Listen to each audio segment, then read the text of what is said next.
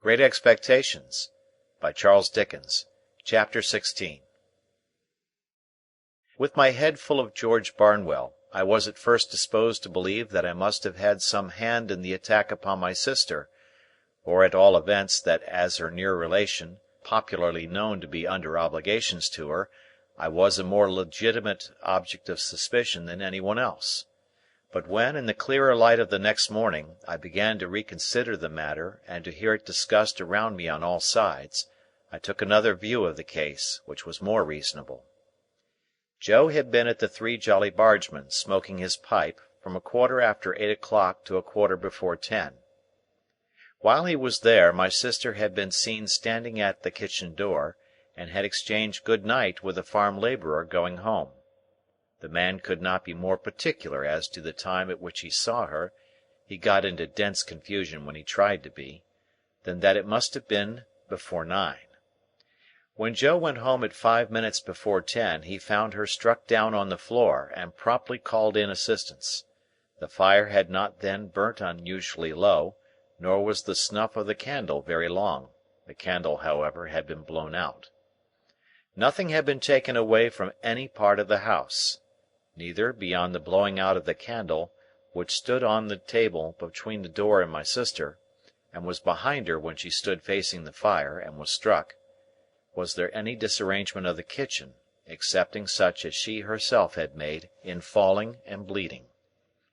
But, there was one remarkable piece of evidence on the spot. She had been struck with something blunt and heavy, on the head and spine. After the blows were dealt, something heavy had been thrown down at her with considerable violence as she lay on her face, and on the ground beside her, when Joe picked her up, was a convict's leg iron which had been filed asunder. Now Joe, examining this iron with a smith's eye, declared it to have been filed asunder some time ago. The hue and cry going off to the hulks, and people coming thence to examine the iron, Joe's opinion was corroborated. They did not undertake to say when it had left the prison ships to which it undoubtedly had once belonged, but they claimed to know for certain that that particular manacle had not been worn by either of the two convicts who had escaped last night. Further, one of those two was already retaken, and had not freed himself of his iron. Knowing what I knew, I set up an inference of my own here. I believed the iron to be my convict's iron, the iron I had seen and heard him filing at, on the marshes; but my mind did not accuse him of having put it to its latest use, for I believed one of two other persons to have become possessed of it, and to have turned it to this cruel account: either Orlick, or the strange man who had shown me the file. Now, as to Orlick, he had gone to town exactly as he told us when we picked him up at the turnpike. He had been seen about town all the evening. He had been in divers companies in several public houses, and he had come back with myself and Mr. Wopsle.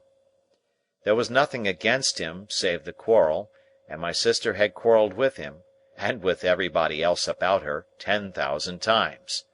As to the strange man, if he had come back for his 2 bank notes, there could have been no dispute about them, because my sister was fully prepared to restore them. Besides, there had been no altercation. The assailant had come in so silently and suddenly that she had been felled before she could look round. It was horrible to think that I had provided the weapon, however undesignedly, but I could hardly think otherwise. I suffered unspeakable trouble while I considered and reconsidered whether I should at last dissolve that spell of my childhood and tell Joe all the story. For months afterwards, I every day settled the question finally in the negative, and reopened and re-argued it next morning. The contention came, after all, to this: the secret was such an old one now, had so grown into me and become a part of myself, that I could not tear it away. In addition to the dread that, having led up to so much mischief, it would be now more likely than ever to alienate Joe from me if he believed it, I had a further restraining dread that he would not believe it, but would assort it with the fabulous dogs and veal cutlets as a monstrous invention. However, I temporized with myself, of course, for was I not wavering between right and wrong when the thing is always done? And resolved to make a full disclosure, if I should see any such new occasion as a new chance of helping in the discovery of the assailant. The constables and the Bow Street men from London, for this happened in the days of the extinct red waistcoated police, were about the house for a week or two, and did pretty much what I have heard and read of like authorities doing in other such cases. They took up several obviously wrong people, and they ran their heads very hard against wrong ideas, and persisted in trying to fit the circumstances to the ideas, instead of trying to extract ideas from the circumstances. Also, they stood about the door of the Jolly Bargemen, with knowing and reserved looks that filled the whole neighbourhood with admiration, and they had a mysterious manner of taking their drink that was almost as good as taking the culprit. But not quite, for they never did it. Long after these constitutional powers had dispersed, my sister lay very ill in bed. Her sight was disturbed, so that she saw objects multiplied, and grasped at visionary teacups and wine-glasses instead of the realities. Her hearing was greatly impaired, her memory also, and her speech was unintelligible. When at last she came round so far as to be helped downstairs, it was still necessary to keep my slate always by her, that she might indicate in writing what she could not indicate in speech. As she was, very bad handwriting apart, a more than indifferent speller, and as Joe was a more than indifferent reader, extraordinary complications arose between them which I was always called in to solve. The administration of mutton instead of medicine, the substitution of tea for Joe, and the baker for bacon, were among the mildest of my own mistakes. However, her temper was greatly improved, and she was patient. A tremulous uncertainty of the action of all her limbs soon became a part of her regular state, and afterwards, at intervals of 2 or 3 months, she would often put her hands to her head, and would then remain for about a week at a time in some gloomy aberration of mind. We were at a loss to find a suitable attendant for her, until a circumstance happened conveniently to relieve us.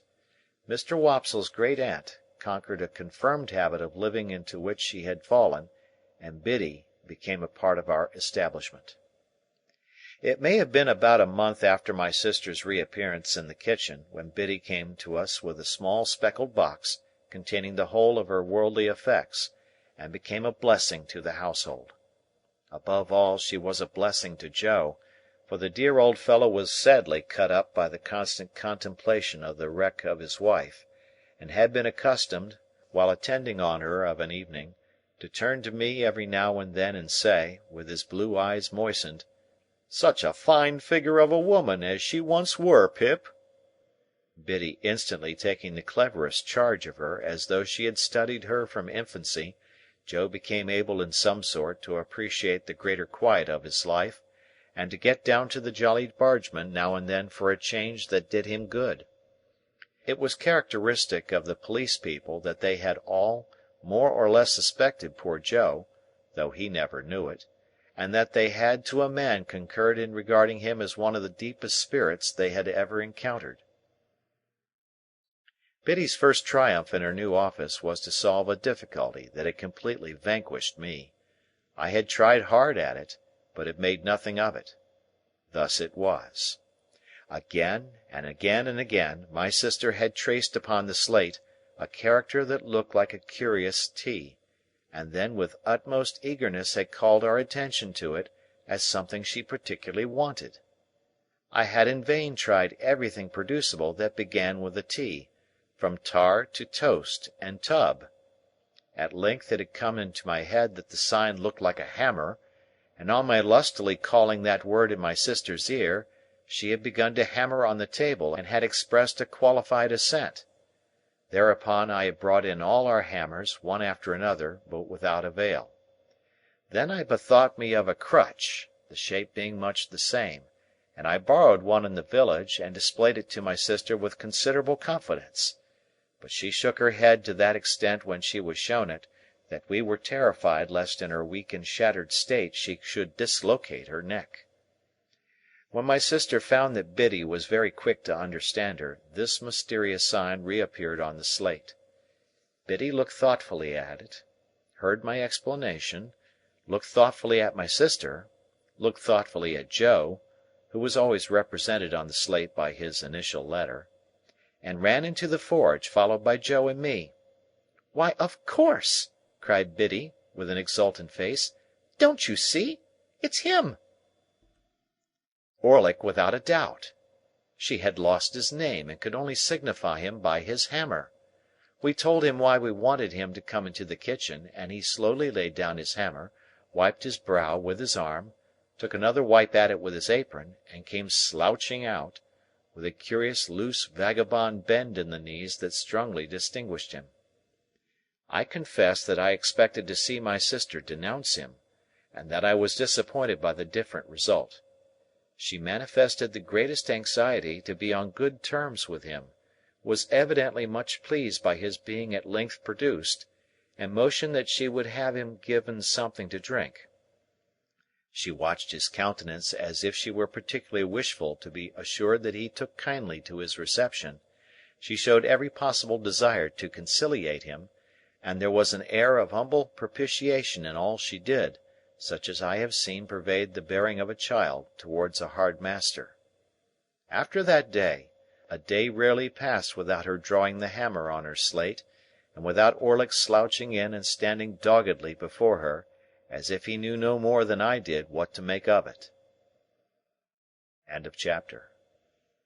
Chapter 17. I now fell into a regular routine of apprenticeship life, which was varied beyond the limits of the village and the marshes, by no more remarkable circumstance than the arrival of my birthday and my paying another visit to Miss Havisham. I found Miss Sarah Pocket still on duty at the gate. I found Miss Havisham just as I had left her, and she spoke of Estella in the very same way, if not in the very same words. The interview lasted but a few minutes, and she gave me a guinea when I was going, and told me to come again on my next birthday. I may mention at once that this became an annual custom. I tried to decline taking the guinea on the first occasion, but with no better effect than causing her to ask me very angrily if I expected more. Then, and after that, I took it.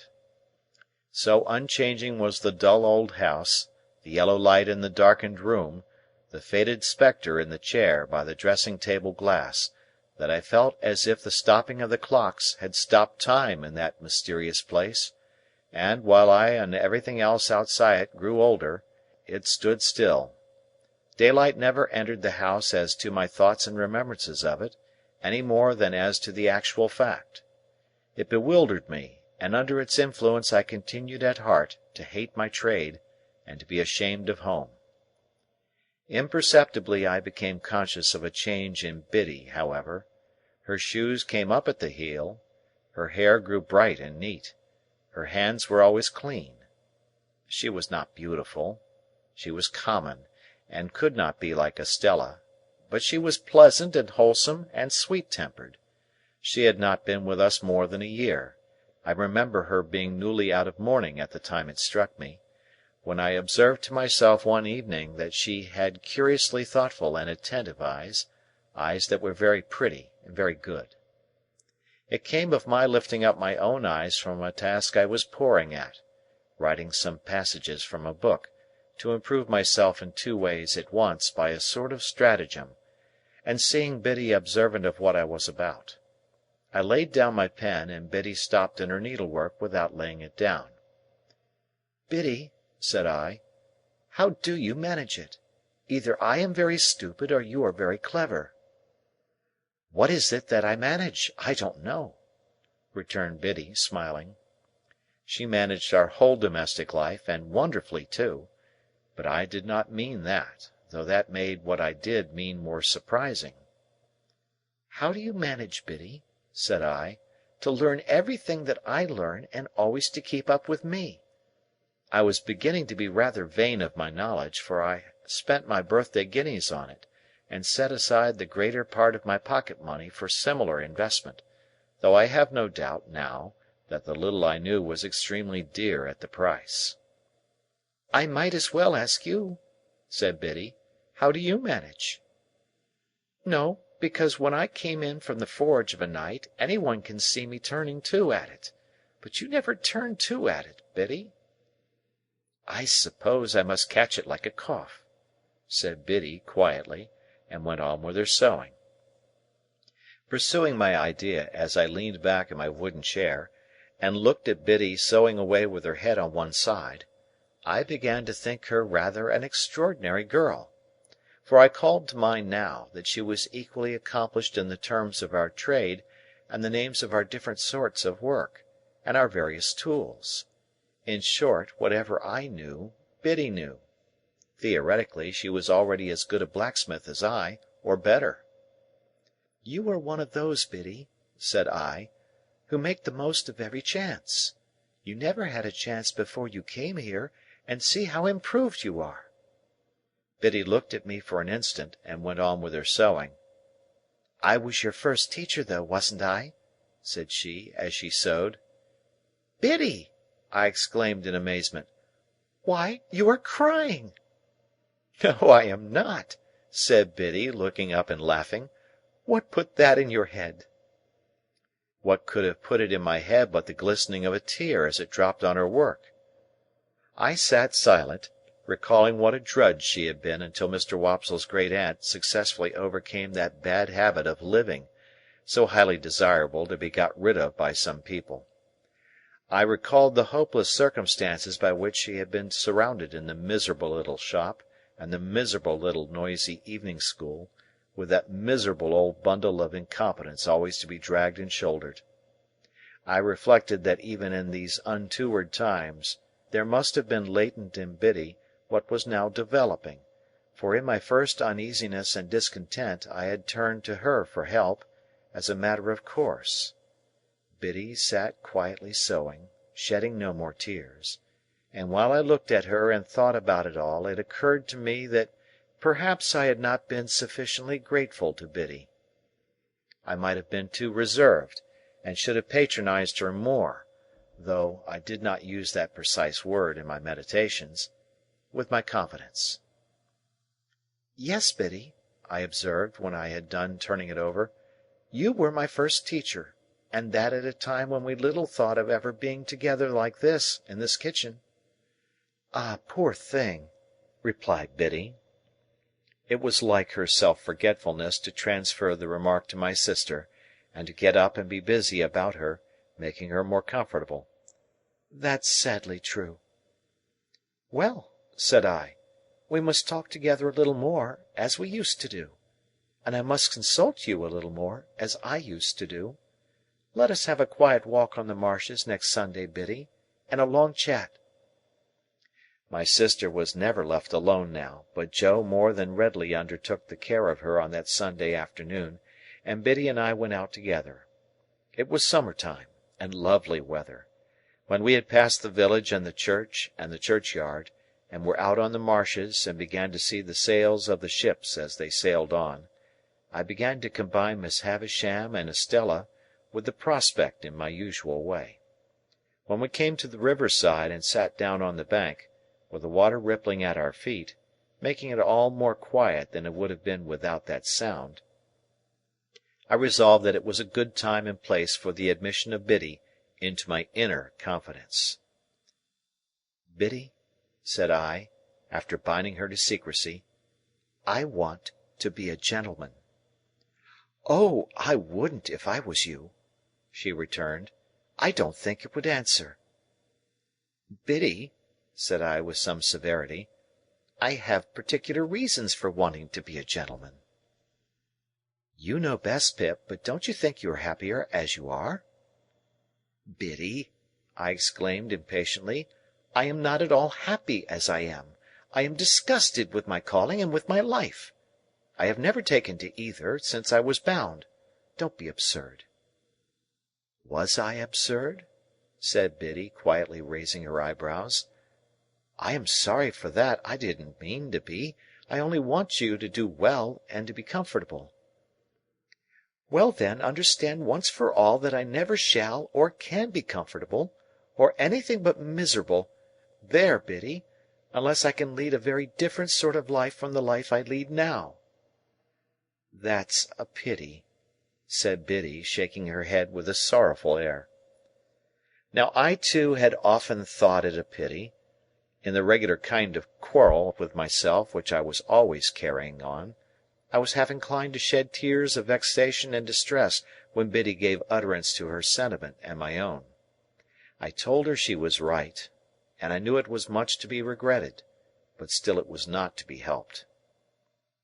"If I could have settled down," I said to Biddy, plucking up the short grass within reach, much as I had once upon a time pulled my feelings out of my hair and kicked them into the brewery wall, "if I could have settled down and been but half as fond of the forge as I was when I was little, I know it would have been much better for me.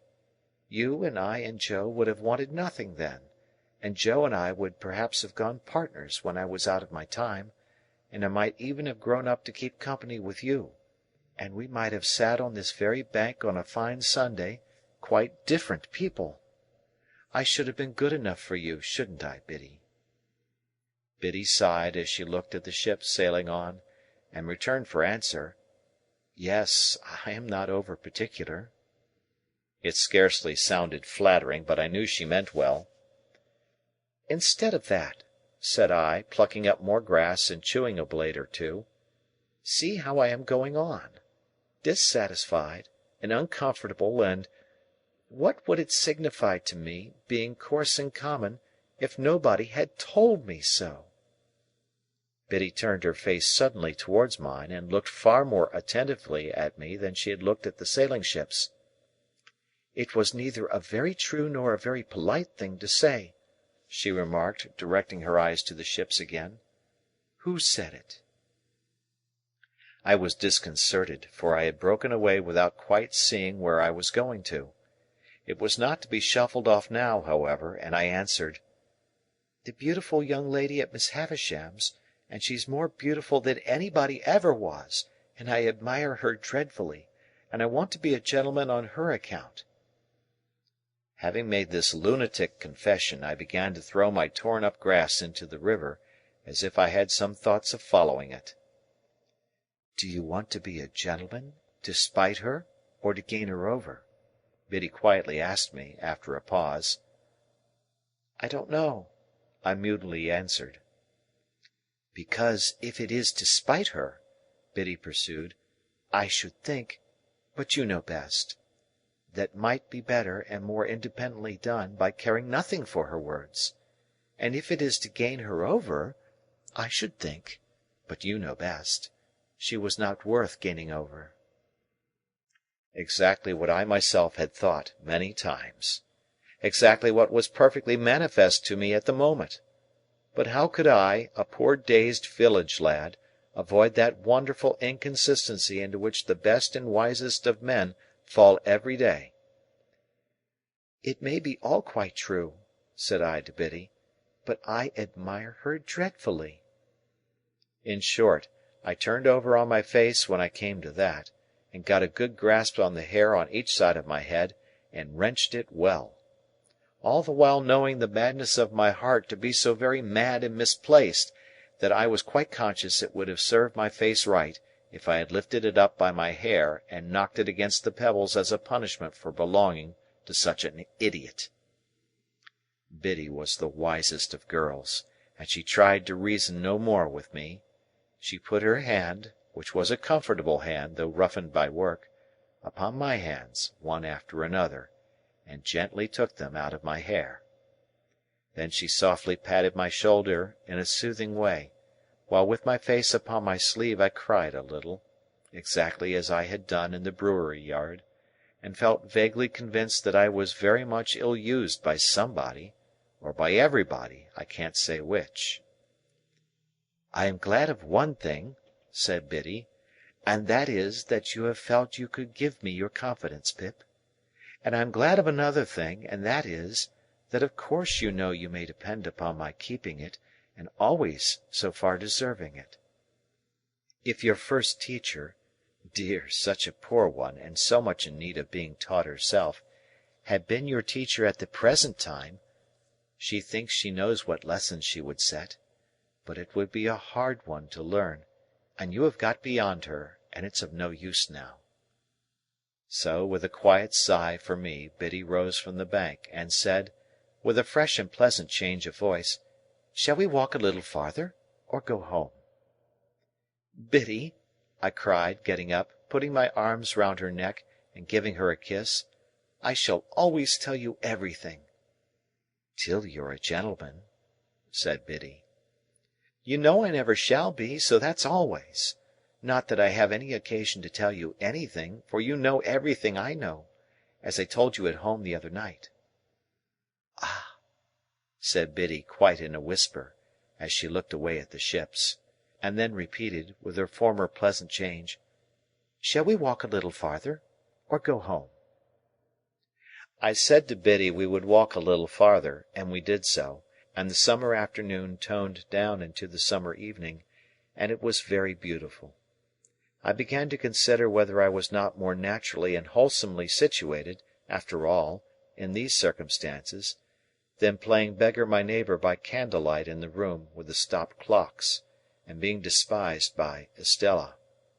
I thought it would be very good for me if I could get her out of my head, with all the rest of those remembrances and fancies, and could go to work determined to relish what I had to do, and stick to it, and make the best of it. I asked myself the question whether I did not surely know that if Estella were beside me at that moment instead of Biddy, she would make me miserable. I was obliged to admit that I did know it for a certainty, and I said to myself, "Pip, what a fool you are!" We talked a good deal as we walked, and all that Biddy said seemed right. Biddy was never insulting, or capricious, or Biddy to-day and somebody else to-morrow; she would have derived only pain and no pleasure from giving me pain. She would far rather have wounded her own breast than mine. How could it be, then, that I did not like her much the better of the two? "Biddy," said I, when we were walking homeward, "I wish you could put me right." "I wish I could," said Biddy. "If I could only get myself to fall in love with you don't mind my speaking so openly to such an old acquaintance?" "Oh, dear, not at all," said Biddy. "Don't mind me." "If I could only get myself to do it, that would be the thing for me." "But you never will, you see," said Biddy. It did not appear quite so unlikely to me that evening, as it would have done if we had discussed it a few hours before. I therefore observed I was not quite sure of that. But Biddy said she was, and she said it decisively. In my heart I believed her to be right, and yet I took it rather ill, too, that she should be so positive on the point. When we came near the churchyard, we had to cross an embankment, and get over a stile near a sluice gate. There started up from the gate, or from the rushes, or from the ooze, which was quite in his stagnant way, Old Orlick. "Halloa!" he growled. "Where are you two going?" "Where should we be going but home?" "Well, then," said he, "I'm jiggered if I don't see you home." This penalty of being jiggered was a favourite supposititious case of his. He attached no definite meaning to the word that I am aware of, but used it, like his own pretended Christian name, to affront mankind, and convey an idea of something savagely damaging. When I was younger, I had had a general belief that if he had jiggered me personally, he would have done it with a sharp and twisted hook. Biddy was much against his going with us, and said to me in a whisper, "Don't let him come. I don't like him." As I did not like him either, I took the liberty of saying that we thanked him, but we didn't want seeing home. He received that piece of information with a yell of laughter, and dropped back, but came slouching after us at a little distance. Curious to know whether Biddy suspected him of having had a hand in that murderous attack, of which my sister had never been able to give any account, I asked her why she did not like him. "Oh," she replied, glancing over her shoulder as he slouched after us, "because I'm afraid he likes me." "Did he ever tell you he liked you?" I asked indignantly. "No," said Biddy, glancing over her shoulder again. "He never told me so, but he dances at me whenever he can catch my eye." However novel and peculiar this testimony of attachment, I did not doubt the accuracy of the interpretation. I was very hot indeed upon Old Orlick's daring to admire her, as hot as if it were an outrage on myself. "But it makes no difference to you, you know," said Biddy, calmly. "No, Biddy, it makes no difference to me, only I don't like it. I don't approve of it." "Nor I either," said Biddy, "though that makes no difference to you." "Exactly," said I. "But I must tell you I should have no opinion of you, Biddy, if he danced at you with your own consent." I kept an eye on Orlick after that night, and whenever circumstances were favourable to his dancing at Biddy, got before him to obscure that demonstration. He had struck root in Joe's establishment, by reason of my sister's sudden fancy for him, or I should have tried to get him dismissed. He quite understood and reciprocated my good intentions, as I had reason to know thereafter. And now, because my mind was not confused enough before, I complicated its confusion 50,000-fold, by having states and seasons when I was clear that Biddy was immeasurably better than Estella, and that the plain honest working life to which I was born had nothing in it to be ashamed of, but offered me sufficient means of self-respect and happiness. At those times I would decide conclusively that my disaffection to dear old Joe and the forge was gone, and that I was growing up in a fair way to be partners with Joe, and to keep company with Biddy, when all in a moment some confounding remembrance of the Havisham days would fall upon me like a destructive missile, and scatter my wits again. Scattered wits take a long time picking up, and often before I had got them well together, they would be dispersed in all directions by one stray thought, that perhaps after all Miss Havisham was going to make my fortune when my time was out. If my time had run out, it would have left me still at the height of my perplexities, I dare say. It never did run out, however, but was brought to a premature end, as I proceed to relate. Chapter 18. It was in the 4th year of my apprenticeship to Joe, and it was a Saturday night. There was a group assembled round the fire at the Three Jolly Bargemen, attentive to Mr. Wopsle as he read the newspaper aloud. Of that group I was one. A highly popular murder had been committed, and Mr. Wopsle was imbrued in blood to the eyebrows. He gloated over every abhorrent adjective in the description, and identified himself with every witness at the inquest.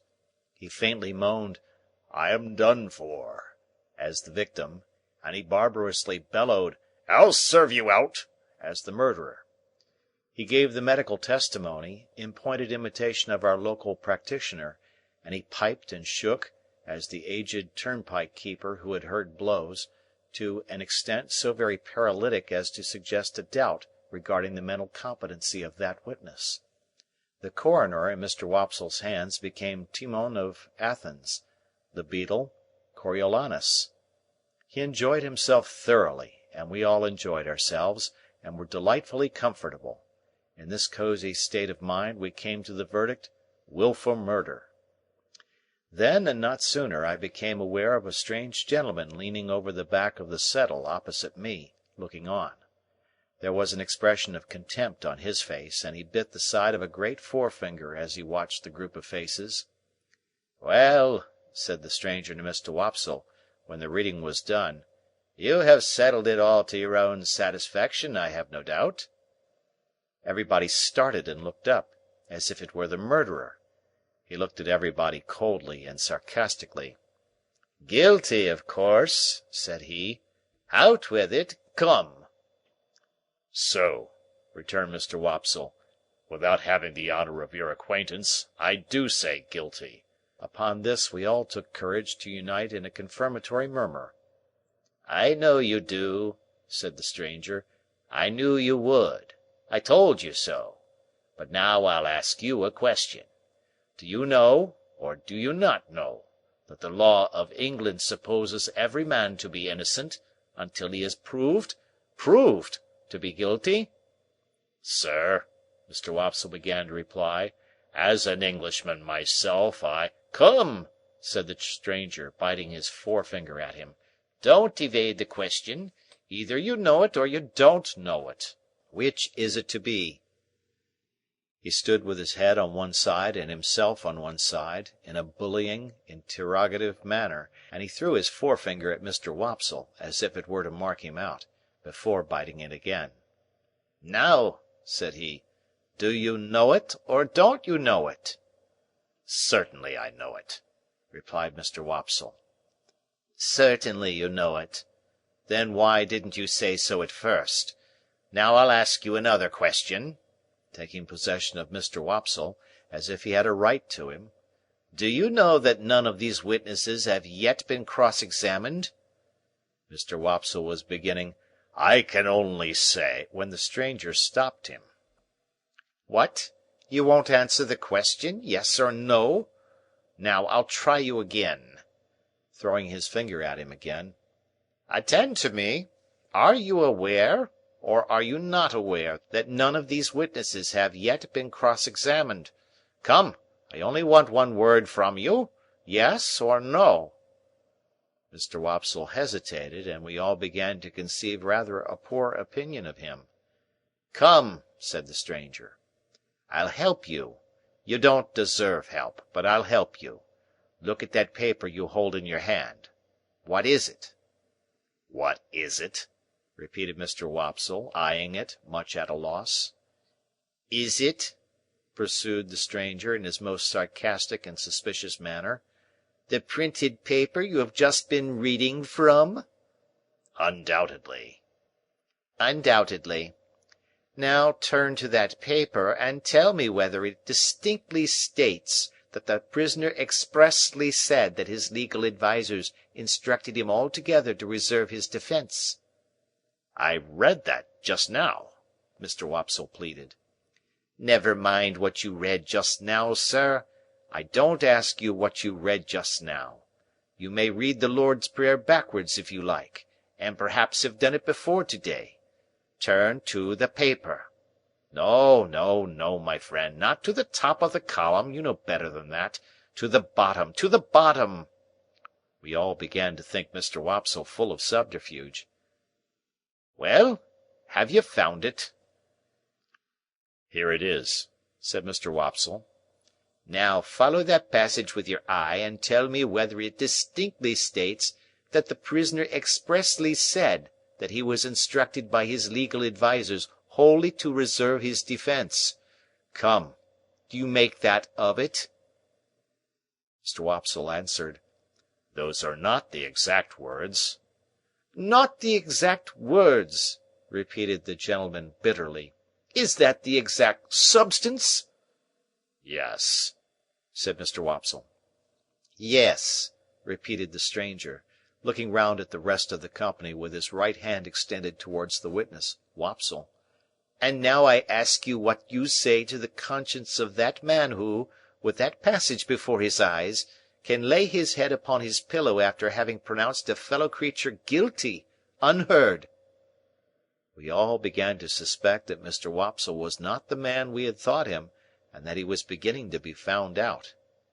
"And that same man, remember," pursued the gentleman, throwing his finger at Mr. Wopsle heavily, "that same man might be summoned as a juryman upon this very trial, and, having thus deeply committed himself, might return to the bosom of his family and lay his head upon his pillow, after deliberately swearing that he would well and truly try the issue joined between our sovereign lord the king and the prisoner at the bar, and would a true verdict give, according to the evidence, so help him God."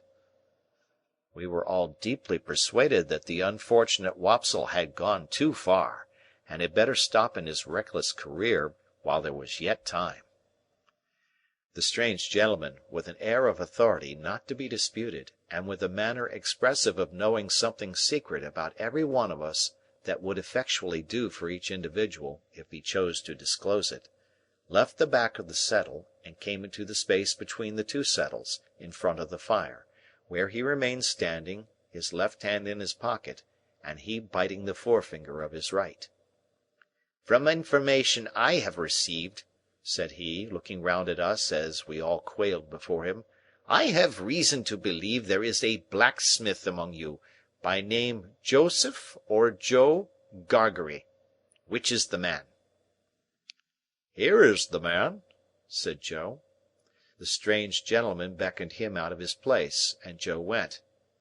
"You have an apprentice," pursued the stranger, "commonly known as Pip. Is he here?" "I am here," I cried. The stranger did not recognize me, but I recognized him as the gentleman I had met on the stairs, on the occasion of my second visit to Miss Havisham.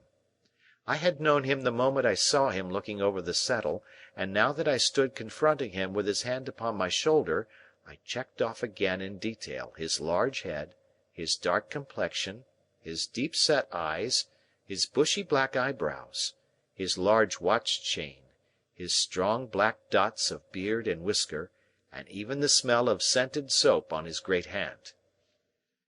"I wish to have a private conference with you too," said he, when he had surveyed me at his leisure. "It will take a little time. Perhaps we had better go to your place of residence. I prefer not to anticipate my communication here. You will impart as much or as little of it as you please to your friends afterwards. I have nothing to do with that." Amidst a wondering silence, we three walked out of the Jolly Bargeman, and in a wondering silence walked home. While going along, the strange gentleman occasionally looked at me, and occasionally bit the side of his finger. As we neared home, Joe vaguely acknowledging the occasion as an impressive and ceremonious one, went on ahead to open the front door.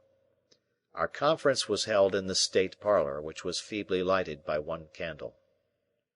It began with the strange gentleman sitting down at the table, drawing the candle to him, and looking over some entries in his pocket-book. He then put up the pocket-book, and set the candle a little aside, after peering round it into the darkness at Joe and me, to ascertain which was which.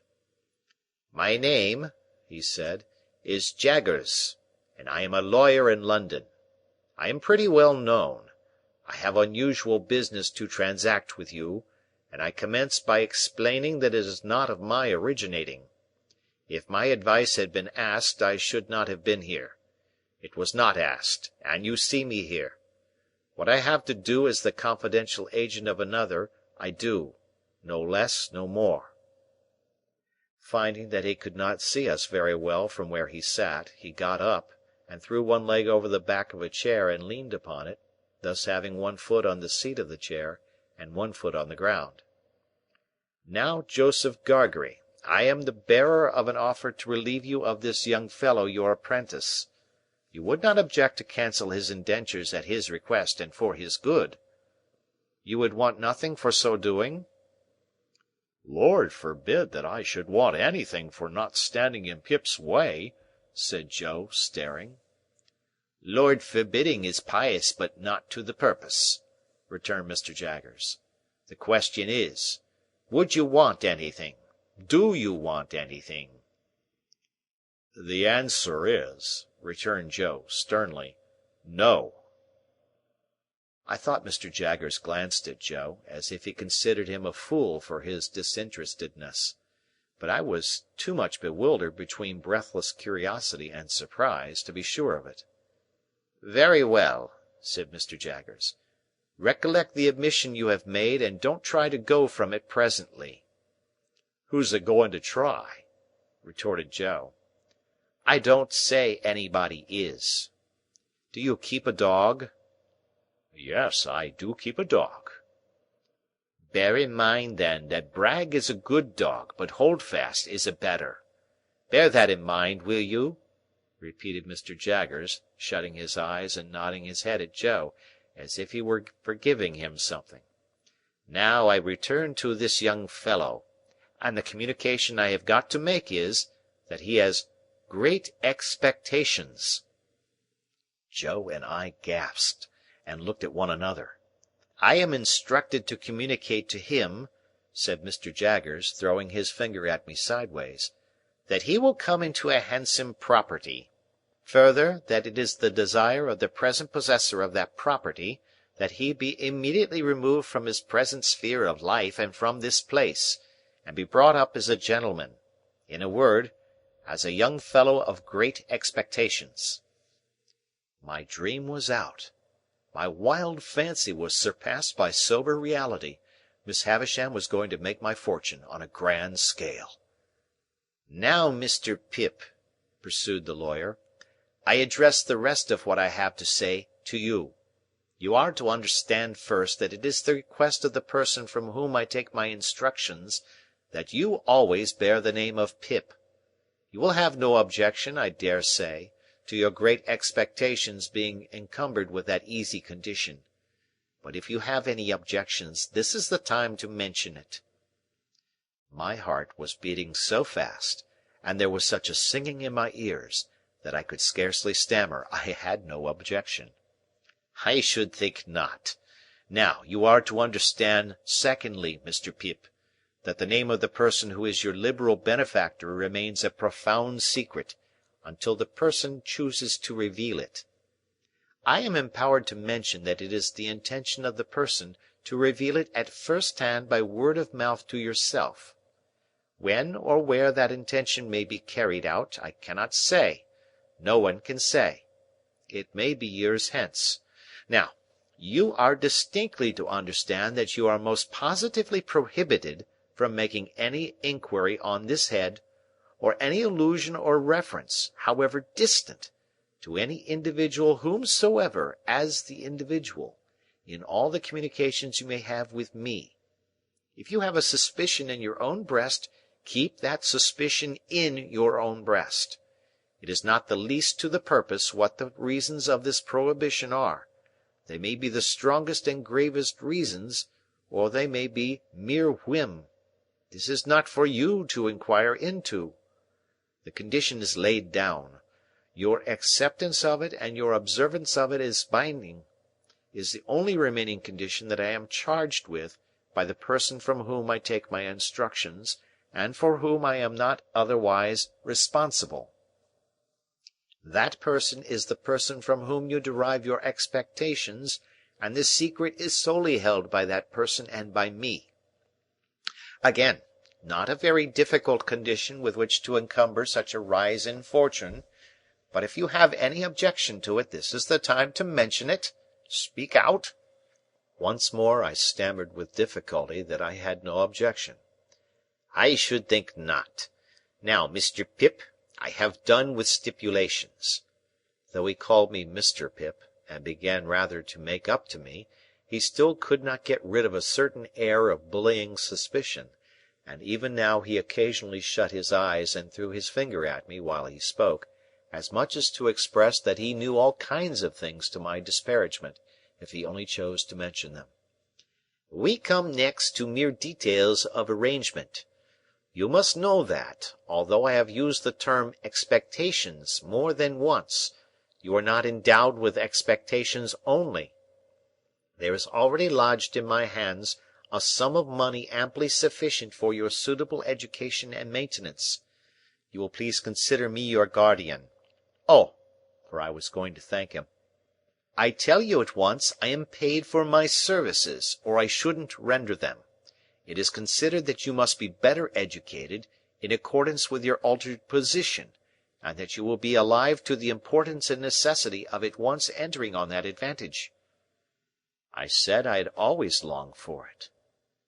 "Never mind what you have always longed for, Mr. Pip," he retorted. "Keep to the record. If you long for it now, that's enough. Am I answered that you are ready to be placed at once under some proper tutor? Is that it?" I stammered, yes, that was it. "Good. Now your inclinations are to be consulted. I don't think that wise, mind, but it's my trust. Have you ever heard of any tutor whom you would prefer to another?" I had never heard of any tutor but Biddy, and Mr. Wopsle's great aunt, so I replied in the negative. "There is a certain tutor, of whom I have some knowledge, who I think might suit the purpose," said Mr. Jaggers. "I don't recommend him, observe, because I never recommend anybody. The gentleman I speak of is one Mr. Matthew Pocket." "Ah!" I caught at the name directly. "Miss Havisham's relation. the Matthew whom Mr. and Mrs. Camilla had spoken of, the Matthew whose place was to be at Miss Havisham's head when she lay dead in her bride's dress on the bride's table. "You know the name?" said Mr. Jaggers, looking shrewdly at me, and then shutting up his eyes while he waited for my answer. My answer was, that I had heard of the name. "Oh," said he, "you have heard of the name. But the question is, what do you say of it?" I said, or tried to say, that I was much obliged to him for his recommendation— "No, my young friend," he interrupted, shaking his great head very slowly. "Recollect yourself." Not recollecting myself, I began again that I was much obliged to him for his recommendation— "No, my young friend," he interrupted, shaking his head, and frowning and smiling both at once. "No, no, no. It's very well done, but it won't do. You are too young to fix me with it. Recommendation is not the word, Mr. Pip. Try another." Correcting myself, I said that I was much obliged to him for his mention of Mr. Matthew Pocket. "That's more like it!" cried Mr. Jaggers. And, I added, I would gladly try that gentleman. "Good! You had better try him in his own house. The way shall be prepared for you, and you can see his son first, who is in London. When will you come to London?" I said, glancing at Joe, who stood looking on, motionless, that I supposed I could come directly. "First," said Mr. Jaggers, "you should have some new clothes to come in, and they should not be working clothes. Say this day week. You'll want some money. Shall I leave you 20 guineas?" He produced a long purse with the greatest coolness and counted them out on the table, and pushed them over to me. This was the first time he had taken his leg from the chair. He sat astride of that chair when he had pushed the money over, and sat swinging his purse and eyeing Joe. "Well, Joseph Gargery, you look dumbfoundered." "I am," said Joe in a very decided manner. "It was understood that you wanted nothing for yourself, remember?" "It were understood," said Joe, "and it are understood, and it ever will be similar according." "But what," said Mr. Jaggers, swinging his purse, "what if it was in my instructions to make you a present as compensation?" "As compensation what for?" Joe demanded. "For the loss of his services." Joe laid his hand upon my shoulder with the touch of a woman. I have often thought him since, like the steam hammer that can crush a man or pat an egg-shell, in his combination of strength with gentleness. "Pip is that hearty welcome," said Joe, "to go free with his services, to honour and fortune, as no words can tell him. But if you think as money can make a compensation to me for the loss of the little child, what come to the forge, and ever the best of friends—" "Oh, dear good Joe, whom I was so ready to leave and so unthankful to, I see you again, with your muscular blacksmith's arm before your eyes, and your broad chest heaving, and your voice dying away. Oh, dear, good, faithful, tender Joe! I feel the loving tremble of your hand upon my arm, as solemnly this day as if it had been the rustle of an angel's wing. But I encouraged Joe at the time. I was lost in the mazes of my future fortunes, and could not retrace the by-paths we had trodden together. I begged Joe to be comforted, for, as he said, we had ever been the best of friends, and, as I said, we ever would be so. Joe scooped his eyes with his disengaged wrist, as if he were bent on gouging himself, but said not another word. Mr. Jaggers had looked on at this, as one who recognized in Joe the village idiot, and in me his keeper. When it was over, he said, weighing in his hand the purse he had ceased to swing, "Now, Joseph Gargery, I warn you this is your last chance. No half measures with me. If you mean to take a present that I have it in charge to make you, speak out, and you shall have it. If on the contrary you mean to say," Here, to his great amazement, he was stopped by Joe's suddenly working round him with every demonstration of a fell pugilistic purpose. "Which I meantersay," cried Joe, "that if you come into my place bull-baiting and badgering me, come out. Which I meantersay as sech as you're a man, come on. Which I meantersay that what I say, I meantersay, and stand or fall by." I drew Joe away, and he immediately became placable, merely stating to me, in an obliging manner and as a polite expostulatory notice to any one whom it might happen to concern, that he were not a-going to be bull-baited and badgered in his own place. Mr. Jaggers had risen when Joe demonstrated, and had backed near the door. Without evincing any inclination to come in again, he there delivered his valedictory remarks. They were these: "Well, Mr. Pip, I think the sooner you leave here, as you are to be a gentleman, the better. Let it stand for this day week, and you shall receive my printed address in the meantime. You can take a hackney coach at the stage-coach office in London, and come straight to me. Understand that I express no opinion one way or other on the trust I undertake. I am paid for undertaking it, and I do so. Now understand that, finally. Understand that." He was throwing his finger at both of us, and I think would have gone on, but for his seeming to think Joe dangerous, and going off. Something came into my head which induced me to run after him, as he was going down to the Jolly Bargemen, where he had left a hired carriage. "I beg your pardon, Mr. Jaggers." "Halloa!" said he, facing round. "What's the matter?" "I wish to be quite right, Mr. Jaggers, and to keep to your directions, so I thought I had better ask. Would there be any objection to my taking leave of any one I know about here before I go away?" "No," said he, looking as if he hardly understood me. "I don't mean in the village only, but uptown?" "No," said he. "No objection." I thanked him and ran home again, and there I found that Joe had already locked the front door and vacated the state parlour, and was seated by the kitchen fire, with a hand on each knee, gazing intently at the burning coals.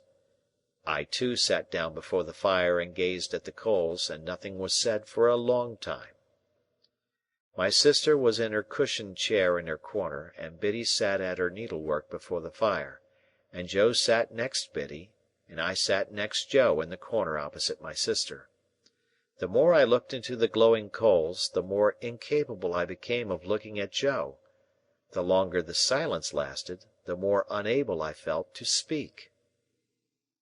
At length I got out, "Joe, have you told Biddy?" "No, Pip," returned Joe, still looking at the fire, and holding his knees tight, as if he had private information that they intended to make off somewhere. "Which I left to yourself, Pip." "I would rather you told, Joe." "Pip's a gentleman of fortune, then," said Joe, "and God bless him in it." Biddy dropped her work, and looked at me. Joe held his knees and looked at me. I looked at both of them.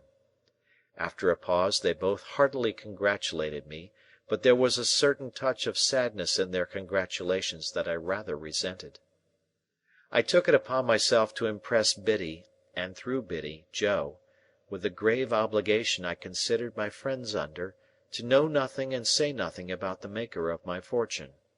It would all come out in good time, I observed, and in the meanwhile nothing was to be said, save that I had come into great expectations from a mysterious patron.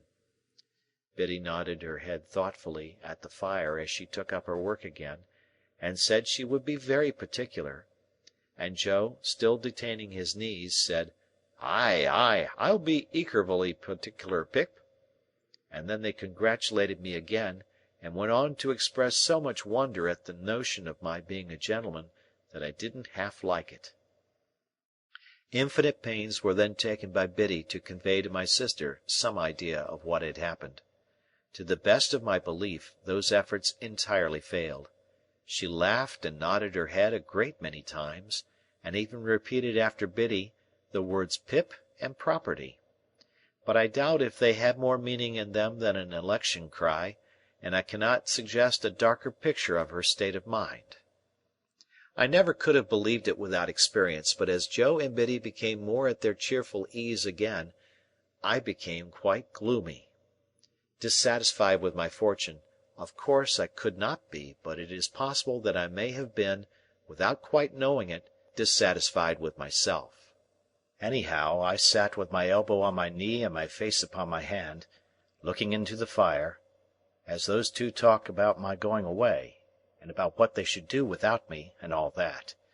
And whenever I caught one of them looking at me, though never so pleasantly, and they often looked at me, particularly Biddy, I felt offended, as if they were expressing some mistrust of me, though heaven knows they never did by word or sign. At those times I would get up and look out at the door, for our kitchen door opened at once upon the night, and stood open on summer evenings to air the room. The very stars to which I then raised my eyes, I'm afraid I took to be but poor and humble stars for glittering on the rustic objects among which I had passed my life. "Saturday night," said I, when we sat at our supper of bread and cheese and beer. "5 more days, and then the day before the day. They'll soon go." "Yes, Pip," observed Joe, whose voice sounded hollow in his beer mug. "They'll soon go." "Soon, soon go," said Biddy. "I have been thinking, Joe, that when I go downtown on Monday, and order my new clothes, I shall tell the tailor that I'll come and put them on there, or that I'll have them sent to Mr. Pumblechook's. It would be very disagreeable to be stared at by all the people here." "Mr. and Mrs. Hubble might like to see you in your new genteel figure, too, Pip," said Joe, industriously cutting his bread, with his cheese on it, in the palm of his left hand, and glancing at my untasted supper as if he thought of the time when we used to compare slices. "So might Wopsle, and the Jolly Bargemen might take it as a compliment." "That's just what I don't want, Joe. They would make such a business of it, such a coarse and common business, that I couldn't bear myself." "Ah, that indeed, Pip," said Joe. "If you couldn't bear yourself—" Biddy asked me here, as she sat holding my sister's plate, "Have you thought about when you'll show yourself to Mr. Gargery, and your sister and me? You will show yourself to us, won't you?" "Biddy," I returned with some resentment, "you are so exceedingly quick that it's difficult to keep up with you." "She always were quick," observed Joe. "If you had waited another moment, Biddy, you would have heard me say that I shall bring my clothes here in a bundle one evening, most likely on the evening before I go away." Biddy said no more. Handsomely forgiving her, I soon exchanged an affectionate good night with her and Joe, and went up to bed. When I got into my little room, I sat down and took a long look at it, as a mean little room that I should soon be parted from and raised above for ever. It was furnished with fresh young remembrances too, and even at the same moment I fell into much the same confused division of mind between it and the better rooms to which I was going, as I had been in so often between the forge and Miss Havisham's, and Biddy and Estella. The sun had been shining brightly all day on the roof of my attic, and the room was warm. As I put the window open and stood looking out, I saw Joe come slowly forth at the dark door below, and take a turn or two in the air, and then I saw Biddy come, and bring him a pipe and light it for him. He never smoked so late, and it seemed to hint to me that he wanted comforting, for some reason or other.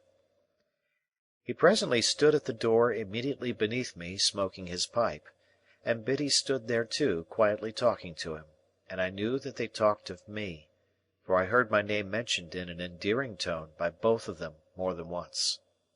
I would not have listened for more, if I could have heard more, so I drew away from the window, and sat down in my one chair by the bedside, feeling it very sorrowful and strange that this first night of my bright fortunes should be the loneliest I had ever known. Looking towards the open window, I saw light wreaths from Joe's pipe floating there, and I fancied it was like a blessing from Joe, not obtruded on me or paraded before me, but pervading the air we shared together. I put my light out, and crept into bed, and it was an uneasy bed now, and I never slept the old sound sleep in it any more. Chapter 19. Morning made a considerable difference in my general prospect of life, and brightened it so much that it scarcely seemed the same. What lay heaviest on my mind was, the consideration that 6 days intervened between me and the day of departure, for I could not divest myself of a misgiving that something might happen to London in the meanwhile, and that, when I got there, it would be either greatly deteriorated or clean gone. Joe and Biddy were very sympathetic and pleasant when I spoke of our approaching separation, but they only referred to it when I did. After breakfast, Joe brought out my indentures from the press in the best parlour, and we put them in the fire, and I felt that I was free. With all the novelty of my emancipation on me, I went to church with Joe, and thought perhaps the clergyman wouldn't have read that about the rich man in the kingdom of heaven, if he had known all. After our early dinner, I strolled out alone, proposing to finish off the marshes at once, and to get them done with. As I passed the church, I felt, as I had felt during service in the morning, a sublime compassion for the poor creatures who were destined to go there, Sunday after Sunday, all their lives through, and to lie obscurely at last among the low green mounds.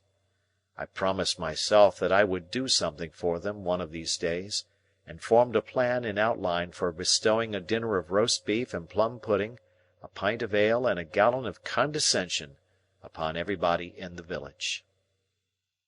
If I had often thought before, with something allied to shame, of my companionship with the fugitive whom I had once seen limping among those graves, what were my thoughts on this Sunday, when the place recalled the wretch, ragged and shivering, with his felon iron and badge? My comfort was, that it happened a long time ago, and that he had doubtless been transported a long way off, and that he was dead to me, and might be veritably dead into the bargain. No more low wet grounds, no more dikes and sluices, no more of these grazing cattle, though they seemed in their dull manner to wear a more respectful air now, and to face round, in order that they might stare as long as possible at the possessor of such great expectations. Farewell, monotonous acquaintances of my childhood. Henceforth I was for London and greatness, not for smith's work in general, and for you. I made my exultant way to the old Battery, and, lying down there to consider the question whether Miss Havisham intended me for Estella, fell asleep. When I awoke, I was much surprised to find Joe sitting beside me, smoking his pipe. He greeted me with a cheerful smile on my opening my eyes, and said, "As being the last time, Pip, I thought I'd foller." And, Joe, I'm very glad you did so. "Thank you, Pip." You may be sure, dear Joe," I went on, after we had shaken hands, "that I shall never forget you." "No, no, Pip," said Joe, in a comfortable tone. "I'm sure of that. Ay, ay, old chap. Bless you, it were only necessary to get it well round in a man's mind to be certain on it. But it took a bit of time to get it well round, the change come so uncommon plump, didn't it?" Somehow I was not best pleased with Joe's being so mightily secure of me. I should have liked him to have betrayed emotion, or to have said, "It does you credit, Pip," or something of that sort. Therefore I made no remark on Joe's first head, merely saying as to his second, that the tidings had indeed come suddenly, but that I had always wanted to be a gentleman, and had often and often speculated on what I would do, if I were one. "Have you, though?" said Joe. "Astonishing!" "It's a pity now, Joe," said I, "that you did not get on a little more, when we had our lessons here, isn't it?" "Well, I don't know," returned Joe. "I'm so awful dull. I'm only master of my own trade. It were always a pity as I was so awful dull, but it's no more of a pity now than it was, this day twelvemonth, don't you see?" What I had meant was, that when I came into my property and was able to do something for Joe, It would have been much more agreeable if he had been better qualified for a rise in station. He was so perfectly innocent of my meaning, however, that I thought I would mention it to Biddy in preference. So when we had walked home and had had tea, I took Biddy into our little garden, by the side of the lane, and after throwing out in a general way for the elevation of her spirits, that I should never forget her, said I had a favour to ask of her. "And it is, Biddy," said I, "that you will not omit any opportunity of helping Joe on a little." "How helping him on?" asked Biddy, with a steady sort of glance. "Well, Joe is a dear good fellow. In fact, I think he is the dearest fellow that ever lived, but he is rather backward in some things. For instance, Biddy, in his learning and his manners." Although I was looking at Biddy as I spoke, and although she opened her eyes very wide when I had spoken, she did not look at me. "Oh, his manners. Won't his manners do, then?" asked Biddy, plucking a black currant leaf. "My dear Biddy, they do very well here." "Oh, they do very well here," interrupted Biddy, looking closely at the leaf in her hand. "Hear me out. But if I were to remove Joe into a higher sphere, as I shall hope to remove him when I fully come into my property, they would hardly do him justice." "And don't you think he knows that?" asked Biddy. It was such a very provoking question, for it had never in the most distant manner occurred to me, that I said snappishly, "Biddy, what do you mean?" Biddy, having rubbed the leaf to pieces between her hands, and the smell of a black currant bush has ever since recalled to me that evening in the little garden by the side of the lane, said, "Have you never considered that he may be proud?" "Proud?" I repeated, with disdainful emphasis. "Oh, there are many kinds of pride," said Biddy, looking full at me and shaking her head. "Pride is not all of one kind." "Well, what are you stopping for?" said I. "Not all of one kind," resumed Biddy. "He may be too proud to let any one take him out of a place that he is competent to fill, and fills well and with respect. To tell you the truth, I think he is, though it sounds bold in me to say so, for you must know him far better than I do." "Now, Biddy," said I, "I'm very sorry to see this in you. I did not expect to see this in you. You are envious, Biddy, and grudging. You are dissatisfied on account of my rise in fortune, and you can't help showing it." "If you have the heart to think so," returned Biddy, "say so. Say so over and over again, if you have the heart to think so." "If you have the heart to be so, you mean, Biddy," said I, in a virtuous and superior tone, "don't put it off upon me. I am very sorry to see it, and it's a bad side of human nature. I did intend to ask you to use any little opportunities you might have, after I was gone, of improving dear Joe. But after this I ask you nothing. I am extremely sorry to see this in you, Biddy," I repeated. It's a bad side of human nature." "Whether you scold me or approve of me," returned poor Biddy, "you may equally depend upon my trying to do all that lies in my power, here, at all times. And whatever opinion you take away of me, shall make no difference in my remembrance of you. Yet a gentleman should not be unjust neither," said Biddy, turning away her head. I again warmly repeated that it was a bad side of human nature, in which sentiment, waiving its application, I have since seen reason to think I was right. And I walked down the little path away from Biddy, and Biddy went into the house, and I went out at the garden gate and took a dejected stroll until supper time, again feeling it very sorrowful and strange that this, the second night of my bright fortunes, should be as lonely and unsatisfactory as the first. But, morning once more brightened my view, and I extended my clemency to Biddy, and we dropped the subject. Putting on the best clothes I had, I went into town as early as I could hope to find the shops open, and presented myself before Mr. Trabb, the tailor, who was having his breakfast in the parlour behind his shop, and who did not think it worth his while to come out to me, but called me in to him.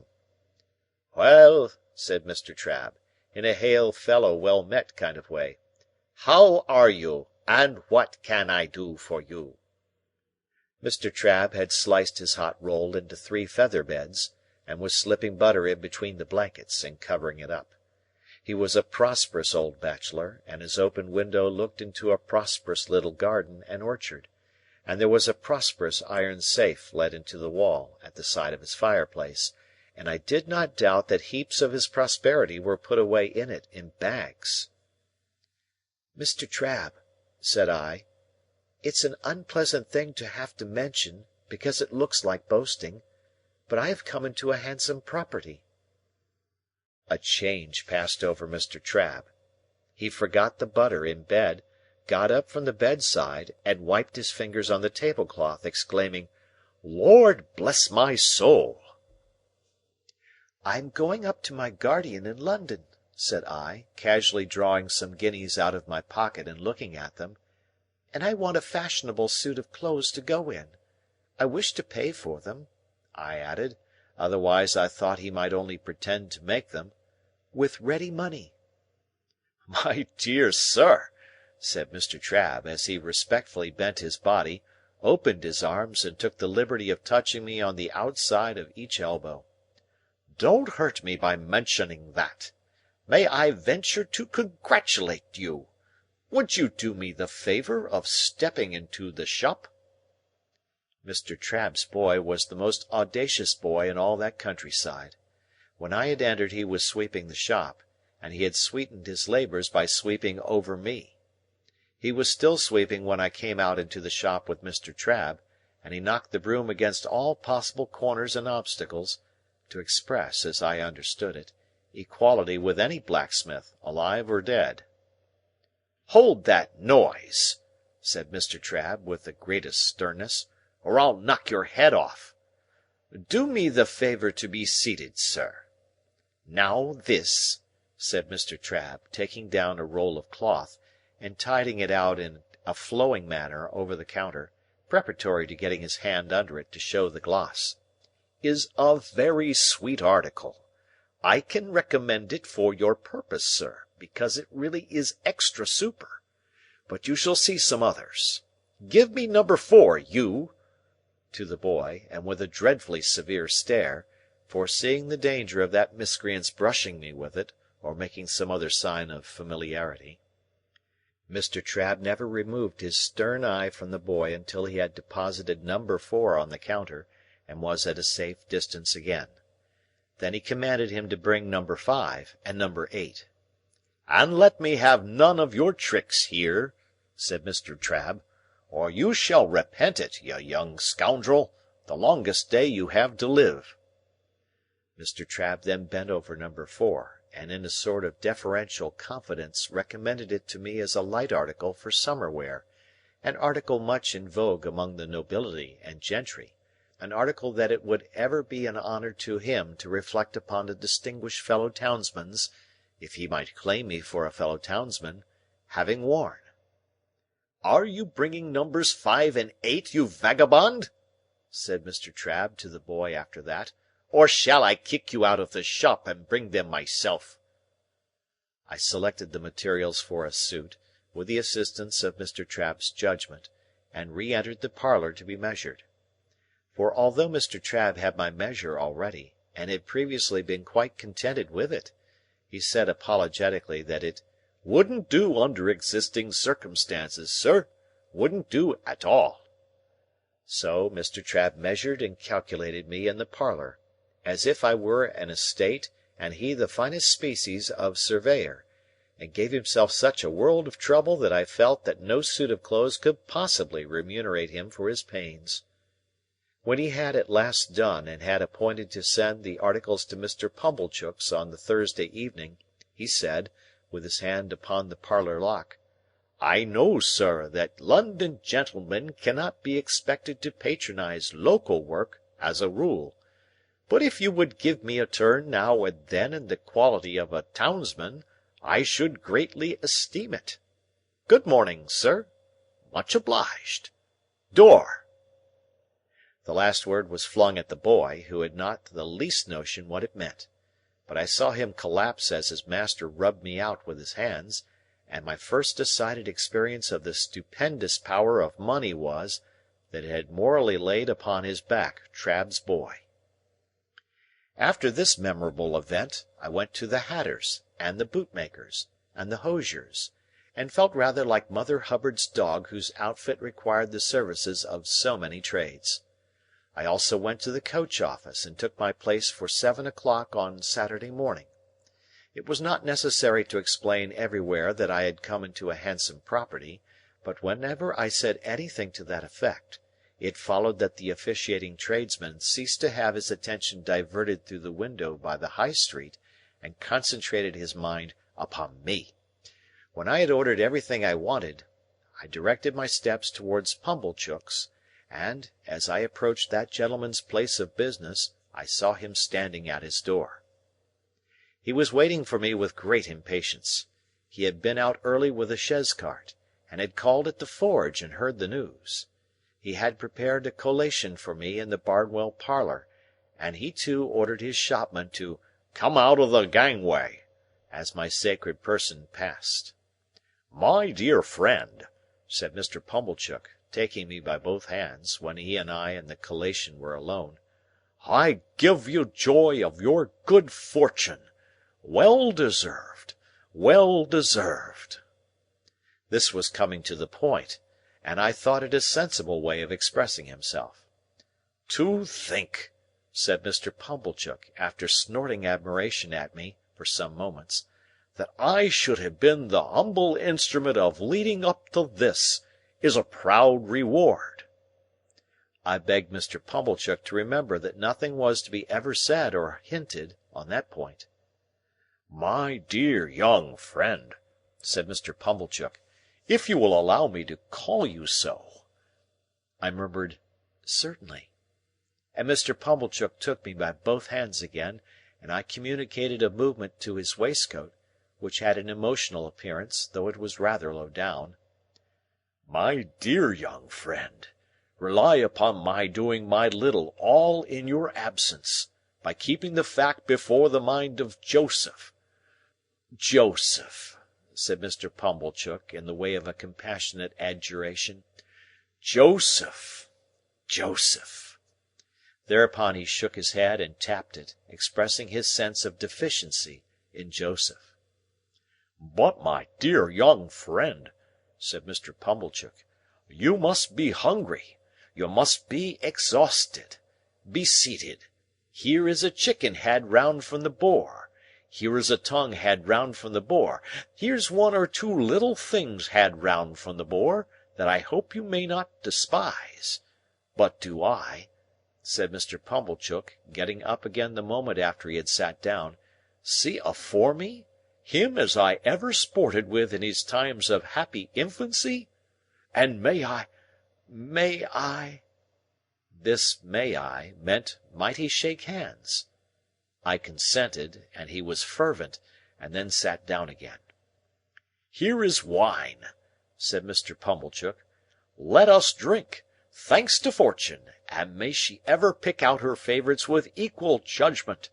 And yet I cannot," said Mr. Pumblechook, getting up again, "see afore me one, and likewise drink to one, without again expressing, may I—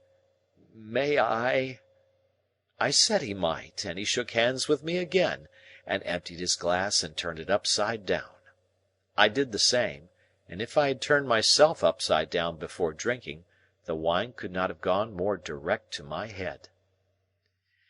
Mr. Pumblechook helped me to the liver wing, and to the best slice of tongue, none of those out-of-the-way no-thoroughfares of pork now, and took, comparatively speaking, no care of himself at all. "Ah, poultry, poultry! You little thought," said Mr. Pumblechook, apostrophising the fowl in the dish, "when you was a young fledgling, what was in store for you. You little thought you was to be refreshment beneath his humble roof for one as—call it a weakness if you will," said Mr. Pumblechook, getting up again, "but may I? May I?" It began to be unnecessary to repeat the form of saying he might, so he did it at once. How he ever did it so often without wounding himself with my knife, I don't know. "And your sister," he resumed, after a little steady eating, "which had the honour of bringing you up by hand. It's a sad picture, to reflect that she's no longer equal to fully understanding the honour. May—" I saw he was about to come at me again, and I stopped him. "We'll drink her health," said I. "Ha!"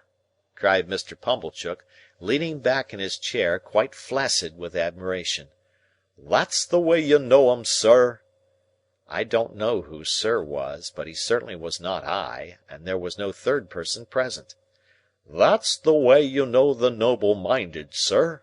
Ever forgiving and ever affable. It might," said the servile Pumblechook, putting down his untasted glass in a hurry, and getting up again, "to a common person, have the appearance of repeating, 'But may I—'" When he had done it, he resumed his seat and drank to my sister. "Let us never be blind," said Mr. Pumblechook, "to her faults of temper, but it is to be hoped she meant well." At about this time I began to observe that he was getting flushed in the face; as to myself, I felt all face, steeped in wine, and smarting. I mentioned to Mr. Pumblechook that I wished to have my new clothes sent to his house, and he was ecstatic on my so distinguishing him. I mentioned my reason for desiring to avoid observation in the village, and he lauded it to the skies. There was nobody but himself, he intimated, worthy of my confidence, and, in short, might he? Then he asked me tenderly if I remembered our boyish games at sums, and how we had gone together to have me bound apprentice, and in effect, how he had ever been my favourite fancy and my chosen friend.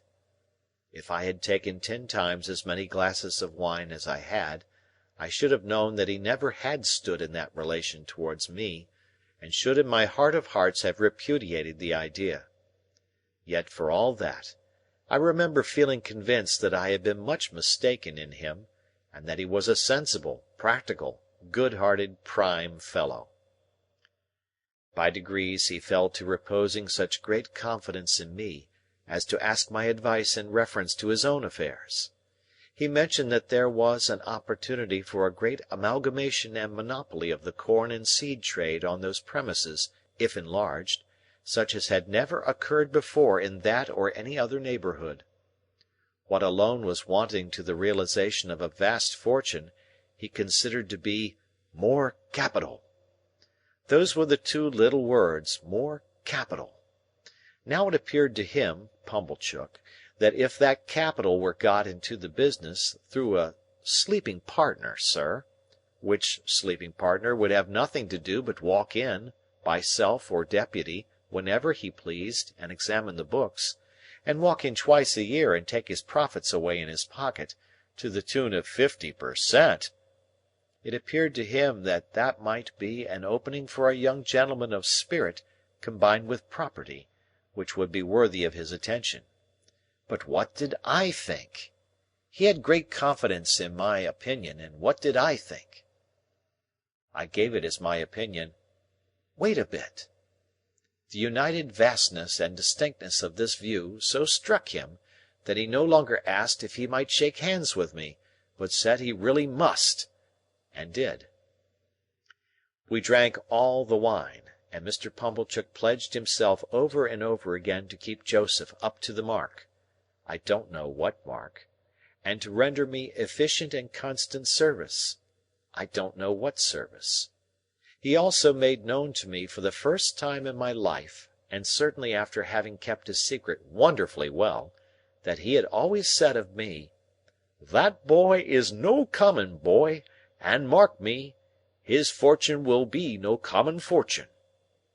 He said with a tearful smile that it was a singular thing to think of now, and I said so too.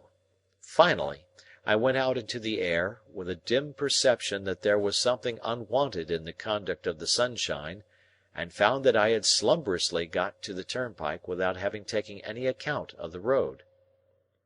There, I was roused by Mr. Pumblechook's hailing me. He was a long way down the sunny street, and was making expressive gestures for me to stop. I stopped, and he came up breathless. "No, my dear friend," said he, when he had recovered wind for speech, "not if I can help it. This occasion shall not entirely pass without that affability on your part. May I, as an old friend and well-wisher—may I—" We shook hands for the 100th time at least, and he ordered a young carter out of my way with the greatest indignation. Then he blessed me, and stood waving his hand to me until I had passed the crook in the road, and then I turned into a field, and had a long nap, under a hedge, before I pursued my way home. I had scant luggage to take with me to London, for little of the little I possessed was adapted to my new station; but I began packing that same afternoon, and wildly packed up things that I knew I should want next morning, in a fiction that there was not a moment to be lost. So, Tuesday, Wednesday, and Thursday passed, and on Friday morning I went to Mr. Pumblechook's, to put on my new clothes and pay my visit to Miss Havisham. Mr. Pumblechook's own room was given up to me to dress in, and was decorated with clean towels expressly for the event. My clothes were rather a disappointment, of course. Probably every new and eagerly expected garment ever put on since clothes came in, fell a trifle short of the wearer's expectation.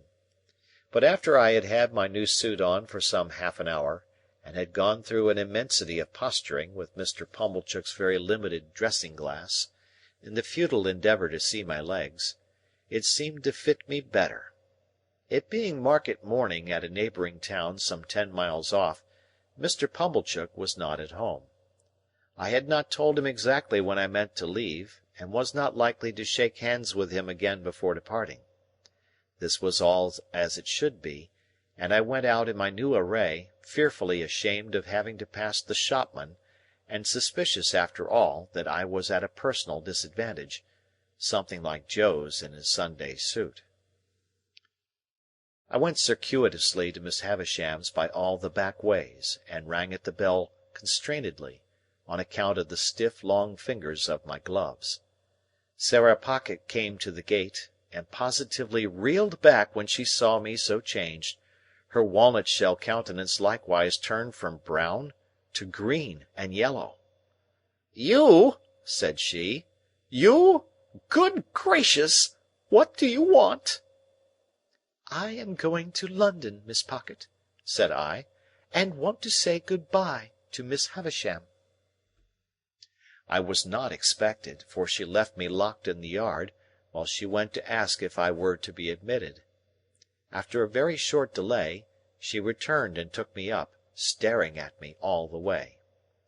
Miss Havisham was taking exercise in the room with a long spread table, leaning on her crutch-stick. The room was lighted as of yore, and at the sound of our entrance, she stopped and turned. She was then just abreast of the rotted bride-cake. "Don't go, Sarah," she said. "Well, Pip?" "I start for London, Miss Havisham, to-morrow." I was exceedingly careful what I said. "And I thought you would kindly not mind my taking leave of you." "This is a gay figure, Pip," said she, making her crutch-stick play round me, as if she, the fairy godmother who had changed me, were bestowing the finishing gift. "I have come into such good fortune since I saw you last, Miss Havisham," I murmured, "and I am so grateful for it, Miss Havisham." "Ay, ay," said she, looking at the discomfited and envious Sarah with delight. "I have seen Mr. Jaggers. I have heard about it, Pip. So you go to-morrow?" "Yes, Miss Havisham."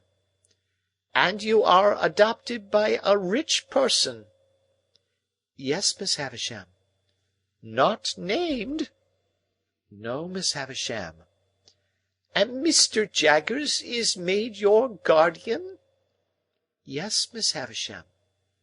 She quite gloated on these questions and answers, so keen was her enjoyment of Sarah Pocket's jealous dismay.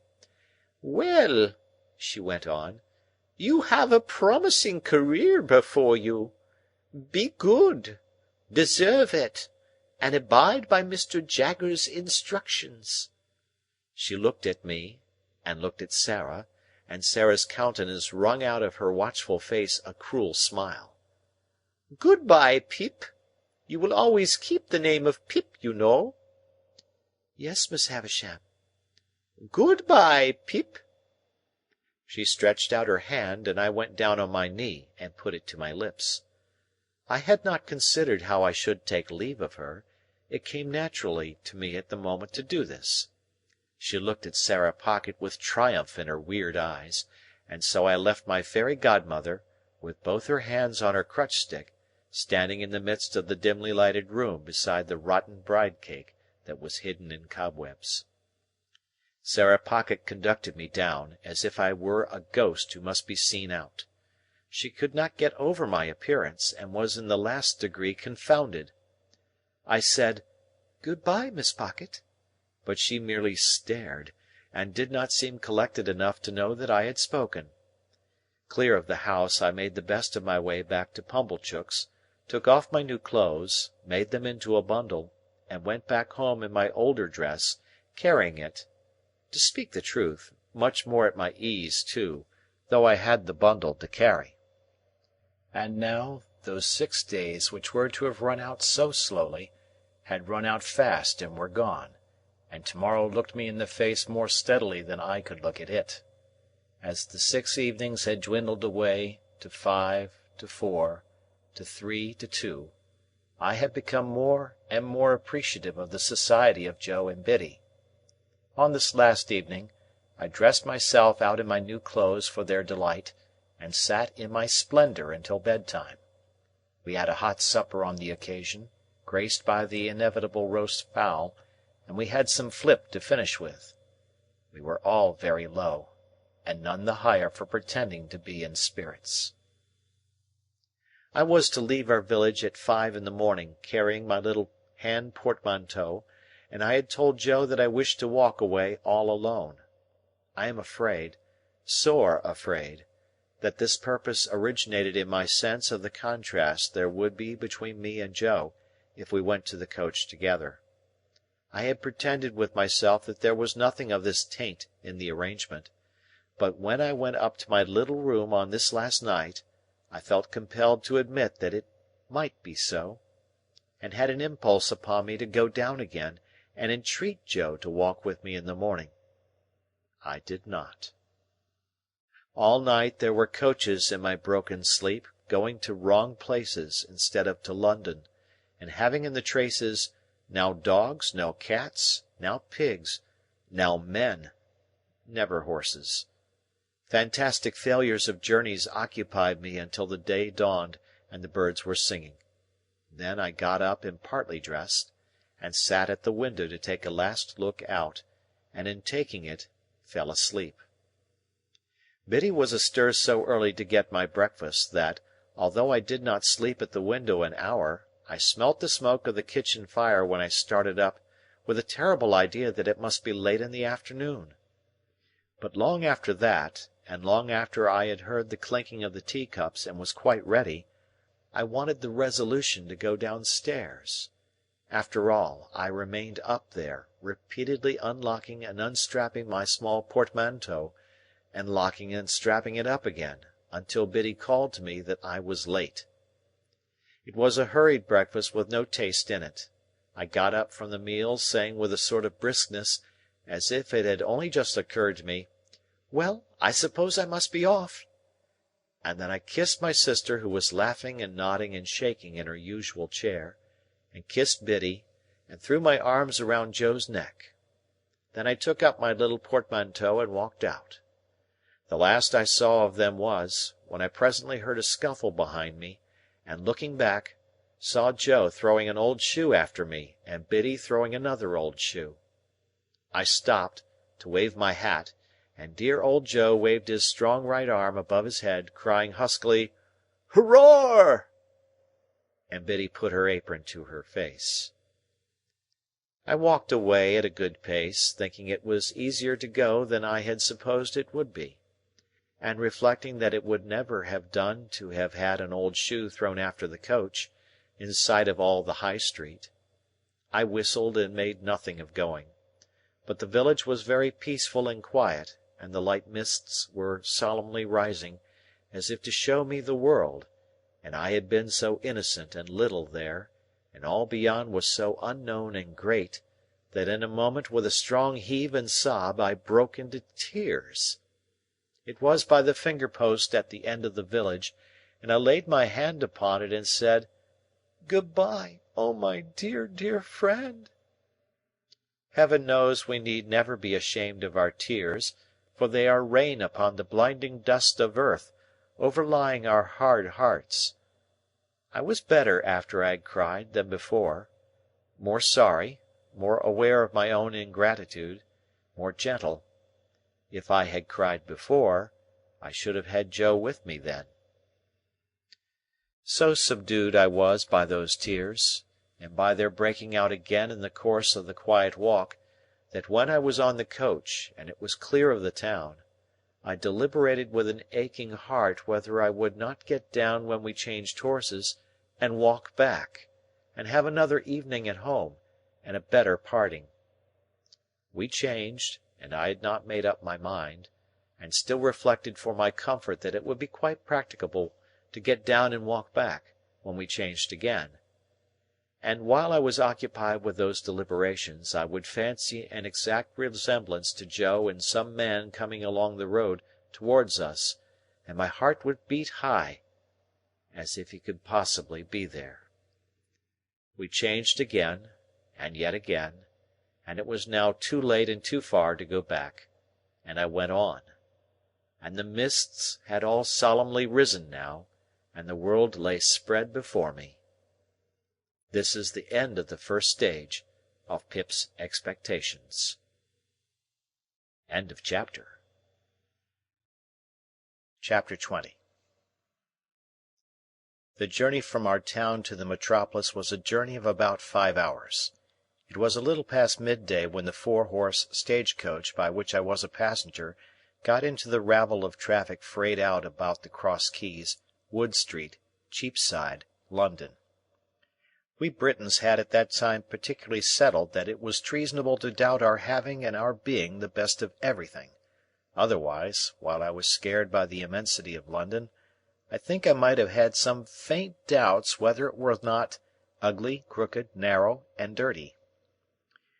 Mr. Jaggers had duly sent me his address. It was Little Britain, and he had written after it on his card, "Just out of Smithfield, and close by the coach-office." Nevertheless, a hackney coachman, who seemed to have as many capes to his greasy greatcoat as he was years old, packed me up in his coach and hemmed me in with a folding and jingling barrier of steps, as if he were going to take me 50 miles. His getting on his box, which I remember to have been decorated with an old weather-stained pea-green hammercloth moth-eaten into rags, was quite a work of time. It was a wonderful equipage, with 6 great coronets outside, and ragged things behind for I don't know how many footmen to hold on by, and a harrow below them, to prevent amateur footmen from yielding to the temptation. I had scarcely had time to enjoy the coach, and to think how like a straw-yard it was, and yet how like a rag-shop, and to wonder why the horses' nose-bags were kept inside, when I observed the coachman beginning to get down, as if we were going to stop presently. And stop we presently did, in a gloomy street, at certain offices with an open door, whereon was painted Mr. Jaggers. "How much?" I asked the coachman. The coachman answered, "A shilling, unless you wish to make it more." I naturally said I had no wish to make it more. "Then it must be a shilling," observed the coachman. "I don't want to get into trouble. I know him." He darkly closed an eye at Mr. Jaggers's name, and shook his head. When he had got his shilling, and had in course of time completed the ascent to his box, and had got away, which appeared to relieve his mind, I went into the front office with my little portmanteau in my hand, and asked, was Mr. Jaggers at home? "He is not," returned the clerk. "He is in court at present. Am I addressing Mr. Pip?" I signified that he was addressing Mr. Pip. "Mr. Jaggers left word, would you wait in his room? He couldn't say how long he might be, having a case on, but it stands to reason, his time being valuable, that he won't be longer than he can help." With those words the clerk opened a door, and ushered me into an inner chamber at the back. Here we found a gentleman with one eye, in a velveteen suit and knee breeches, who wiped his nose with his sleeve on being interrupted in the perusal of the newspaper. "Go and wait outside, Mike," said the clerk. I began to say that I hoped I was not interrupting, when the clerk shoved this gentleman out with as little ceremony as I ever saw used, and tossing his fur cap out after him, left me alone. Mr. Jaggers's room was lighted by a skylight only, and was a most dismal place. The skylight, eccentrically pitched like a broken head, and the distorted adjoining houses looking as if they had twisted themselves to peep down at me through it. There were not so many papers about, as I should have expected to see, and there were some odd objects about that I should not have expected to see, such as an old rusty pistol, a sword in a scabbard, several strange-looking boxes and packages, and two dreadful casts on a shelf of faces peculiarly swollen and twitchy about the nose. Mr. Jaggers's own high-backed chair was of a deadly black horsehair, with rows of brass nails round it like a coffin, and I fancied I could see how he leaned back in it and bit his forefinger at his clients. The room was but small, and the clients seemed to have had a habit of backing up against the wall, especially opposite to Mr. Jaggers's chair, being greasy with shoulders. I recalled, too, that the one-eyed gentleman had shuffled forth against the wall when I was the innocent cause of his being turned out. I sat down in the cliental chair, placed over against Mr. Jaggers's chair, and became fascinated by the dismal atmosphere of the place. I called to mind that the clerk had the same air of knowing something to everybody else's disadvantage, as his master had. I wondered how many other clerks there were upstairs, and whether they all claimed to have the same detrimental mastery of their fellow creatures. I wondered what was the history of all the odd litter about the room, and how it came there. I wondered whether the two swollen faces were of Mr. Jaggers's family, and, if he were so unfortunate as to have had a pair of such ill-looking relations, why he stuck them on that dusty perch for the blacks and flies to settle on, instead of giving them a place at home. Of course I had no experience of a London summer day, and my spirits may have been oppressed by the hot exhausted air, and by the dust and grit that lay thick on everything. But I sat wondering and waiting in Mr. Jaggers's close room, until I really could not bear the two casts on the shelf above Mr. Jaggers's chair, and got up and went out. When I told the clerk that I would take a turn in the air while I waited, he advised me to go round the corner and I should come into Smithfield. So I came into Smithfield, and the shameful place, being all a smear with filth and fat and blood and foam, seemed to stick to me. So I rubbed it off with all possible speed by turning into a street where I saw the great black dome of St. Paul's bulging at me from behind a grim stone building which a bystander said was Newgate Prison. Following the wall of the jail, I found the roadway covered with straw to deaden the noise of passing vehicles, and from this, and from the quantity of people standing about smelling strongly of spirits and beer, I inferred that the trials were on. While I looked about me here, an exceedingly dirty and partially drunk minister of justice asked me if I would like to step in and hear a trial or so, informing me that he could give me a front place for half-a-crown, whence I should command a full view of the Lord Chief Justice in his wig and robes, mentioning that awful personage like waxwork, and presently offering him at the reduced price of 18 pence.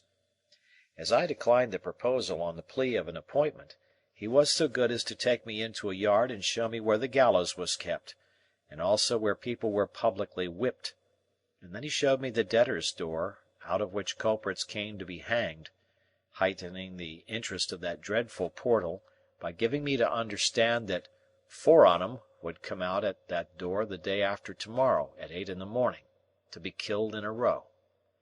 This was horrible, gave me a sickening idea of London, the more so as the Lord Chief Justice's proprietor wore, from his hat down to his boots and up again to his pocket-handkerchief inclusive, mildewed clothes which had evidently not belonged to him originally, and which I took it into my head he had bought cheap of the executioner. Under these circumstances, I thought myself well rid of him for a shilling. I dropped into the office to ask if Mr. Jaggers had come in yet, and I found he had not, and I strolled out again. This time I made the tour of Little Britain, and turned into Bartholomew Close, and now I became aware that other people were waiting about for Mr. Jaggers as well as I. There were 2 men of secret appearance lounging in Bartholomew Close, and thoughtfully fitting their feet into the cracks of the pavement as they talked together, one of whom said to the other when they first passed me that Jaggers would do it if it was to be done. There was a knot of 3 men and 2 women standing at a corner, and one of the women was crying on her dirty shawl, and the other comforted her by saying, as she pulled her own shawl over her shoulders, "Jaggers is for him, 'Melia, and what more could you have?" There was a red-eyed little Jew who came into the Close while I was loitering there, in company with a second little Jew whom he had sent upon an errand, and while the messenger was gone, I remarked this Jew, who was of a highly excitable temperament, performing a jig of anxiety under a lamp-post, and accompanying himself in a kind of frenzy with the words, "Oh, Jaggerth, Jaggerth, Jaggerth, all other than Cagmaggerth, give me Jaggerth." These testimonies to the popularity of my guardian made a deep impression on me, and I admired and wondered more than ever. At length, as I was looking out at the iron gate of Bartholomew Close into Little Britain, I saw Mr. Jaggers coming across the road towards me. All the others who were waiting saw him at the same time, and there was quite a rush at him. Mr. Jaggers, putting a hand on my shoulder and walking me on at his side, without saying anything to me, addressed himself to his followers. First, he took the 2 secret men. "Now I have nothing to say to you," said Mr. Jaggers, throwing his finger at them. "I want to know no more than I know. As to the result, it's a toss-up. I told you from the first it was a toss-up. Have you paid Wemmick?" "We made the money up this morning, sir," said one of the men submissively, while the other perused Mr. Jaggers's face. "I don't ask you when you made it up, or where, or whether you made it up at all. Has Wemmick got it?" "Yes, sir," said both the men together. "Very well, then you may go. No, I won't have it," said Mr. Jaggers, waving his hand at them to put them behind him. "If you say a word to me, I'll throw up the case." "We thought, Mr. Jaggers," one of the men began, pulling off his hat. "That's what I told you not to do," said Mr. Jaggers. "You thought. I think for you, that's enough for you. If I want you, I know where to find you. I don't want you to find me. Now I won't have it. I won't hear a word." The 2 men looked at one another as Mr. Jaggers waved them behind again, and humbly fell back and were heard no more. "And now you," said Mr. Jaggers, suddenly stopping, and turning on the 2 women with the shawls, from whom the 3 men had meekly separated. "Oh, Amelia, is it?" "Yes, Mr. Jaggers." "And do you remember," retorted Mr. Jaggers, "that but for me you wouldn't be here and couldn't be here?" "Oh, yes, sir," exclaimed both women together. "Lord bless you, sir, well we knows that." "Then why," said Mr. Jaggers, "do you come here?" "My bill, sir," the crying woman pleaded. "Now I tell you what," said Mr. Jaggers, "once for all. If you don't know that your bill's in good hands, I know it, and if you come here bothering about your bill, I'll make an example of both your bill and you, and let him slip through my fingers." Have you paid Wemmick?" "Oh, yes, sir, every farthing." "Very well. Then you have done all you have got to do. Say another word, one single word, and Wemmick shall give you your money back." This terrible threat caused the two women to fall off immediately. No one remained now but the excitable Jew, who had already raised the skirts of Mr. Jaggers's coat to his lips several times. "I don't know this man," said Mr. Jaggers, in the same devastating strain. "What does this fellow want?" "My dear Mr. Jaggers, own brother to Abraham Latharus?" "Who's he?" said Mr. Jaggers. "Let go of my coat." The suitor, kissing the hem of the garment again before relinquishing it, replied, "Abraham Latharus, on Thespisian plate." "You're too late," said Mr. Jaggers. "I am over the way." "Holy Father, Mr. Jaggers," cried my excitable acquaintance, turning white, "don't say you're again Abraham Latharus." "I am," said Mr. Jaggers, "and there's an end of it. Get out of the way." "Mr. Jaggers, half a moment. My own cousin's gone to Mr. Wemmick at this present minute, to offer him any terms.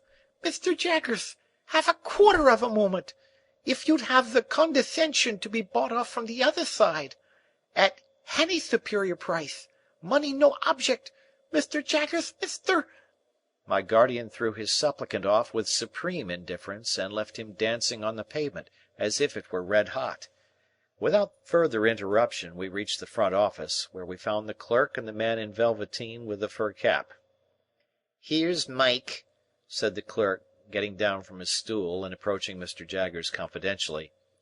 "Oh," said Mr. Jaggers, turning to the man, who was pulling a lock of hair in the middle of his forehead, like the bull in Cock Robin pulling at the bell rope, "your man comes on this afternoon. Well?" "Well, Master Jaggers," returned Mike, in the voice of a sufferer from a constitutional cold, "arter a deal of trouble, I've found one, sir, as might do." "What is he prepared to swear?" "Well, Master Jaggers," said Mike, wiping his nose on his fur cap this time, "in a general way, anythink." Mr. Jaggers suddenly became most irate. "Now I warned you before," said he, throwing his forefinger at the terrified client, "that if you ever presumed to talk in that way here, I'd make an example of you. You infernal scoundrel, how dare you tell me that?" The client looked scared, but bewildered too, as if he were unconscious what he had done. "Spooney," said the clerk in a low voice, giving him a stir with his elbow. "Soft head, need you say it face to face?" "Now I ask you, you blundering booby," said my guardian very sternly, "once more, and for the last time, what the man you have brought here is prepared to swear." Mike looked hard at my guardian, as if he were trying to learn a lesson from his face, and slowly replied, "Either to character, or having been in his company and never left him all the night in question." "Now be careful. In what station of life is this man?" Mike looked at his cap, and looked at the floor, and looked at the ceiling, and looked at the clerk, and even looked at me, before beginning to reply in a nervous manner, "We've dressed him up like—" when my guardian blustered out, "What? You will you?" "Spooney," added the clerk again, with another stir. After some helpless casting about, Mike brightened and began again, "He's dressed like a 'spectable pieman, a sort of a pastry cook." "Is he here?" asked my guardian.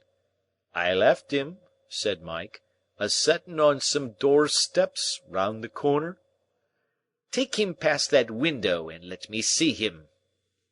The window indicated was the office window.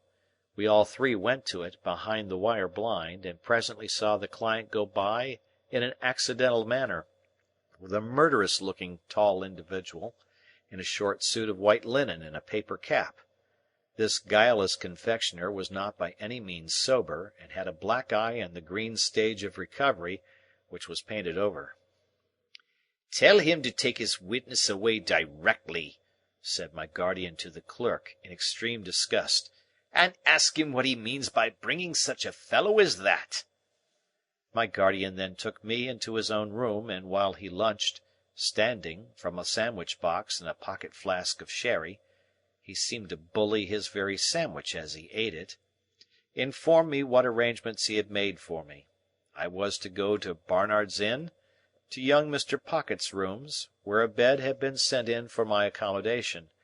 I was to remain with young Mr. Pocket until Monday. On Monday I was to go with him to his father's house on a visit, that I might try how I liked it. Also I was told what my allowance was to be (it was a very liberal one), and had handed to me from one of my guardian's drawers the cards of certain tradesmen with whom I was to deal for all kinds of clothes and such other things as I could in reason want. "You will find your credit good, Mr. Pip," said my guardian, whose flask of sherry smelt like a whole caskful, as he hastily refreshed himself, "but I shall by this means be able to check your bills, and to pull you up if I find you outrunning the constable. Of course you'll go wrong somehow, but that's no fault of mine." After I had pondered a little over this encouraging sentiment, I asked Mr. Jaggers if I could send for a coach. He said it was not worth while, I was so near my destination; Wemmick should walk round with me, if I pleased. I then found that Wemmick was the clerk in the next room. Another clerk was rung down from upstairs to take his place while he was out, and I accompanied him into the street, after shaking hands with my guardian.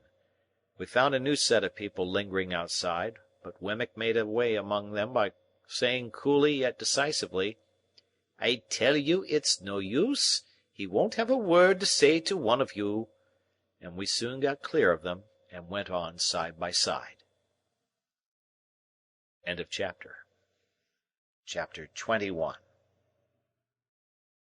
Casting my eyes on Mr. Wemmick as we went along, to see what he was like in the light of day, I found him to be a dry man, rather short in stature, with a square wooden face, whose expression seemed to have been imperfectly chipped out with a dull-edged chisel. There were some marks in it that might have been dimples, if the material had been softer and the instrument finer, but which, as it was, were only dints. The chisel had made 3 or 4 of these attempts at embellishment over his nose, but had given them up without an effort to smooth them off.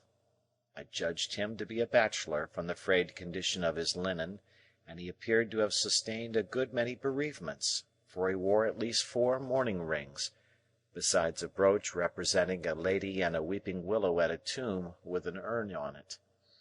I noticed, too, that several rings and seals hung at his watch-chain, as if he were quite laden with remembrances of departed friends.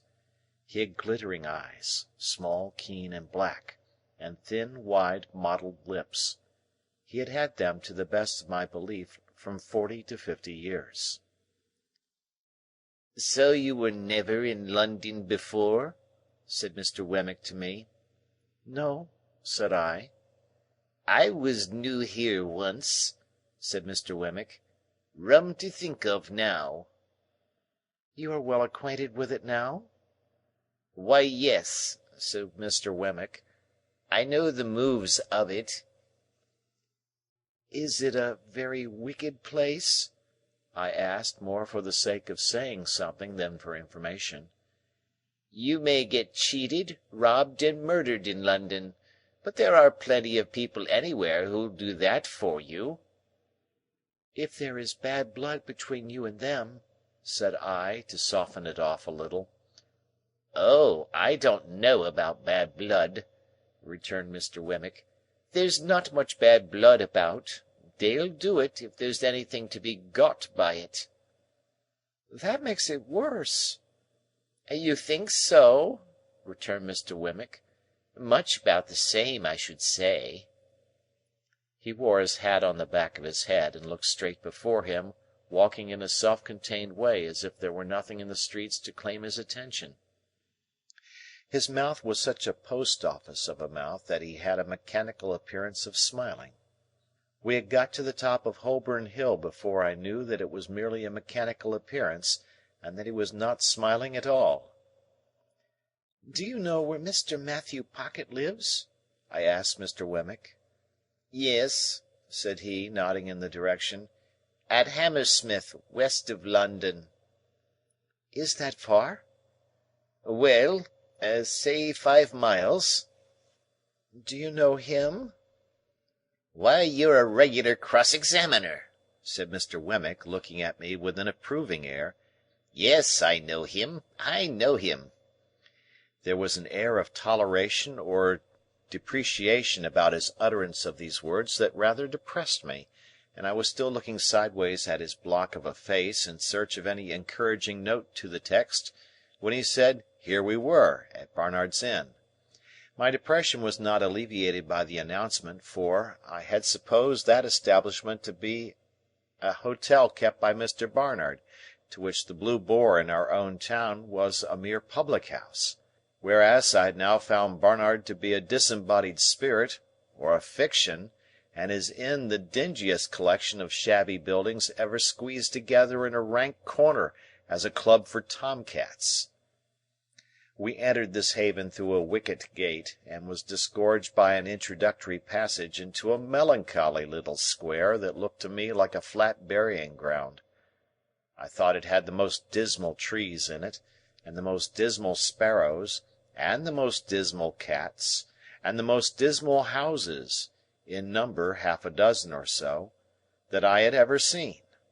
I thought the windows of the sets of chambers into which those houses were divided were in every stage of dilapidated blind and curtain, crippled flower-pot, cracked glass, dusty decay, and miserable makeshift, while "To Let, To Let, To Let" glared at me from empty rooms, as if no new wretches ever came there, and the vengeance of the soul of Barnard were being slowly appeased by the gradual suicide of the present occupants, and their unholy interment under the gravel.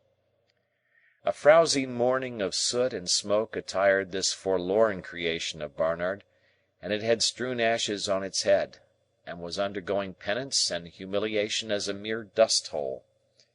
Thus far my sense of sight, while dry rot and wet rot and all the silent rots that rot in neglected roof and cellar, rot of rat and mouse and bug, and coaching-stables near at hand besides, addressed themselves faintly to my sense of smell, and bemoaned, "Try Barnard's mixture." So imperfect was this realization of the first of my great expectations, that I looked in dismay at Mr. Wemmick. "Ah," said he, mistaking me, "the retirement reminds you of the country. So it does me." He led me into a corner and conducted me up a flight of stairs, which appeared to me to be slowly collapsing into sawdust, so that one of those days the upper lodgers would look out of their doors and find themselves without the means of coming down, to a set of chambers on the top floor. Mr. Pocket, Junior, was painted on the door, and there was a label on the letter-box, "Return shortly." "He hardly thought you'd come so soon," Mr. Wemmick explained. "You don't want me any more?" "No, thank you," said I. "As I keep the cash," Mr. Wemmick observed, "we shall most likely meet pretty often. Good day." "Good day." I put out my hand, and Mr. Wemmick at first looked at it as if he thought I wanted something. Then he looked at me, and said, correcting himself, "To be sure. Yes, you're in the habit of shaking hands." I was rather confused, thinking it must be out of the London fashion, but said yes. "I have so got out of it," said Mr. Wemmick, "except at last. Very glad, I'm sure, to make your acquaintance. Good day." When we had shaken hands and he was gone, I opened the staircase window and had nearly beheaded myself, for the lines had rotted away and it came down like the guillotine. Happily it was so quick that I had not put my head out. After this escape, I was content to take a foggy view of the inn through the windows encrusting dirt, and to stand dolefully looking out, saying to myself that London was decidedly overrated. Mr. Pocket, Junior's, idea of shortly was not mine, for I had nearly maddened myself with looking out for half an hour, and had written my name with my finger several times in the dirt of every pane in the window, before I heard footsteps on the stairs. Gradually there arose before me the hat, head, neckcloth, waistcoat, trousers, boots, of a member of society of about my own standing. He had a paper bag under each arm and a pottle of strawberries in one hand, and was out of breath. "Mr. Pip?" said he. "Mr. Pocket?" said I. "Dear me!" he exclaimed. "I am extremely sorry, but I knew there was a coach from your part of the country at midday, and I thought you would come by that one. The fact is, I have been out on your account, not that that is any excuse, for I thought, coming from the country, you might like a little fruit after dinner, and I went to Covent Garden Market to get it good." For a reason that I had, I felt as if my eyes would start out of my head. I acknowledged his attention incoherently, and began to think this was a dream. "Dear me!" said Mr. Pocket, Junior, "this door sticks so." As he was fast making jam of his fruit by wrestling with the door while the paper bags were under his arms, I begged him to allow me to hold them. He relinquished them with an agreeable smile, and combated with the door as if it were a wild beast. It yielded so suddenly at last that he staggered back upon me, and I staggered back upon the opposite door, and we both laughed. But still I felt as if my eyes must start out of my head, and as if this must be a dream.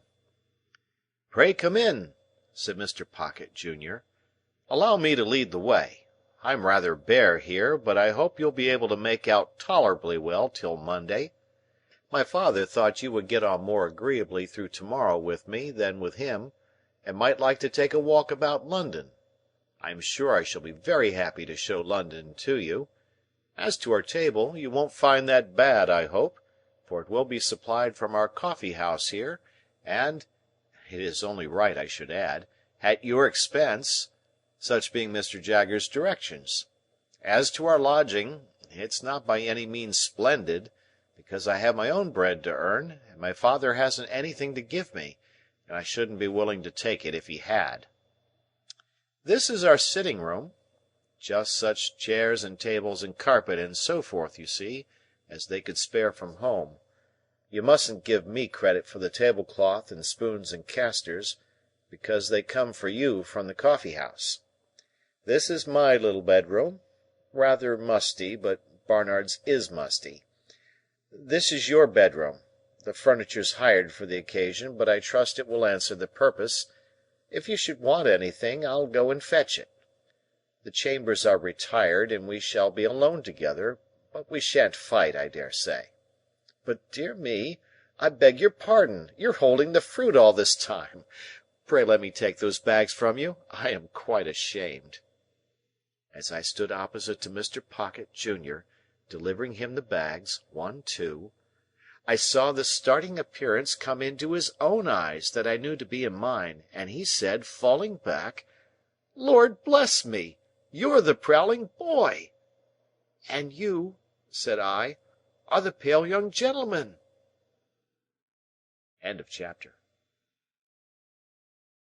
Chapter 22. The pale young gentleman and I stood contemplating one another in Barnard's Inn until we both burst out laughing. "The idea of its being you!" said he. "The idea of its being you!" said I. And then we contemplated one another afresh, and laughed again. "Well," said the pale young gentleman, reaching out his hand good-humouredly, "it's all over now, I hope, and it will be magnanimous in you if you'll forgive me for having knocked you about so." I derived from this speech that Mr. Herbert Pocket, for Herbert was the pale young gentleman's name, still rather confounded his intention with his execution. But I made a modest reply, and we shook hands warmly. "You hadn't come into your good fortune at that time?" said Herbert Pocket. "No," said I. "No," he acquiesced. "I heard it had happened very lately. I was rather on the look-out for good fortune then." "Indeed?" "Yes. Miss Havisham had sent for me to see if she could take a fancy to me, but she couldn't. At all events, she didn't." I thought it polite to remark that I was surprised to hear that. "Bad taste," said Herbert, laughing, "but a fact. Yes, she had sent for me on a trial visit, and if I had come out of it successfully, I suppose I should have been provided for. Perhaps I should have been what you may call it to Estella." "What's that?" I asked, with sudden gravity. He was arranging his fruit in plates while we talked, which divided his attention, and was the cause of his having made this lapse of a word. "Affianced," he explained, still busy with the fruit. "Betrothed, engaged, what's his named, any word of that sort." "How did you bear your disappointment?" I asked. "Pooh!" said he. "I didn't care much for it. She's a Tartar." "Miss Havisham?" "I don't say no to that, but I meant Estella. That girl's hard and haughty and capricious to the last degree, and has been brought up by Miss Havisham to wreak revenge on all the male sex." "What relation is she to Miss Havisham?" "None," said he. "Only adopted." "Why should she wreak revenge on all the male sex? What revenge?" "Lord, Mr. Pip," said he, "don't you know?" "No," said I. "Dear me! It's quite a story, and shall be saved till dinner-time. And now let me take the liberty of asking you a question. How did you come there that day?" I told him, and he was attentive till I had finished, and then burst out laughing again, and asked me if I was sore afterwards. I didn't ask him if he was, for my conviction on that point was perfectly established. "Mr. Jaggers is your guardian, I understand?" he went on. "Yes." "You know he is Miss Havisham's man of business and solicitor, and has her confidence when nobody else has." This was bringing me, I felt, towards dangerous ground. I answered with a constraint I made no attempt to disguise, that I had seen Mr. Jaggers in Miss Havisham's house on the very day of our combat, but never at any other time, and that I believed he had no recollection of having ever seen me there. He was so obliging as to suggest my father for your tutor, and he called on my father to propose it. Of course he knew about my father from his connection with Miss Havisham. My father is Miss Havisham's cousin, not that that implies familiar intercourse between them, for he is a bad courtier and will not propitiate her. Herbert Pocket had a frank and easy way with him that was very taking. I had never seen any one then, and I have never seen any one since, who more strongly expressed to me, in every look and tone, a natural incapacity to do anything secret and mean. There was something wonderfully hopeful about his general air, and something that at the same time whispered to me he would never be very successful or rich. I don't know how this was. I became imbued with the notion on that first occasion before we sat down to dinner, but I cannot define by what means. He was still a pale young gentleman, and had a certain conquered languor about him in the midst of his spirits and briskness that did not seem indicative of natural strength. He had not a handsome face, but it was better than handsome, being extremely amiable and cheerful. His figure was a little ungainly, as in the days when my knuckles had taken such liberties with it, but it looked as if it would always be light and young. Whether Mr. Trabb's local work would have sat more gracefully on him than on me, may be a question, but I am conscious that he carried off his rather old clothes much better than I carried off my new suit. As he was so communicative, I felt that reserve on my part would be a bad return unsuited to our years. I therefore told him my small story, and laid stress on my being forbidden to inquire who my benefactor was. I further mentioned that as I had been brought up a blacksmith in a country place, and knew very little of the ways of politeness, I would take it as a great kindness in him if he would give me a hint whenever he saw me at a loss or going wrong. "With pleasure," said he, "though I venture to prophesy that you'll want very few hints. I dare say we shall be often together, and I should like to banish any needless restraint between us. Will you do me the favour to begin at once to call me by my Christian name, Herbert?" I thanked him, and said I would.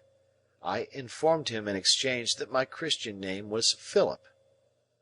"I don't take to Philip," said he, smiling, "for it sounds like a moral boy out of the spelling book, who was so lazy that he fell into a pond, or so fat that he couldn't see out of his eyes, or so avaricious that he locked up his cake till the mice ate it, or so determined to go a bird's nesting that he got himself eaten by bears who lived handy in the neighbourhood.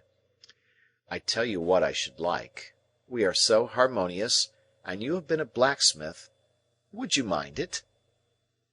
"I shouldn't mind anything that you propose," I answered, "but I don't understand you."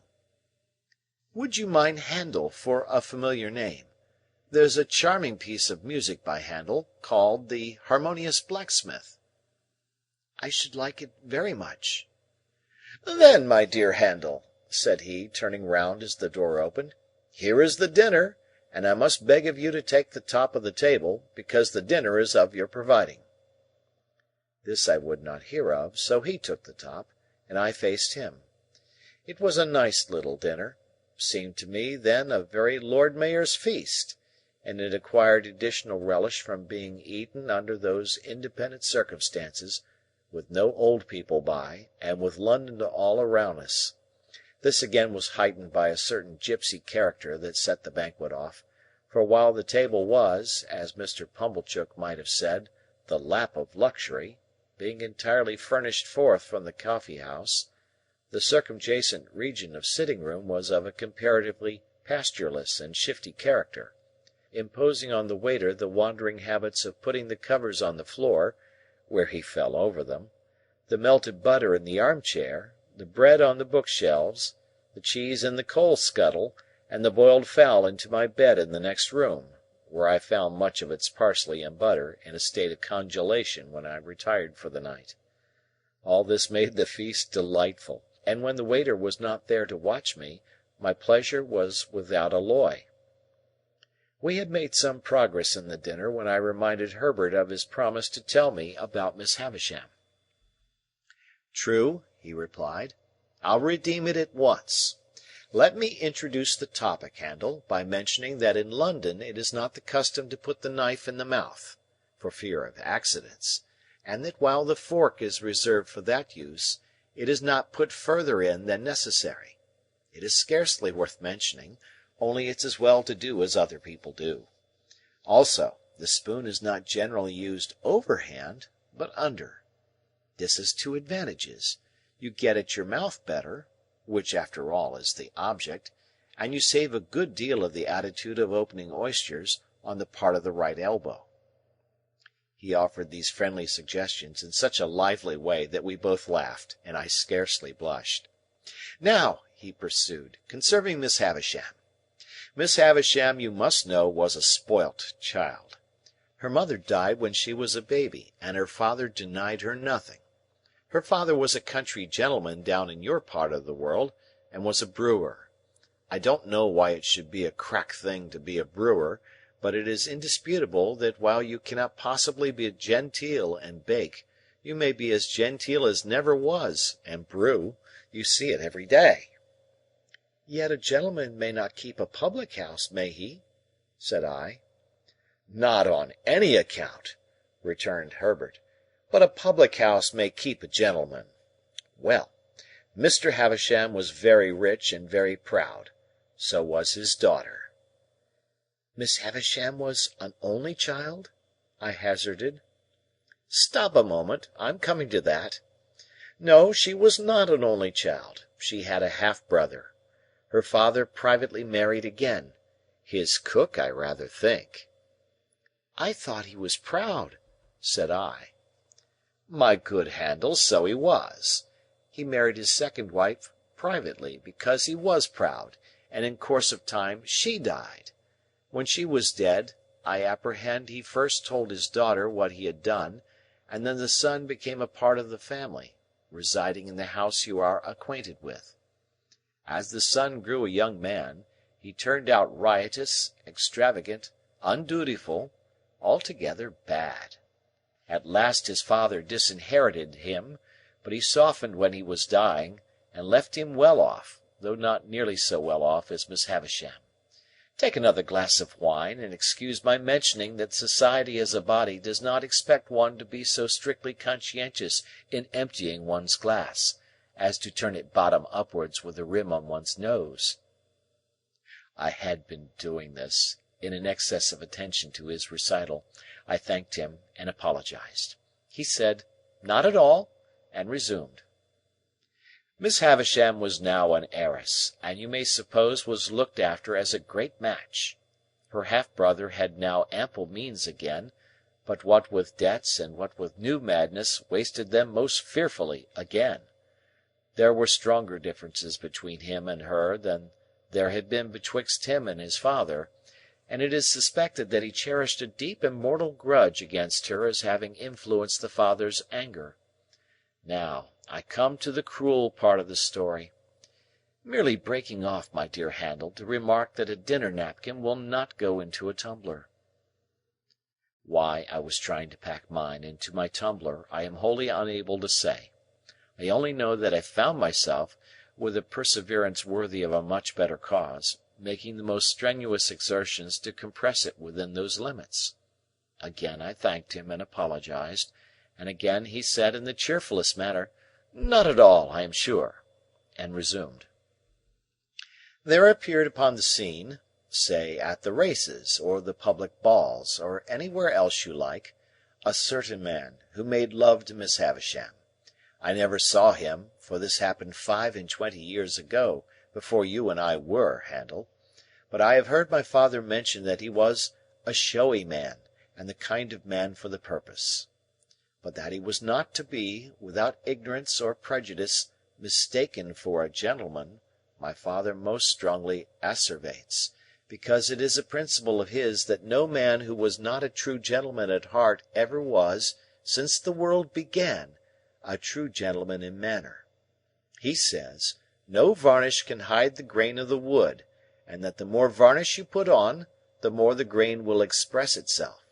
Well, this man pursued Miss Havisham closely, and professed to be devoted to her.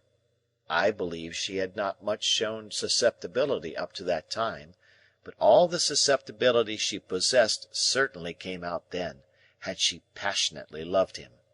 There is no doubt that she perfectly idolized him.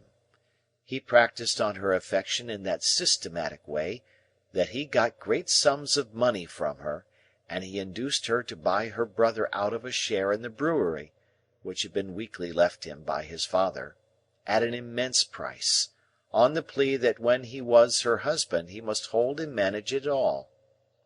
Your guardian was not at that time in Miss Havisham's counsels, and she was too haughty and too much in love to be advised by any one. Her relations were poor and scheming, with the exception of my father. He was poor enough, but not time-serving or jealous. The only independent one among them, he warned her that she was doing too much for this man, and was placing herself too unreservedly in his power. She took the first opportunity of angrily ordering my father out of the house, in his presence, and my father has never seen her since.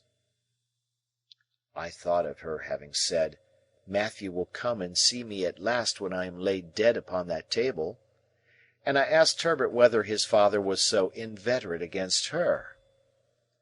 "It's not that," said he, "but she charged him, in the presence of her intended husband, with being disappointed in the hope of fawning upon her for his own advancement, and, if he were to go to her now, it would look true, even to him, and even to her.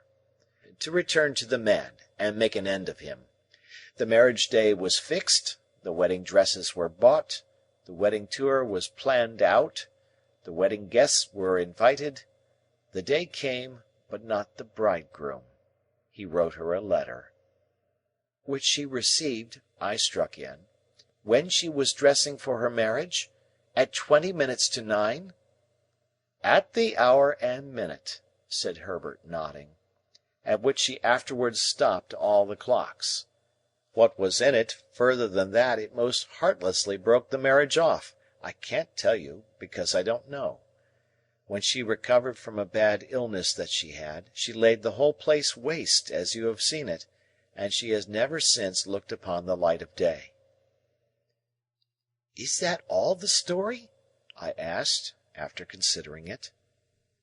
All I know of it, and indeed I only know so much, through piecing it out for myself, for my father always avoids it, and, even when Miss Havisham invited me to go there, told me no more of it than was absolutely requisite I should understand. But I have forgotten one thing. It has been supposed that the man to whom she gave her misplaced confidence acted throughout in concert with her half-brother, that it was a conspiracy between them, and that they shared the profits. I wonder he didn't marry her and get all the property, said I. He may have been married already, and her cruel mortification may have been a part of her half-brother's scheme, said Herbert. Mind, I don't know that. What became of the two men? I asked, after again considering the subject. They fell into deeper shame and degradation, if there can be deeper, and ruin. Are they alive now? I don't know. You said just now that Estella was not related to Miss Havisham, but adopted. When adopted? Herbert shrugged his shoulders. There has always been an Estella since I have heard of a Miss Havisham. I know no more. And now, Handel, said he, finally throwing off the story, as it were, there is a perfectly open understanding between us. All that I know about Miss Havisham, you know. And all that I know, I retorted, you know. I fully believe it. So there can be no competition or perplexity between you and me. And as to the condition in which you hold your advancement in life, namely, that you are not to inquire or discuss to whom you owe it, you may be very sure that it will never be encroached upon, or even approached, by me, or by any one belonging to me. In truth, he said this with so much delicacy, that I felt the subject done with, even though I should be under his father's roof for years and years to come. Yet he said it with so much meaning, too, that I felt he as perfectly understood Miss Havisham to be my benefactress, as I understood the fact myself. It had not occurred to me before that he had led up to the theme for the purpose of clearing it out of our way, but we were so much the lighter and easier for having broached it, that I now perceived this to be the case. We were very gay and sociable, and I asked him, in the course of conversation, what he was. He replied, a capitalist, an insurer of ships. I suppose he saw me glancing about the room in search of some tokens of shipping or capital, for he added, in the city. I had grand ideas of the wealth and importance of insurers of ships in the city, and I began to think with awe of having laid a young insurer on his back, blackened his enterprising eye, and cut his responsible head open. But again there came upon me, for my relief, that odd impression that Herbert Pocket would never be very successful or rich. I shall not rest satisfied with merely employing my capital in insuring ships. I shall buy up some good life assurance shares and cut into the direction. I shall also do a little in the mining way. None of these things will interfere with my chartering a few thousand tons on my own account. I think I shall trade, said he, leaning back in his chair, to the East Indies, for silks, shawls, spices, dyes, drugs, and precious woods. It's an interesting trade. And the profits are large? Said I. Tremendous, said he. I wavered again, and began to think here were greater expectations than my own. I think I shall trade also, said he, putting his thumbs in his waistcoat pockets, to the West Indies, for sugar, tobacco, and rum. also to Ceylon, especially for elephants' tusks." "You will want a good many ships," said I. "A perfect fleet," said he. Quite overpowered by the magnificence of these transactions, I asked him where the ships he insured mostly traded to at present. "I haven't begun insuring yet," he replied. "I am looking about me." Somehow that pursuit seemed more in keeping with Barnard's Inn. I said, in a tone of conviction, "Ah!" "Yes, I am in a counting house and looking about me."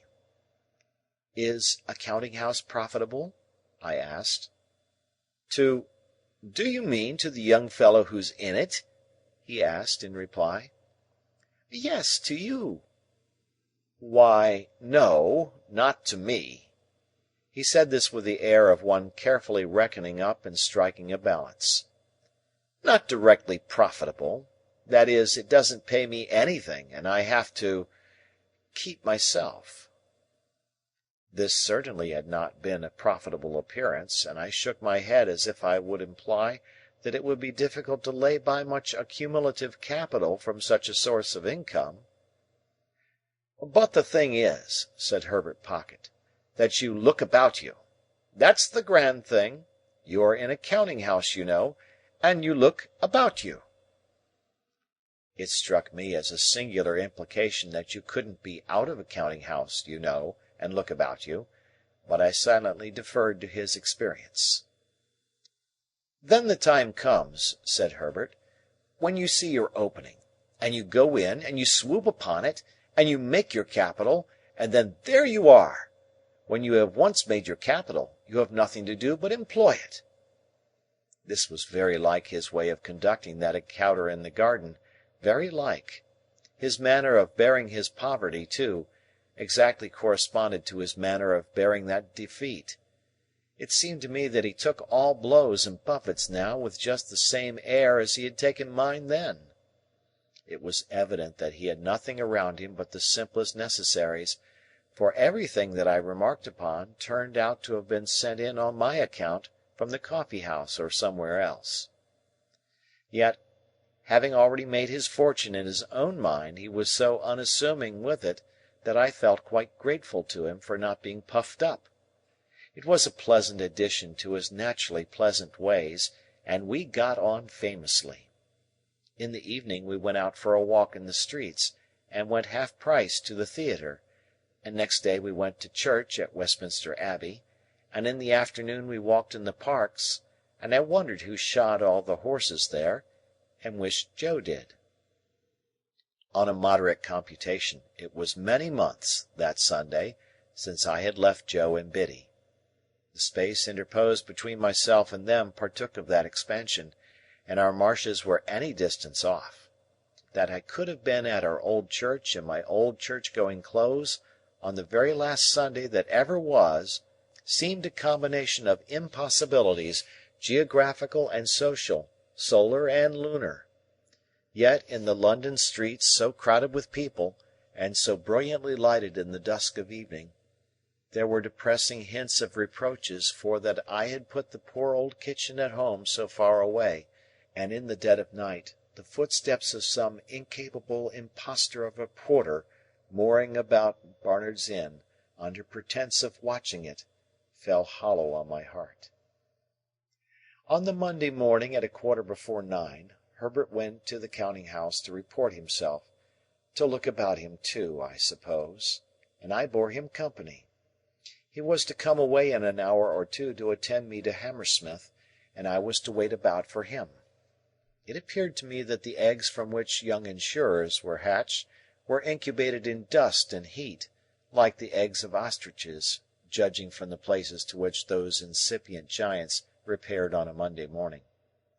Nor did the counting-house where Herbert assisted show in my eyes as at all a good observatory, being a back second floor up a yard, of a grimy presence in all particulars, and with a look into another back second floor, rather than a look-out. I waited about until it was noon, and I went upon 'Change, and I saw fluey men sitting there under the bills about shipping, whom I took to be great merchants, though I couldn't understand why they should be all out of spirits. When Herbert came, we went and had lunch at a celebrated house which I then quite venerated, but now believed to have been the most abject superstition in Europe, and where I could not help noticing, even then, that there was much more gravy on the tablecloths and knives and waiters' clothes than in the steaks. This collation disposed of at a moderate price, considering the grease which was not charged for, we went back to Barnard's Inn and got my little portmanteau, and then took coach for Hammersmith. We arrived there at 2 or 3 o'clock in the afternoon, and had very little way to walk to Mr. Pocket's house. Lifting the latch of a gate, we passed directly into a little garden overlooking the river, where Mr. Pocket's children were playing about. And unless I deceive myself on a point where my interests or prepossessions are certainly not concerned, I saw that Mr. and Mrs. Pocket's children were not growing up or being brought up, but were tumbling up. Mrs. Pocket was sitting on a garden chair under a tree, reading, with her legs upon another garden chair, and Mrs. Pocket's 2 nursemaids were looking about them while the children played. "Mamma," said Herbert, "this is young Mr. Pip." Upon which Mrs. Pocket received me with an appearance of amiable dignity. "Master Alick and Miss Jane," cried one of the nurses to 2 of the children, "if you go a-bouncing up against them bushes you'll fall over into the river and be drownded, and what'll your pa say then?" At the same time this nurse picked up Mrs. Pocket's handkerchief, and said, "If that don't make 6 times you've dropped it, mum." Upon which Mrs. Pocket laughed and said, "Thank you, Flopson," and settling herself in one chair only, resumed her book. Her countenance immediately assumed a knitted and intent expression, as if she had been reading for a week, but before she could have read half a dozen lines, she fixed her eyes upon me, and said, "I hope your mamma is quite well?"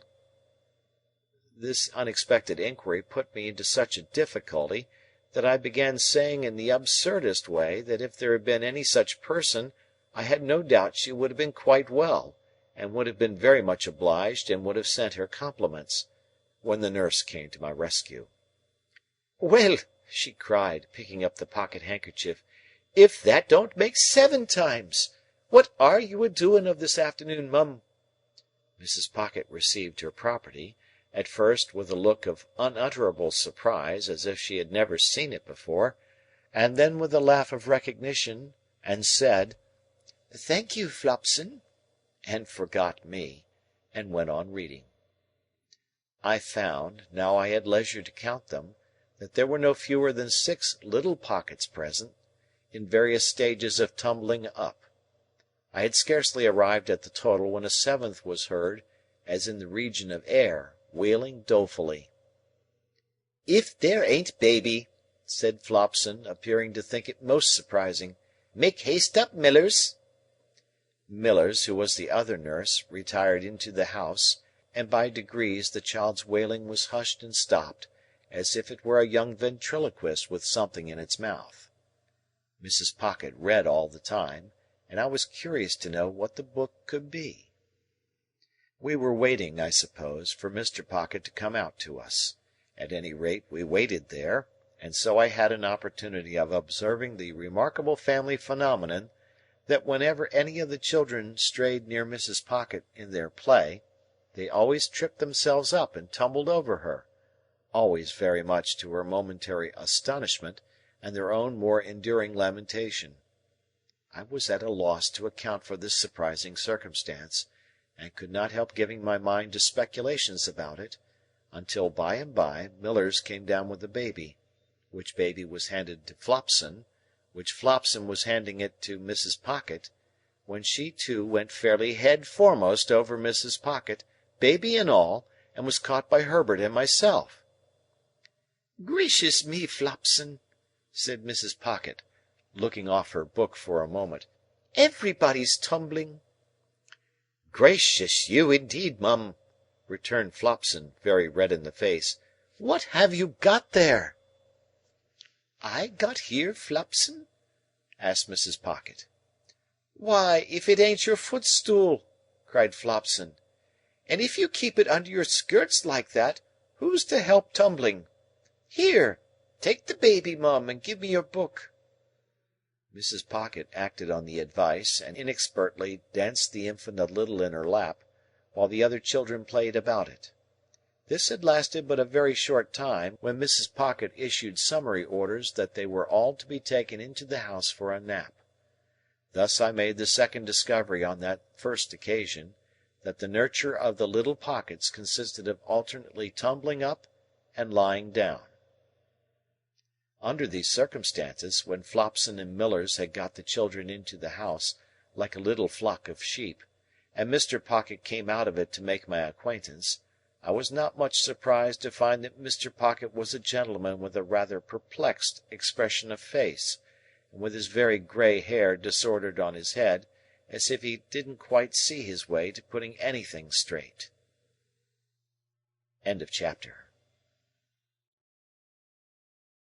Chapter 23. Mr. Pocket said he was glad to see me, and he hoped I was not sorry to see him. "For I really am not," he added, with his son's smile, "an alarming personage." He was a young-looking man, in spite of his perplexities and his very grey hair, and his manner seemed quite natural. I use the word natural, in the sense of its being unaffected. There was something comic in his distraught way, as though it would have been downright ludicrous but for his own perception that it was very near being so. When he had talked with me a little, he said to Mrs. Pocket, with a rather anxious contraction of his eyebrows, which were black and handsome, "Belinda, I hope you have welcomed Mr. Pip?" And she looked up from her book and said, "Yes." She then smiled upon me in an absent state of mind, and asked me if I had liked the taste of orange-flower water. As the question had no bearing, near or remote, on any foregone or subsequent transaction, I consider it to have been thrown out, like her previous approaches, in general conversational condescension. I found out within a few hours, and may mention at once, that Mrs. Pocket was the only daughter of a certain quite accidental deceased knight, who had invented for himself a conviction that his deceased father would have made a baronet, but for somebody's determined opposition, arising out of entirely personal motives. I forget whose, if I ever knew. The Sovereign's, the Prime Minister's, the Lord Chancellor's, the Archbishop of Canterbury's, anybody's. And had tacked himself on to the nobles of the earth in right of this quite superstitious fact. I believe he had been knighted himself for storming the English grammar at the point of the pen, in a desperate address engrossed on vellum, on the occasion of the laying of the first stone of some building or other, and for handing some royal personage either the trowel or the mortar. Be that as it may, he had directed Mrs. Pocket to be brought up from her cradle as one who in the nature of things must marry a title, and who was to be guarded from the acquisition of plebeian domestic knowledge. So successful a watch and ward had been established over the young lady by this judicious parent, that she had grown up highly ornamental, but perfectly helpless and useless. With her character thus happily formed, in the first bloom of her youth she had encountered Mr. Pocket, who was also in the first bloom of youth, and not quite decided whether to mount to the woolsack, or to roof himself in with a mitre. As his doing the one or the other was a mere question of time, he and Mrs. Pocket had taken time by the forelock, when, to judge from its length, it would seem to have wanted cutting, and had married without the knowledge of the judicious parent. The judicious parent, having nothing to bestow or withhold but his blessing, had handsomely settled that dower upon them after a short struggle, and had informed Mr. Pocket that his wife was a treasure for a prince. Mr. Pocket had invested the prince's treasure in the ways of the world ever since, and it was supposed to have brought him in but indifferent interest. Still, Mrs. Pocket was in general the object of a queer sort of respectful pity, because she had not married a title, while Mr. Pocket was the object of a queer sort of forgiving reproach, because he had never got one. Mr. Pocket took me into the house, and showed me my room, which was a pleasant one, and so furnished as that I could use it with comfort for my own private sitting-room. He then knocked at the doors of two other similar rooms, and introduced me to their occupants, by name Drummle and Startop. Drummle, an odd-looking young man of a heavy order of architecture, was whistling. Startop, younger in years and appearance, was reading and holding his head, as if he thought himself in danger of exploding it with too strong a charge of knowledge. Both Mr. and Mrs. Pocket had such a noticeable air of being in somebody else's hands, that I wondered who really was in possession of the house and let them live there, until I found this unknown power to be the servants. It was a smooth way of going on, perhaps, in respect of saving trouble, but it had the appearance of being expensive, for the servants felt it a duty they owed to themselves to be nice in their eating and drinking, and to keep a deal of company downstairs. They allowed a very liberal table to Mr. and Mrs. Pocket, yet it always appeared to me that by far the best part of the house to have boarded in would have been the kitchen, always supposing the boarder capable of self-defence, for, before I had been there a week, a neighbouring lady with whom the family were personally unacquainted wrote in to say that she had seen Millers slapping the baby.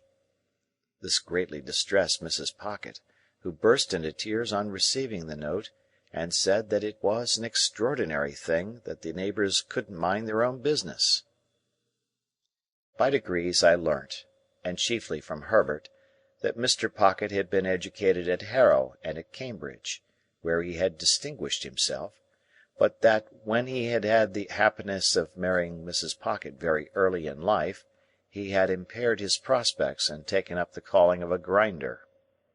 After grinding a number of dull blades, of whom it was remarkable that their fathers, when influential, were always going to help him to preferment, but always forgot to do it when the blades had left the grindstone, he had wearied of that poor work and had come to London.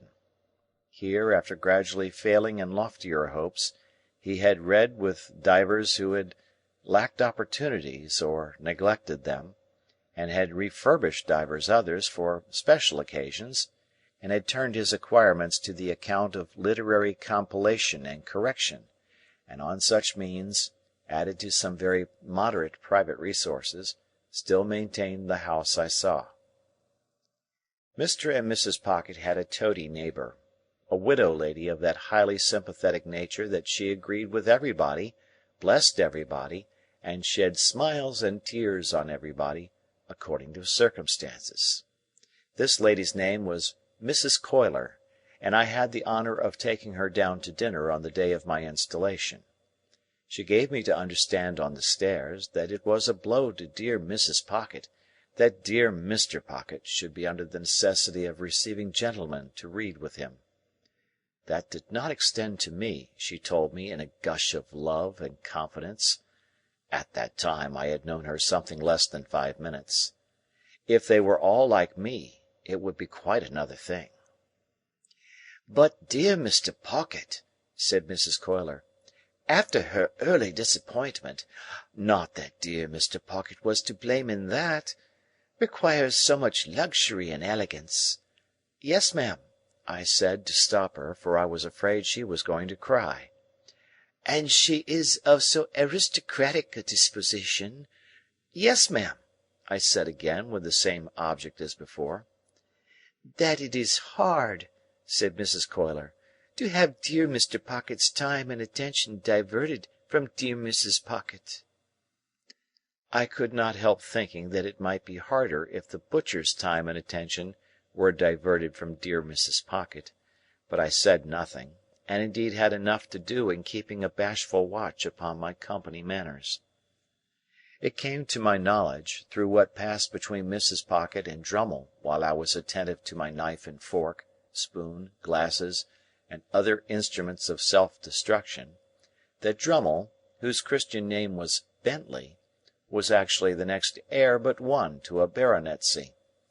It further appeared that the book I had seen Mrs. Pocket reading in the garden was all about titles, and that she knew the exact date at which her grandpapa would have come into the book, if he had ever come at all. Drummle didn't say much, but in his limited way (he struck me as a sulky kind of fellow) he spoke as one of the elect, and recognized Mrs. Pocket as a woman and a sister. No one but themselves and Mrs. Coiler, the toady neighbour, showed any interest in this part of the conversation, and it appeared to me that it was painful to Herbert, but it promised to last a long time, when the page came in with the announcement of a domestic affliction. It was, in effect, that the cook had mislaid the beef. To my unutterable amazement, I now for the first time saw Mr. Pocket relieve his mind by going through a performance that struck me as very extraordinary, but which made no impression on anybody else, and with which I soon became as familiar as the rest. He laid down the carving knife and fork, being engaged in carving at the moment, put his two hands into his disturbed hair, and appeared to make an extraordinary effort to lift himself up by it. When he had done this, and had not lifted himself up at all, he quietly went on with what he was about. Mrs. Coiler then changed the subject, and began to flatter me. I liked it for a few moments, but she flattered me so very grossly that the pleasure was soon over. She had a serpentine way of coming close at me when she pretended to be vitally interested in the friends and localities I had left, which was altogether snaky and fork-tongued, and when she made an occasional bounce upon Startop, who said very little to her, or upon Drummle, who said less, I rather envied them for being on the opposite side of the table. After dinner, the children were introduced, and Mrs. Coiler made admiring comments on their eyes, noses, and legs, a sagacious way of improving their minds. There were 4 little girls and 2 little boys, besides the baby who might have been either, and the baby's next successor who was as yet neither. They were brought in by Flopson and Millers, much as though those 2 non-commissioned officers had been recruiting somewhere for children and had enlisted these, while Mrs. Pocket looked at the young nobles that ought to have been, as if she rather thought she had had the pleasure of inspecting them before, but didn't quite know what to make of them. "Here, give me your fork, Mum, and take the baby," said Flopson. "Don't take it that way, or you'll get its head under the table." Thus advised, Mrs. Pocket took it the other way, and got its head upon the table, which was announced to all present by a prodigious concussion. "Dear, dear, give it me back, Mum," said Flopson. "And Miss Jane, come and dance to baby, do." One of the little girls, a mere mite, who seemed to have prematurely taken upon herself some charge of the others, stepped out of her place by me, and danced to and from the baby until it left off crying and laughed. Then, all the children laughed, and Mr. Pocket, who in the meantime had twice endeavoured to lift himself up by the hair, laughed, and we all laughed and were glad. Flopson, by dint of doubling the baby at the joints like a Dutch doll, then got it safely into Mrs. Pocket's lap, and gave it the nutcrackers to play with, at the same time recommending Mrs. Pocket to take notice that the handles of that instrument were not likely to agree with its eyes, and sharply charging Miss Jane to look after the same. Then, the 2 nurses left the room, and had a lively scuffle on the staircase with the dissipated page who had waited at dinner, and who had clearly lost half his buttons at the gaming-table.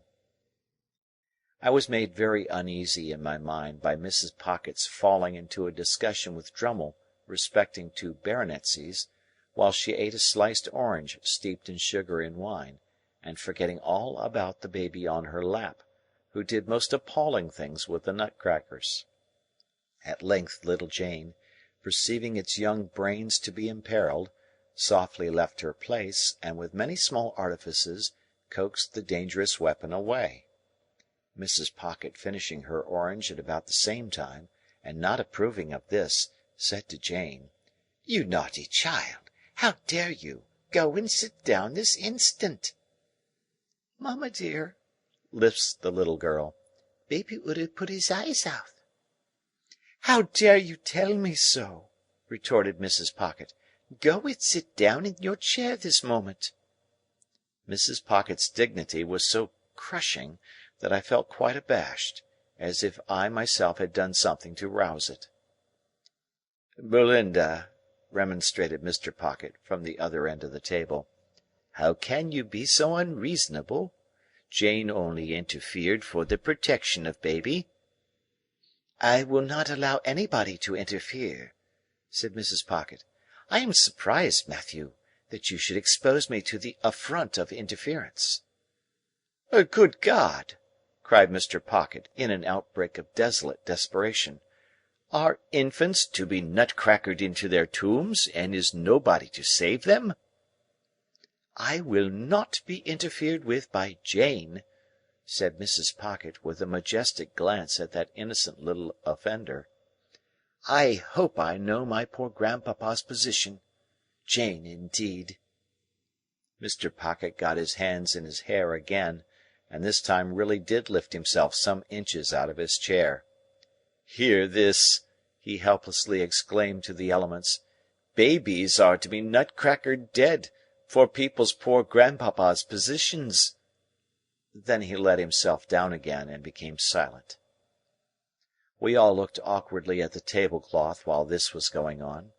A pause succeeded, during which the honest and irrepressible baby made a series of leaps and crows at little Jane, who appeared to me to be the only member of the family, irrespective of servants, with whom it had any decided acquaintance. "Mr. Drummle," said Mrs. Pocket, "will you ring for Flopson? Jane, you undutiful little thing, go and lie down. Now, baby darling, come with ma." The baby was the soul of honour, and protested with all its might. It doubled itself up the wrong way over Mrs. Pocket's arm, exhibited a pair of knitted shoes and dimpled ankles to the company in lieu of its soft face, and was carried out in the highest state of mutiny. And it gained its point after all, for I saw it through the window within a few minutes, being nursed by little Jane. It happened that the other 5 children were left behind at the dinner table, through Flopson's having some private engagement, and there not being anybody else's business. I thus became aware of the mutual relations between them and Mr. Pocket, which were exemplified in the following manner. Mr. Pocket, with the normal perplexity of his face heightened and his hair rumpled, looked at them for some minutes, as if he couldn't make out how they came to be boarding and lodging in that establishment, and why they hadn't been billeted by nature on somebody else. Then, in a distant missionary way, he asked them certain questions, as why little Joe had that hole in his frill, who said Pa, Flopson was going to mend it when she had time, and how little Fanny came by that whitlow, who said Pa, Millers was going to poultice it when she didn't forget. Then he melted into parental tenderness and gave them a shilling apiece, and told them to go and play, and then as they went out, with one very strong effort to lift himself up by the hair, he dismissed the hopeless subject. In the evening there was rowing on the river. As Drummle and Startop had each a boat, I resolved to set up mine, and to cut them both out. I was pretty good at most exercises in which country boys are adepts, but as I was conscious of wanting elegance of style for the Thames, not to say for other waters, I at once engaged to place myself under the tuition of the winner of a prize wherry who plied at our stairs, and to whom I was introduced by my new allies. This practical authority confused me very much by saying I had the arm of a blacksmith. If he could have known how nearly the compliment lost him his pupil, I doubt if he would have paid it. There was a supper tray after we got home at night, and I think we should all have enjoyed ourselves, but for a rather disagreeable domestic occurrence. Mr. Pocket was in good spirits, when a housemaid came in and said, "If you please, sir, I should wish to speak to you." "Speak to your master?" said Mrs. Pocket, whose dignity was roused again. "How can you think of such a thing? Go and speak to Flopson, or speak to me at some other time." "Begging your pardon, ma'am," returned the housemaid, "I should wish to speak at once. and to speak to master." Hereupon Mr. Pocket went out of the room, and we made the best of ourselves until he came back. "This is a pretty thing, Belinda," said Mr. Pocket, returning with a countenance expressive of grief and despair. "Here's the cook lying insensibly drunk on the kitchen floor, with a large bundle of fresh butter made up in the cupboard ready to sell for grease." Mrs. Pocket instantly showed such amiable emotion, and said, "This is that odious Sophia's doing." "What do you mean, Belinda?" demanded Mr. Pocket. "Sophia has told you," said Mrs. Pocket. "Did I not see her with my own eyes, and hear her with my own ears, come into the room just now and ask to speak to you?" "But has she not taken me downstairs, Belinda," returned Mr. Pocket, "and shown me the woman, and the bundle too?" "And do you defend her, Matthew," said Mrs. Pocket, "for making mischief?" Mr. Pocket uttered a dismal groan. "Am I, grandpapa's granddaughter, to be nothing in this house?" said Mrs. Pocket.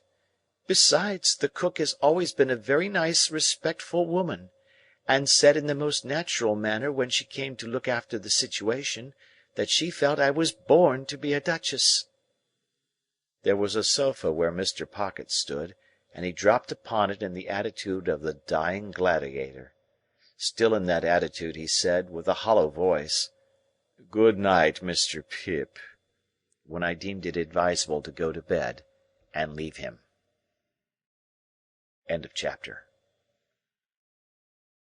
Chapter 24. After 2 or 3 days, when I had established myself in my room and had gone backwards and forwards to London several times, and had ordered all I wanted of my tradesmen, Mr. Pocket and I had a long talk together. He knew more of my intended career than I knew myself, for he referred to his having been told by Mr. Jaggers that I was not designed for any profession, and that I should be well enough educated for my destiny if I could hold my own with the average of young men in prosperous circumstances. I acquiesced, of course, knowing nothing to the contrary. He advised my attending certain places in London, for the acquisition of such mere rudiments as I wanted, and my investing him with the functions of explainer and director of all my studies. He hoped that with intelligent assistance I should meet with little to discourage me, and should soon be able to dispense with any aid but his. Through his way of saying this, and much more to similar purpose, he placed himself on confidential terms with me in an admirable manner, and I may state at once that he was always so zealous and honourable in fulfilling his compact with me, that he made me zealous and honourable in fulfilling mine with him. If he had shown indifference as a master, I have no doubt I should have returned the compliment as a pupil. He gave me no such excuse, and each of us did the other justice. Nor did I ever regard him as having anything ludicrous about him, or anything but what was serious, honest, and good, in his tutor communication with me. When these points were settled, and so far carried out as that I had begun to work in earnest, it occurred to me that if I could retain my bedroom in Barnard's Inn, my life would be agreeably varied, while my manners would be none the worse for Herbert's society. Mr. Pocket did not object to this arrangement, but urged that before any step could possibly be taken in it, it must be submitted to my guardian. I felt that this delicacy arose out of the consideration that the plan would save Herbert some expense, so I went off to Little Britain and imparted my wish to Mr. Jaggers. "If I could buy the furniture now hired for me," said I, "and 1 or 2 other little things, I should be quite at home there." "Go it!" said Mr. Jaggers, with a short laugh. "I told you you'd get on. Well, how much do you want?" I said I didn't know how much. "Come," retorted Mr. Jaggers, "how much? £50?" "Oh, not nearly so much." "£5?" said Mr. Jaggers. This was such a great fall that I said in discomfiture, "Oh, more than that." "More than that, eh?" retorted Mr. Jaggers, lying in wait for me, with his hands in his pockets, his head on one side, and his eyes on the wall behind me. "How much more?" "It is so difficult to fix a sum," said I, hesitating. "Come," said Mr. Jaggers, "let's get at it. Twice 5, will that do? 3 times 5, will that do? 4 times 5, will that do?" I said I thought that would do handsomely. 4 times 5 will do handsomely, will it?" said Mr. Jaggers, knitting his brow. "Now, what do you make of 4 times 5?" "What do I make of it?" "Ah!" said Mr. Jaggers. "How much?" "I suppose you make it £20," said I, smiling.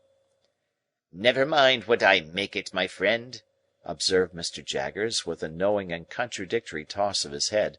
"I want to know what you make it." £20, of course." "Wemmick," said Mr. Jaggers, opening his office door, "take Mr. Pip's written order and pay him £20." This strongly marked way of doing business made a strongly marked impression on me, and that not of an agreeable kind. Mr. Jaggers never laughed, but he wore great, bright, creaking boots, and in poising himself on these boots, with his large head bent down and his eyebrows joined together, awaiting an answer, he sometimes caused the boots to creak as if they laughed in a dry and suspicious way. As he happened to go out now, and as Wemmick was brisk and talkative, I said to Wemmick that I hardly knew what to make of Mr. Jaggers' manner. "Tell him that, and he'll take it as a compliment," answered Wemmick. "He don't mean that you should know what to make of it. Ho!" for I looked surprised. "It's not personal, it's professional, only professional." Wemmick was at his desk lunching, and crunching, on a hard dry biscuit, pieces of which he threw from time to time into his slit of a mouth, as if he were posting them. "Always seems to me," said Wemmick, "as if he had set a man-trap and was watching it. Suddenly, click, you're caught." Without remarking that man-traps were not among the amenities of life, I said I supposed he was very skilful? "Deep," said Wemmick, "as Australia." Pointing with his pen at the office floor, to express that Australia was understood, for the purposes of the figure, to be symmetrically on the opposite spot of the globe. "If there was anything deeper," said Wemmick, bringing his pen to paper, "he'd be it." Then I said I supposed he had a fine business, and Wemmick said, "Capital." Then I asked if there were many clerks, to which he replied, "We don't run much into clerks, because there's only one Jaggers, and people won't have him at second hand. There are only 4 of us. Would you like to see 'em? You are one of us, as I may say." I accepted the offer. When Mr. Wemmick had put all the biscuit into the post, and had paid me my money from a cash-box in a safe, the key of which safe he kept somewhere down his back and produced from his coat-collar like an iron pigtail, we went upstairs.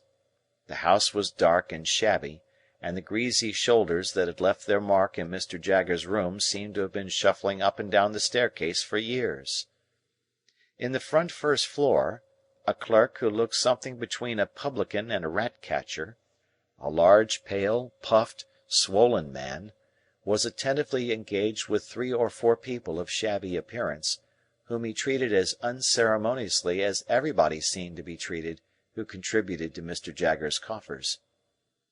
"Getting evidence together," said Mr. Wemmick as we came out, "for the Bailey."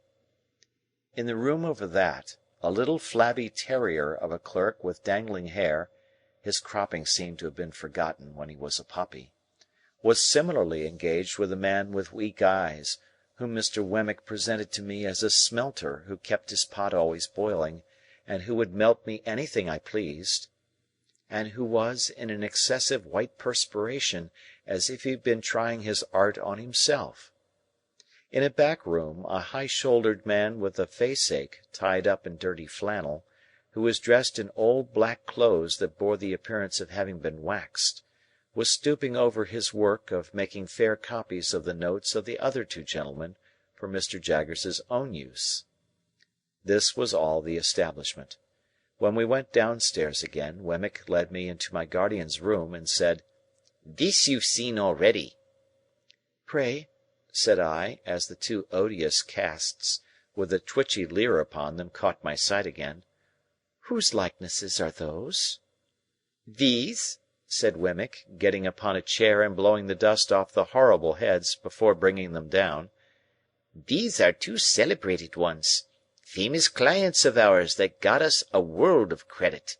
This chap, why, you must have come down in the night and been peeping into the inkstand to get this blot upon your eyebrow, you old rascal. Murdered his master, and, considering that he wasn't brought up to evidence, didn't plan it badly." "Is it like him?" I asked, recoiling from the brute, as Wemmick spat upon his eyebrow and gave it a rub with his sleeve. "Like him? It's himself, you know. The cast was made in Newgate, directly after he was taken down. You had a particular fancy for me, hadn't you, old Artful?" said Wemmick. He then explained this affectionate apostrophe, by touching his brooch representing the lady and the weeping willow at the tomb with the urn upon it, and saying, "Had it made for me, express." "Is the lady anybody?" said I. "No," returned Wemmick, "only his game. You liked your bit of game, didn't you? No, deuce a bit of a lady in the case, Mr. Pip, except one, and she wasn't of this slender ladylike sort, and you wouldn't have caught her looking after this urn, unless there was something to drink in it." Wemmick's attention being thus directed to his brooch, he put down the cast and polished the brooch with his pocket-handkerchief. "Did that other creature come to the same end?" I asked. "He has the same look." "You're right," said Wemmick. "It's the genuine look. Much as if one nostril was caught up with a horsehair and a little fish-hook. Yes, he came to the same end. Quite the natural end here, I assure you. He forged wills, this blade did, if he didn't also put the supposed testators to sleep too. You were a gentlemanly cove, though." Mr. Wemmick was again apostrophising. "And you said you could write Greek. Yah, bounceable! What a liar you were! Ha! I never met such a liar as you." Before putting his late friend on his shelf again, Wemmick touched the largest of his mourning rings, and said, "Sent out to buy it for me, only the day before." While he was putting up the other cast and coming down from the chair, the thought crossed my mind that all his personal jewellery was derived from like sources. As he had shown no diffidence on the subject, I ventured on the liberty of asking him the question when he stood before me dusting his hands. "Oh yes," he returned, "these are all gifts of that kind. One brings another, you see, that's the way of it. I always take 'em. They're curiosities, and they're property. They may not be worth much, but, after all, they're property and portable. It don't signify to you with your brilliant look-out, but as to myself, my guiding star always is, get hold of portable property." When I had rendered homage to this light, he went on to say, in a friendly manner, "If at any odd time when you have nothing better to do, you wouldn't mind coming over to see me at Walworth, I could offer you a bed, and I should consider it an honour. I have not much to show you, but such 2 or 3 curiosities as I have got you might like to look over, and I am fond of a bit of a garden and a summer-house." I said I should be delighted to accept his hospitality. "Thank'ee," said he. "Then we'll consider that it's to come off when convenient to you. Have you dined with Mr. Jaggers yet?" "Not yet." "Well," said Wemmick, "he'll give you wine, and good wine. I'll give you punch, and not bad punch. And now I'll tell you something. When you go to dine with Mr. Jaggers, look at his housekeeper." "Shall I see something very uncommon?" "Well," said Wemmick, "you'll see a wild beast tamed. Not so very uncommon, you'll tell me. I reply, That depends on the original wildness of the beast, and the amount of taming. It won't lower your opinion of Mr. Jaggers's powers. Keep your eye on it." I told him I would do so, with all the interest and curiosity that his preparation awakened. As I was taking my departure, he asked me if I would like to devote 5 minutes to seeing Mr. Jaggers at it. For several reasons, and not least because I didn't clearly know what Mr. Jaggers would be found to be at, I replied in the affirmative. We dived into the city, and came up in a crowded police court, where a blood relation, in the murderous sense, of the deceased, with a fanciful taste in brooches, was standing at the bar, uncomfortably chewing something, while my guardian had a woman under examination, or cross-examination, I don't know which, and was striking her, and the bench, and everybody present, with awe. If anybody, of whatsoever degree, said a word that he didn't approve of, he instantly required to have it taken down. If anybody wouldn't make an admission, he said, "I'll have it out of you." And if anybody made an admission, he said, "Now I have got you." The magistrate shivered under a single bite of his finger. Thieves and thief-takers hung in dread rapture on his words, and shrank when a hair of his eyebrows turned in their direction. Which side he was on I couldn't make out, for he seemed to me to be grinding the whole place in a mill. I only know that when I stole out on tiptoe, he was not on the side of the bench, for he was making the legs of the old gentleman who presided quite convulsive under the table, by his denunciations of his conduct as the representative of British law and justice in that chair that day. Chapter 25. Bentley Drummle, who was so sulky a fellow that he even took up a book as if its writer had done him an injury, did not take up an acquaintance in a more agreeable spirit. Heavy in figure, movement, and comprehension, in the sluggish complexion of his face, and in the large awkward tongue that seemed to loll about in his mouth as he himself lolled about in a room, he was idle, proud, niggardly, reserved, and suspicious. He came of rich people down in Somersetshire, who had nursed this combination of qualities until they made the discovery that it was just of age and a blockhead. Thus Bentley Drummle had come to Mr. Pocket when he was a head taller than that gentleman, and half a dozen heads thicker than most gentlemen. Startop had been spoilt by a weak mother and kept at home when he ought to have been at school, but he was devotedly attached to her and admired her beyond measure. He had a woman's delicacy of feature, and was, as you may see though you never saw her, said Herbert to me, exactly like his mother. It was but natural that I should take to him much more kindly than to Drummle, and that, even in the earliest evenings of our boating, he and I should pull homeward abreast of one another, conversing from boat to boat, while Bentley Drummle came up in our wake alone, under the overhanging banks and among the rushes. He would always creep inshore like some uncomfortable amphibious creature, even when the tide would have sent him fast upon his way, and I always think of him as coming after us in the dark, or by the backwater, when our own two boats were breaking the sunset or the moonlight in mid-stream. Herbert was my intimate companion and friend. I presented him with a half-share in my boat, which was the occasion of his often coming down to Hammersmith, and my possession of a half-share in his chambers often took me up to London. We used to walk between the two places at all hours. I have an affection for the road yet, though it is not so pleasant a road as it was then, formed in the impressibility of untried youth and hope. When I had been in Mr. Pocket's family a month or two, Mr. and Mrs. Camilla turned up. Camilla was Mr. Pocket's sister. Georgiana, whom I had seen at Miss Havisham's on the same occasion, also turned up. She was a cousin, an indigestive single woman, who called her rigidity religion, and her liver love. These people hated me with a hatred of cupidity and disappointment. As a matter of course, they fawned upon me in my prosperity with the basest meanness. Towards Mr. Pocket, as a grown-up infant with no notion of his own interests, they showed the complacent forbearance I had heard them express.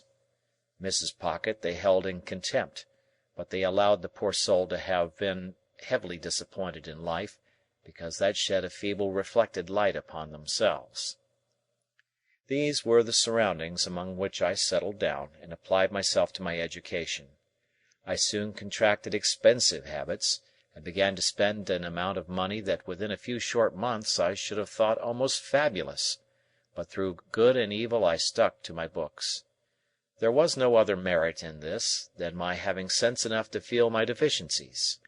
Between Mr. Pocket and Herbert I got on fast, and with one or the other always at my elbow to give me the start I wanted, and clear obstructions out of my road, I must have been as great a dolt as Drummle, if I had done less. I had not seen Mr. Wemmick for some weeks, when I thought I would write him a note and propose to go home with him on a certain evening. He replied that it would give him much pleasure, and that he would expect me at the office at 6 o'clock. Thither I went, and there I found him putting the key of his safe down his back as the clock struck.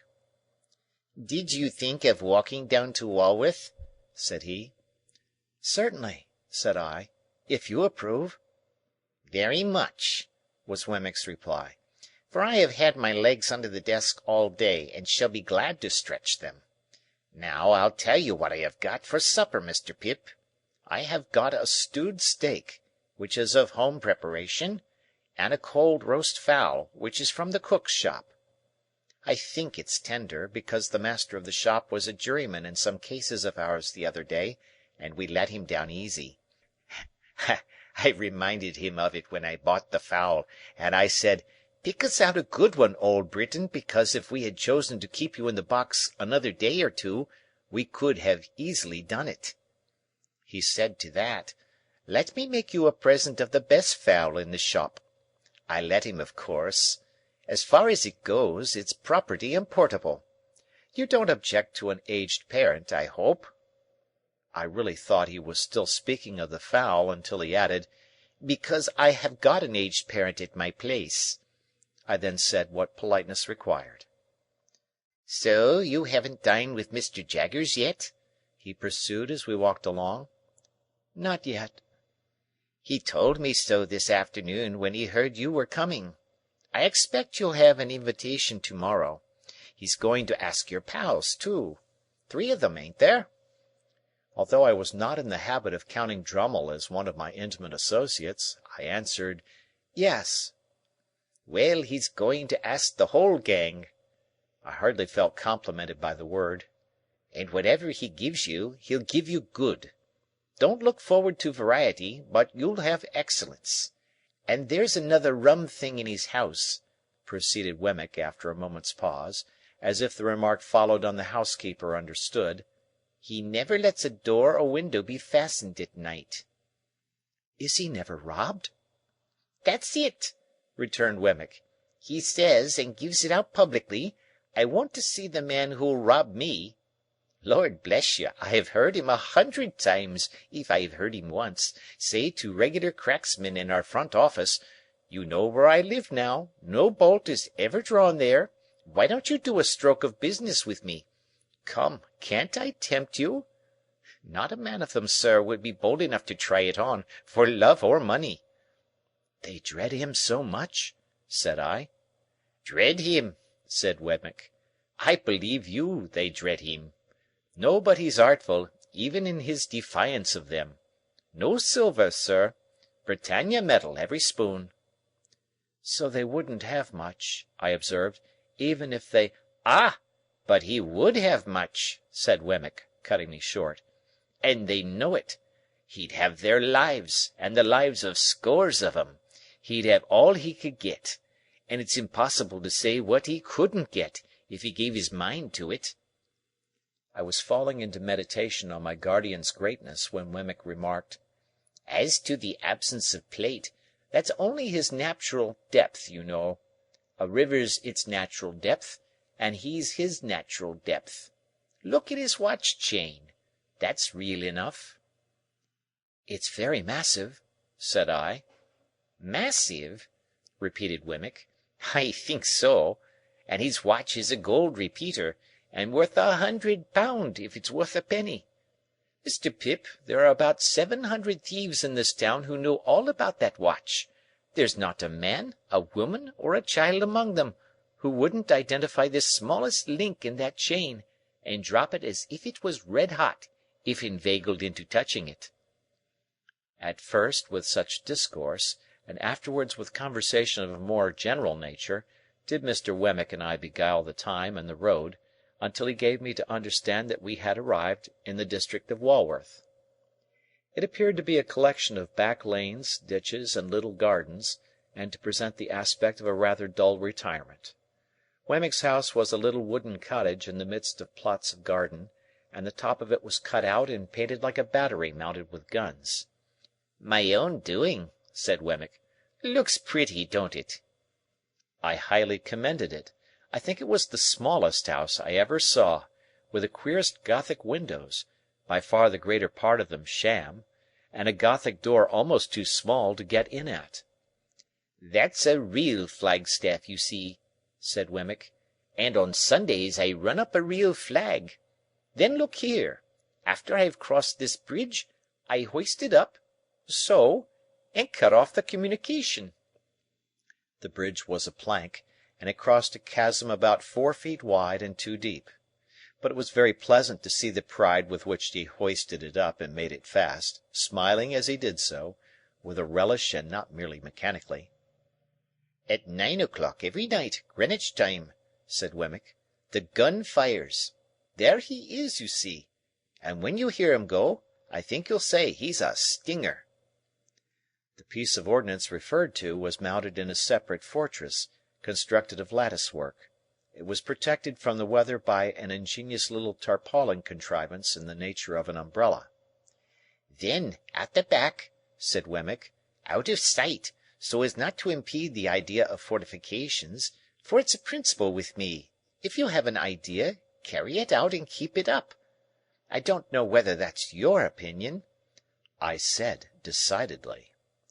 "At the back there's a pig, and there are fowls and rabbits. Then, I knock together my own little frame, you see, and grow cucumbers, and you'll judge at supper what sort of a salad I can raise.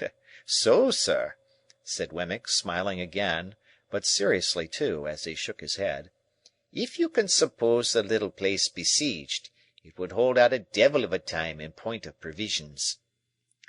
Then he conducted me to a bower about a dozen yards off, but which was approached by such ingenious twists of path that it took quite a long time to get at, and in this retreat our glasses were already set forth. Our punch was cooling in an ornamental lake, on whose margin the bower was raised. This piece of water, with an island in the middle which might have been the salad for supper, was of a circular form, and he had constructed a fountain in it, which, when you set a little mill going and took a cork out of a pipe, played to that powerful extent that it made the back of your hand quite wet. "I am my own engineer, and my own carpenter, and my own plumber, and my own gardener, and my own jack-of-all-trades," said Wemmick, in acknowledging my compliments. "Well, it's a good thing, you know. It brushes the Newgate cobwebs away, and pleases the aged. You wouldn't mind being at once introduced to the aged, would you? It wouldn't put you out?" I expressed the readiness I felt, and we went into the castle. There we found, sitting by a fire, a very old man in a flannel coat, clean, cheerful, comfortable, and well cared for, but intensely deaf. "Well, aged parent," said Wemmick, shaking hands with him in a cordial and jocose way, "how am you?" "All right, John, all right," replied the old man. "Here's Mr. Pip, aged parent," said Wemmick, "and I wish you could hear his name. Nod away at him, Mr. Pip, that's what he likes. Nod away at him, if you please, like winking." "This is a fine place of my son's, sir," cried the old man, while I nodded as hard as I possibly could. "This is a pretty pleasure ground, sir. This spot, and these beautiful works upon it ought to be kept together by the nation, after my son's time, for the people's enjoyment." "You're as proud of it as Punch, ain't you, aged?" said Wemmick, contemplating the old man, with his hard face really softened. "There's a nod for you," giving him a tremendous one. "There's another for you," giving him a still more tremendous one. "You like that, don't you? If you're not tired, Mr. Pip, though I know it's tiring to strangers, will you tip him one more? You can't think how it pleases him." I tipped him several more, and he was in great spirits. We left him bestirring himself to feed the fowls, and we sat down to our punch in the arbour, where Wemmick told me, as he smoked a pipe, that it had taken him a good many years to bring the property up to its present pitch of perfection. "Is it your own, Mr. Wemmick?" "Oh, yes," said Wemmick. "I have got hold of it a bit at a time. It's a freehold, by George." "Is it indeed? I hope Mr. Jaggers admires it." "Never seen it," said Wemmick. "Never heard of it. Never seen the Aged. Never heard of him. No. The office is one thing, and private life is another. When I go into the office I leave the castle behind me, and when I come into the castle I leave the office behind me. If it's not in any way disagreeable to you, you'll oblige me by doing the same. I don't wish it professionally spoken about." Of course I felt my good faith involved in the observance of his request. The punch being very nice, we sat there drinking it and talking, until it was almost 9 o'clock. "Getting near gunfire," said Wemmick then, as he laid down his pipe. "It's the Aged's treat." Proceeding into the castle again, we found the Aged heating the poker, with expectant eyes, as a preliminary to the performance of this great nightly ceremony. Wemmick stood with his watch in his hand until the moment was come for him to take the red-hot poker from the Aged and repair to the battery. He took it and went out, and presently the stinger went off with a bang that shook the crazy little box of a cottage as if it must fall to pieces, and made every glass and teacup in it ring. Upon this the Aged, who I believe would have been blown out of his armchair but for holding on by the elbows, cried out exultingly, "He's fired! I heerd him!"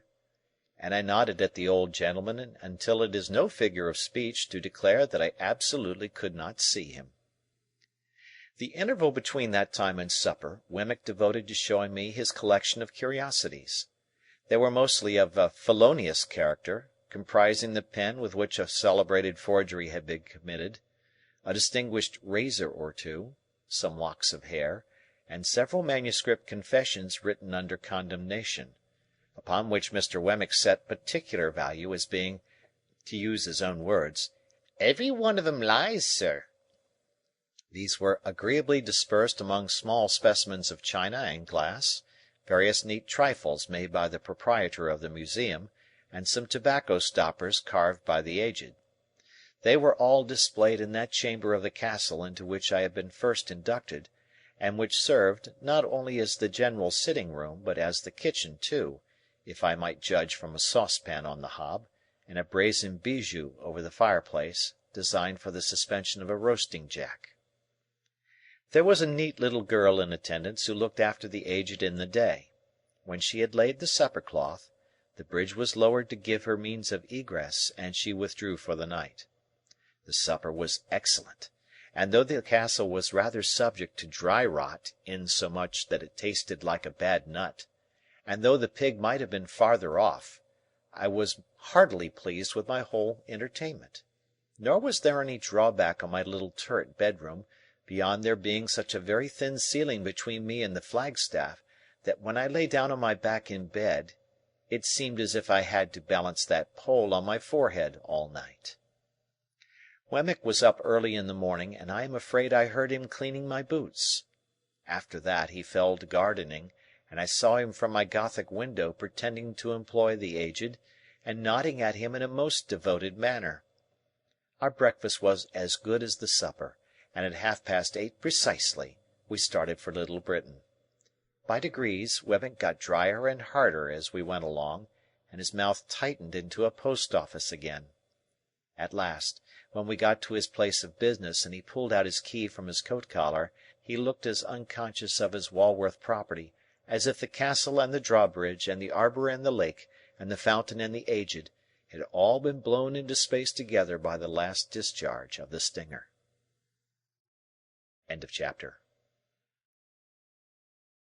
Chapter 26. It fell out as Wemmick had told me it would, that I had an early opportunity of comparing my guardian's establishment with that of his cashier and clerk. My guardian was in his room, washing his hands with his scented soap, when I went into the office from Walworth, and he called me to him, and gave me the invitation for myself and friends which Wemmick had prepared me to receive. No ceremony, he stipulated, and no dinner dress, and say to-morrow. I asked him where we should come to, for I had no idea where he lived, and I believe it was in his general objection to make anything like an admission that he replied, "Come here, and I'll take you home with me." I embraced this opportunity of remarking that he washed his clients off as if he were a surgeon or a dentist. He had a closet in his room, fitted up for the purpose, which smelt of the scented soap like a perfumer's shop.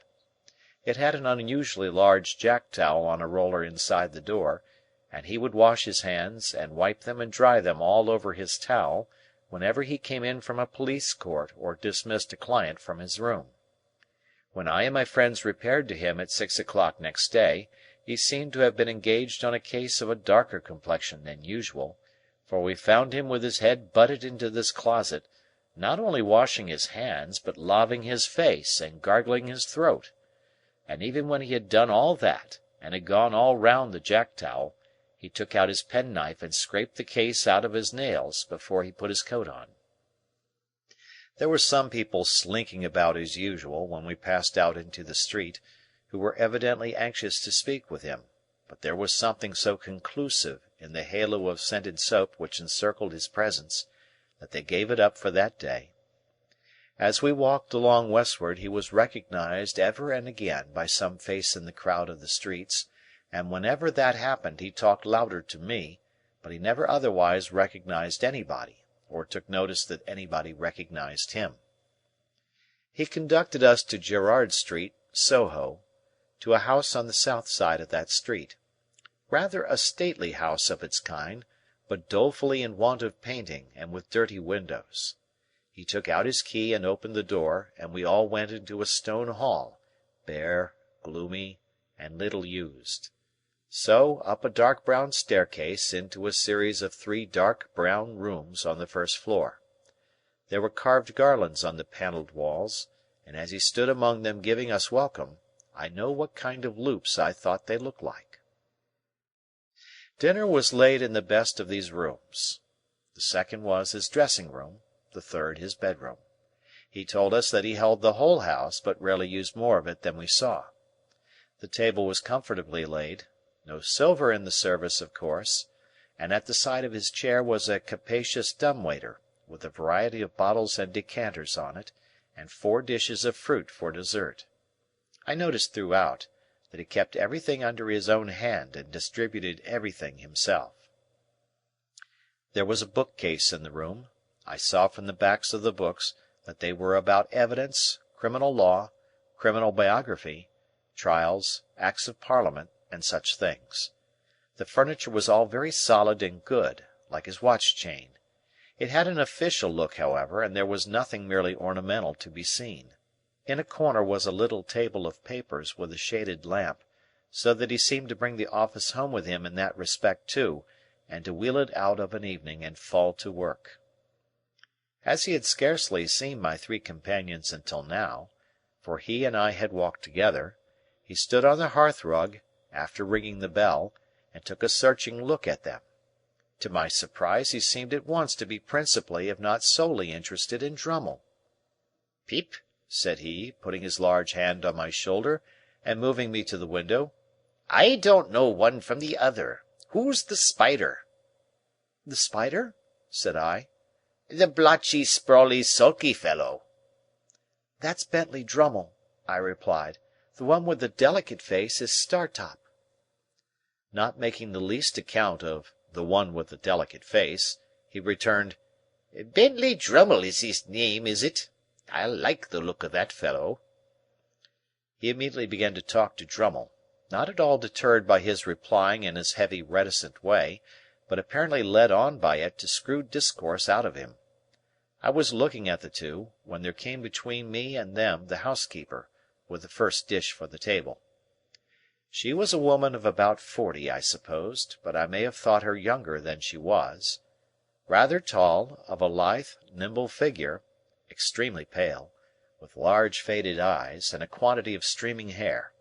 I cannot say whether any diseased affection of the heart caused her lips to be parted as if she were panting, and her face to bear a curious expression of suddenness and flutter, but I know that I had been to see Macbeth at the theatre a night or two before, and that her face looked to me as if it were all disturbed by fiery air, like the faces I had seen rise out of the witch's cauldron. She set the dish on, touched my guardian quietly on the arm with a finger to notify that dinner was ready, and vanished. We took our seats at the round table, and my guardian kept Drummle on one side of him, while Startop sat on the other. It was a noble dish of fish that the housekeeper had put on table, and we had a joint of equally choice mutton afterwards, and then an equally choice bird. Sauces, wines, all the accessories we wanted, and all of the best, were given out by our host from his dumb-waiter, and when they had made the circuit of the table he always put them back again. Similarly, he dealt us clean plates and knives and forks for each course, and dropped those just disused into 2 baskets on the ground by his chair. No other attendant than the housekeeper appeared. She set on every dish, and I always saw in her face a face rising out of the cauldron. Years afterwards, I made a dreadful likeness of that woman, by causing a face that had no other natural resemblance to it than it derived from flowing hair to pass behind a bowl of flaming spirits in a dark room. Induced to take particular notice of the housekeeper, both by her own striking appearance and by Wemmick's preparation, I observed that whenever she was in the room she kept her eyes attentively on my guardian, and that she would remove her hands from any dish she put before him, hesitatingly, as if she dreaded his calling her back, and wanted him to speak when she was nigh, if he had anything to say. I fancied that I could detect in his manner a consciousness of this, and a purpose of always holding her in suspense. Dinner went off gaily, and although my guardian seemed to follow rather than originate subjects, I knew that he wrenched the weakest part of our dispositions out of us. For myself, I found that I was expressing my tendency to lavish expenditure, and to patronize Herbert, and to boast of my great prospects before I quite knew that I had opened my lips. It was so with all of us, but with no one more than Drummle, the development of whose inclination to gird in a grudging and suspicious way at the rest was screwed out of him before the fish was taken off. It was not then, but when we had got to the cheese, that our conversation turned upon our rowing feats, and that Drummle was rallied for coming up behind of a night in that slow amphibious way of his. Drummle upon this informed our host that he much preferred our room to our company, and that as to skill he was more than our master, and that as to strength he could scatter us like chaff. By some invisible agency my guardian wound him up to a pitch little short of ferocity about this trifle, and he fell to bearing and spanning his arm to show how muscular it was, and we all fell to bearing and spanning our arms in a ridiculous manner. Now the housekeeper was at this time clearing the table. My guardian, taking no heed of her, but with the side of his face turned from her, was leaning back in his chair biting the side of his forefinger and showing an interest in Drummle that to me was quite inexplicable. Suddenly he clapped his large hand on the housekeeper's like a trap, as she stretched it across the table. So suddenly and smartly did he do this, that we all stopped in our foolish contention. "If you talk of strength," said Mr. Jaggers, "I'll show you a wrist. Molly, let them see your wrist." Her entrapped hand was on the table, but she had already put her other hand behind her waist. "Master," she said in a low voice, with her eyes attentively and entreatingly fixed upon him, "don't." "I'll show you a wrist," repeated Mr. Jaggers, with an immovable determination to show it. "Molly, let them see your wrist." "Master," she again murmured, "please." "Molly!" said Mr. Jaggers, not looking at her, but obstinately looking at the opposite side of the room. "Let them see both your wrists. Show them. Come!" He took his hand from hers and turned that wrist up on the table. She brought her other hand from behind her and held the two out side by side. The last wrist was much disfigured, deeply scarred, and scarred across and across.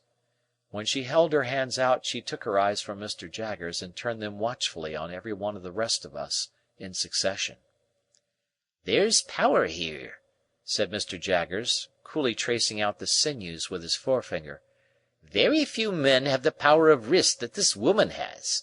It's remarkable what mere force of grip there is in these hands.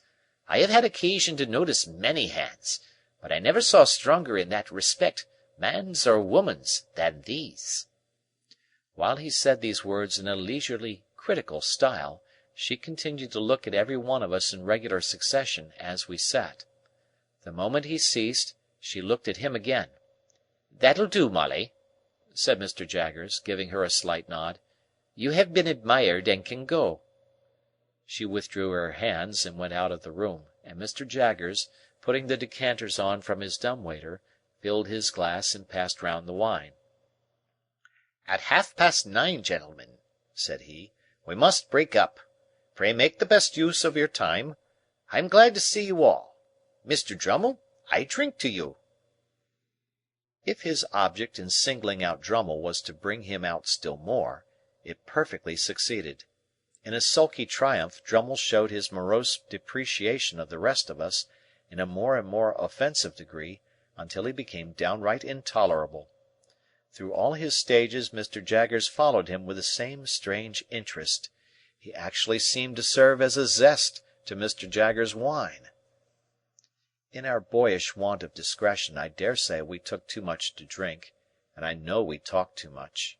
We became particularly hot upon some boorish sneer of Drummle's, to the effect that we were too free with our money. It led to my remarking, with more zeal than discretion, that it came with a bad grace from him, to whom Startop had lent money in my presence but a week or so before.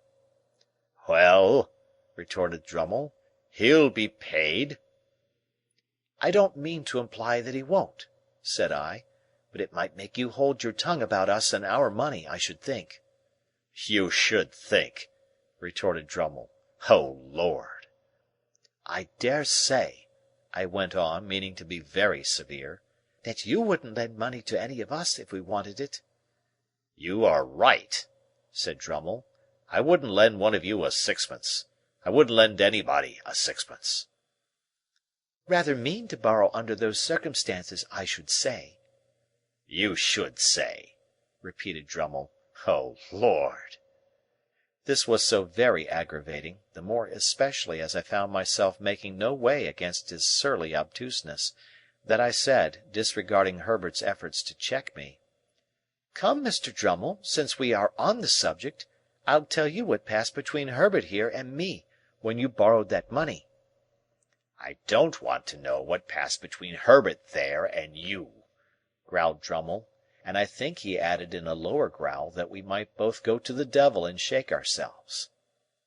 "I'll tell you, however," said I, "whether you want to know or not.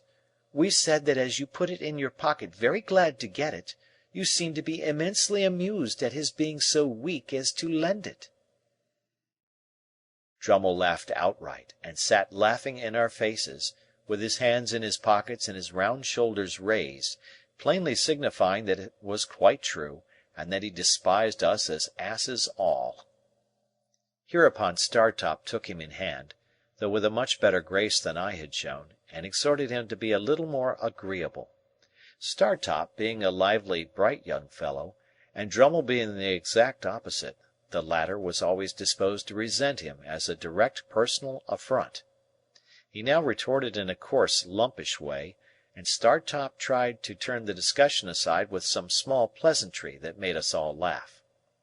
Resenting this little success more than anything, Drummle, without any threat or warning, pulled his hands out of his pockets, dropped his round shoulders, swore, took up a large glass, and would have flung it at his adversary's head, but for our entertainers dexterously seizing it at the instant when it was raised for that purpose.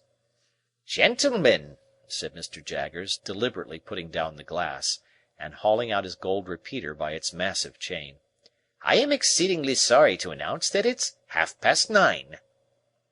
On this hint we all rose to depart. Before we got to the street door, Startop was cheerily calling Drummle "old boy," as if nothing had happened; but the old boy was so far from responding that he would not even walk to Hammersmith on the same side of the way, so Herbert and I, who remained in town, saw them going down the street on opposite sides, Startop leading, and Drummle lagging behind in the shadow of the houses, much as he was wont to follow in his boat. As the door was not yet shut, I thought I would leave Herbert there for a moment and run upstairs again to say a word to my guardian. I found him in his dressing-room surrounded by his stock of boots, already hard at it, washing his hands of us. I told him I had come up again to say how sorry I was that anything disagreeable should have occurred, and that I hoped he would not blame me much. "Pooh!" said he, sluicing his face, and speaking through the water drops. "It's nothing, Pip. I like that spider, though." He had turned towards me now, and was shaking his head and blowing and towelling himself. "I am glad you like him, sir," said I, "but I don't." "No, no," my guardian assented. "Don't have too much to do with him.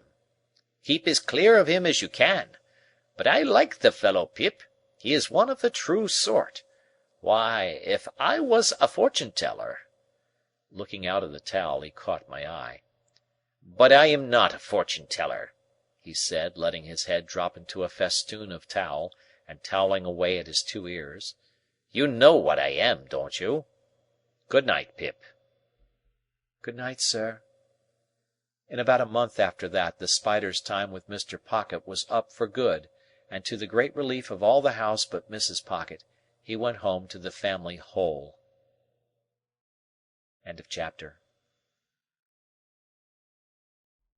Chapter 27. My dear Mr. Pip, I write this by request of Mr. Gargery, for to let you know that he is going to London in company with Mr. Wopsle, and would be glad, if agreeable, to be allowed to see you. He would call at Barnard's Hotel Tuesday morning at 9 o'clock, when, if not agreeable, please leave word. Your poor sister is much the same as when you left. We talk of you in the kitchen every night, and wonder what you are saying and doing. If now considered in the light of a liberty, excuse it for the love of poor old days. No more, dear Mr. Pip, from you ever obliged and affectionate servant, Biddy. P.S. He wishes me most particular to write what larks. He says you will understand. I hope and do not doubt it will be agreeable to see him, even though a gentleman, for you had ever a good heart, and he is a worthy, worthy man. I have read him all, excepting only the last little sentence, and he wishes me most particular to write again what larks. I received this letter by the post on Monday morning, and therefore its appointment was for next day. Let me confess exactly with what feelings I looked forward to Joe's coming. Not with pleasure, though I was bound to him by so many ties; no, with considerable disturbance, some mortification, and a keen sense of incongruity. If I could have kept him away by paying money, I certainly would have paid money. My greatest reassurance was that he was coming to Barnard's Inn, not to Hammersmith, and consequently would not fall in Bentley Drummle's way. I had little objection to his being seen by Herbert or his father, for both of whom I had a respect, but I had the sharpest sensitiveness as to his being seen by Drummle, whom I held in contempt. So, throughout life, our worst weaknesses and meannesses are usually committed for the sake of the people whom we most despise. I had begun to be always decorating the chambers in some quite unnecessary and inappropriate way or other, and very expensive those wrestles with Barnard proved to be. By this time, the rooms were vastly different from what I had found them. and I enjoyed the honour of occupying a few prominent pages in the books of a neighbouring upholsterer.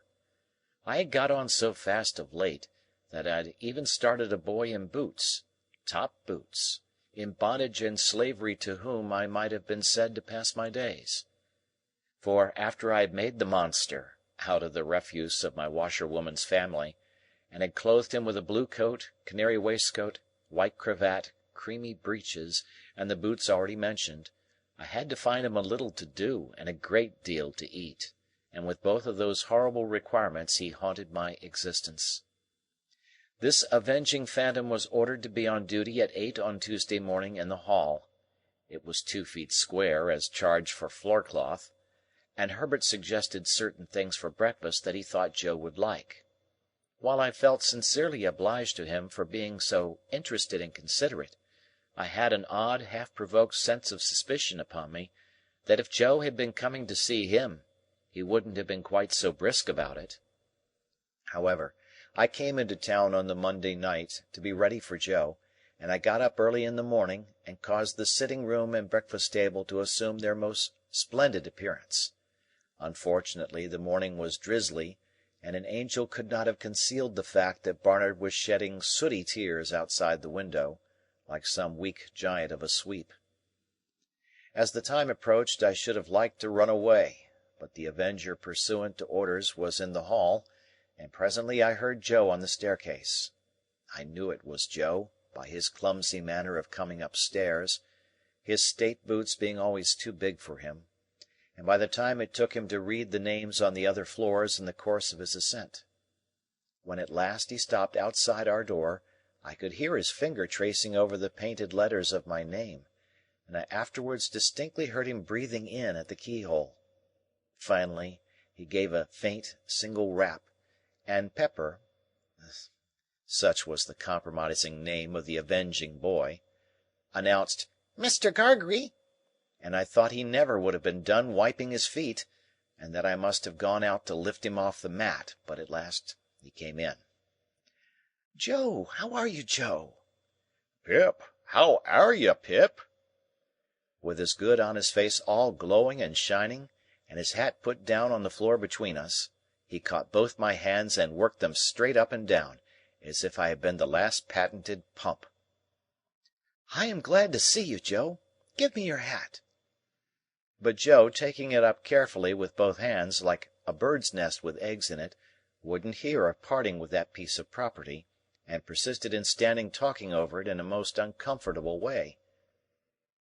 "Which you have got that growed," said Joe, "and that swelled, and that gentlefolked." Joe considered a little before he discovered this word. "As to be sure, you are an honour to your king and country." "And you, Joe, look wonderfully well." "Thank God," said Joe, "I'm ekerval to most. And your sister, she's no worse than she were. And Biddy, she's ever right and ready. And all friends is no backarder, if not no forwarder. 'Ceptin' Wopsle, he's had a drop." All this time, still with both hands taking great care of the bird's nest, Joe was rolling his eyes round and round the room, and round the flowered pattern of my dressing-gown. "Had a drop, Joe?" "Why, yes," said Joe, lowering his voice. "He's left the church and went into the play-acting, which the play-acting have likewise brought him to London along with me.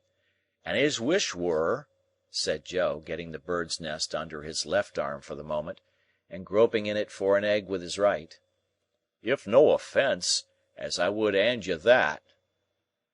I took what Joe gave me, and I found it to be the crumpled playbill of a small metropolitan theatre, announcing the first appearance, in that very week, of the celebrated provincial amateur of Roscian renown, whose unique performance in the highest tragic walk of our national bard has lately occasioned so great a sensation in local dramatic circles.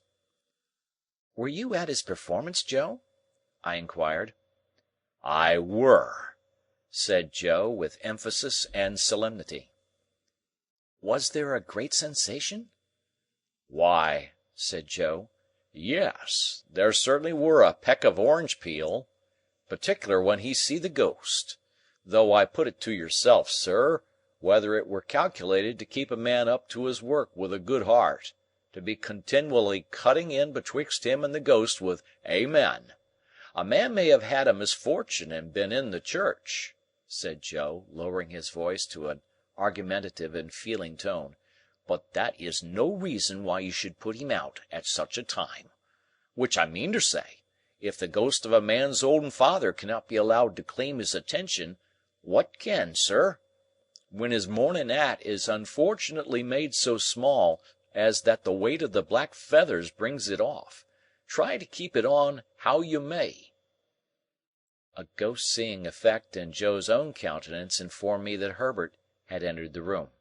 So I presented Joe to Herbert, who held out his hand, but Joe backed from it and held on by the bird's nest. "Your servant, sir," said Joe, "which I hope as you and Pip—" Here his eye fell on the Avenger, who was putting some toast on table, and so plainly denoted an intention to make that young gentleman one of the family, that I frowned it down and confused him more. "I mean to say, you two gentlemen, which I hope as you get your else in this close spot?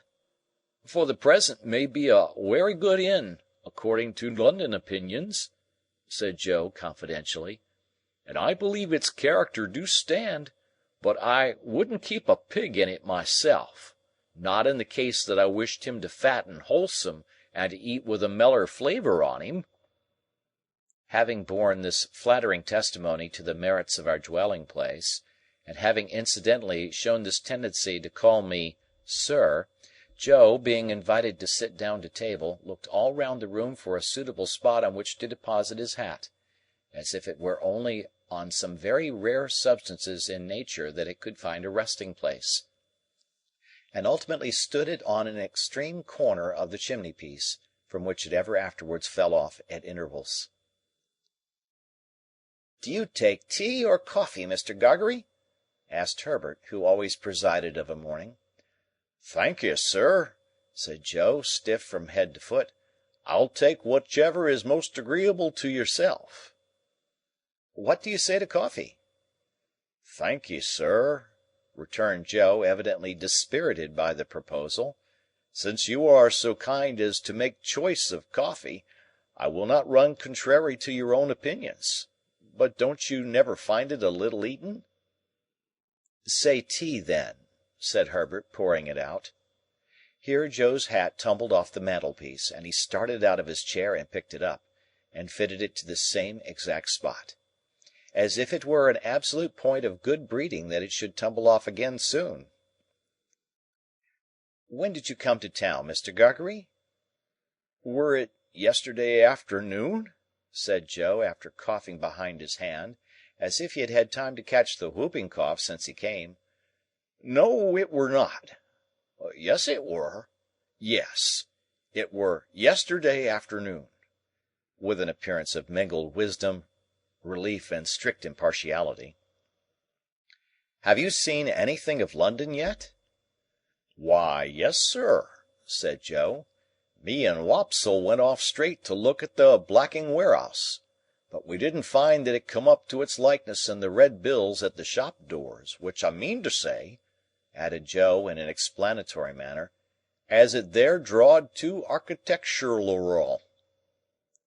I really believe Joe would have prolonged this word, mightily expressive to my mind of some architecture that I know, into a perfect chorus, but for his attention being providentially attracted by his hat, which was toppling. Indeed, it demanded from him a constant attention and a quickness of eye and hand very like that exacted by wicket-keeping. He made extraordinary play with it, and showed the greatest skill, now rushing at it and catching it neatly as it dropped, now merely stopping it midway, beating it up, and humouring it in various parts of the room and against a good deal of the pattern of the paper on the wall, before he felt it safe to close with it, finally splashing it into the slop-basin, where I took the liberty of laying hands upon it. As to his shirt-collar and his coat-collar, they were perplexing to reflect upon. Insoluble mysteries both. Why should a man scrape himself to that extent before he should consider himself full dressed? Why should he suppose it necessary to be purified by suffering for his holiday clothes. Then he fell into such unaccountable fits of meditation, with his fork midway between his plate and his mouth, had his eyes attracted in such strange directions, was afflicted with such remarkable coughs, sat so far from the table, and dropped so much more than he ate, and pretended that he hadn't dropped it, that I was heartily glad when Herbert left us for the city. I had neither the good sense nor the good feeling to know that this was all my fault, and that if I had been easier with Joe, Joe would have been easier with me. I felt impatient of him and out of temper with him, in which condition he heaped coals of fire on my head. "Us two being now alone, sir," began Joe. "Joe," I interrupted pettishly, "how can you call me sir?" Joe looked at me for a single instant with something faintly like reproach. Utterly preposterous as his cravat was, and as his collars were, I was conscious of a sort of dignity in the look.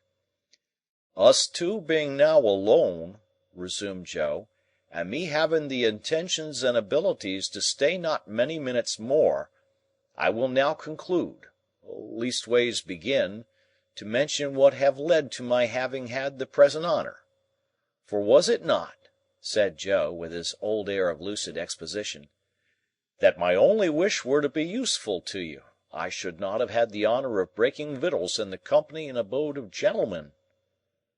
I was so unwilling to see the look again that I made no remonstrance against this tone. "Well, sir," pursued Joe, "this is how it were. I were at the Bargeman the other night, Pip." Whenever he subsided into affection he called me Pip, and whenever he relapsed into politeness he called me sir.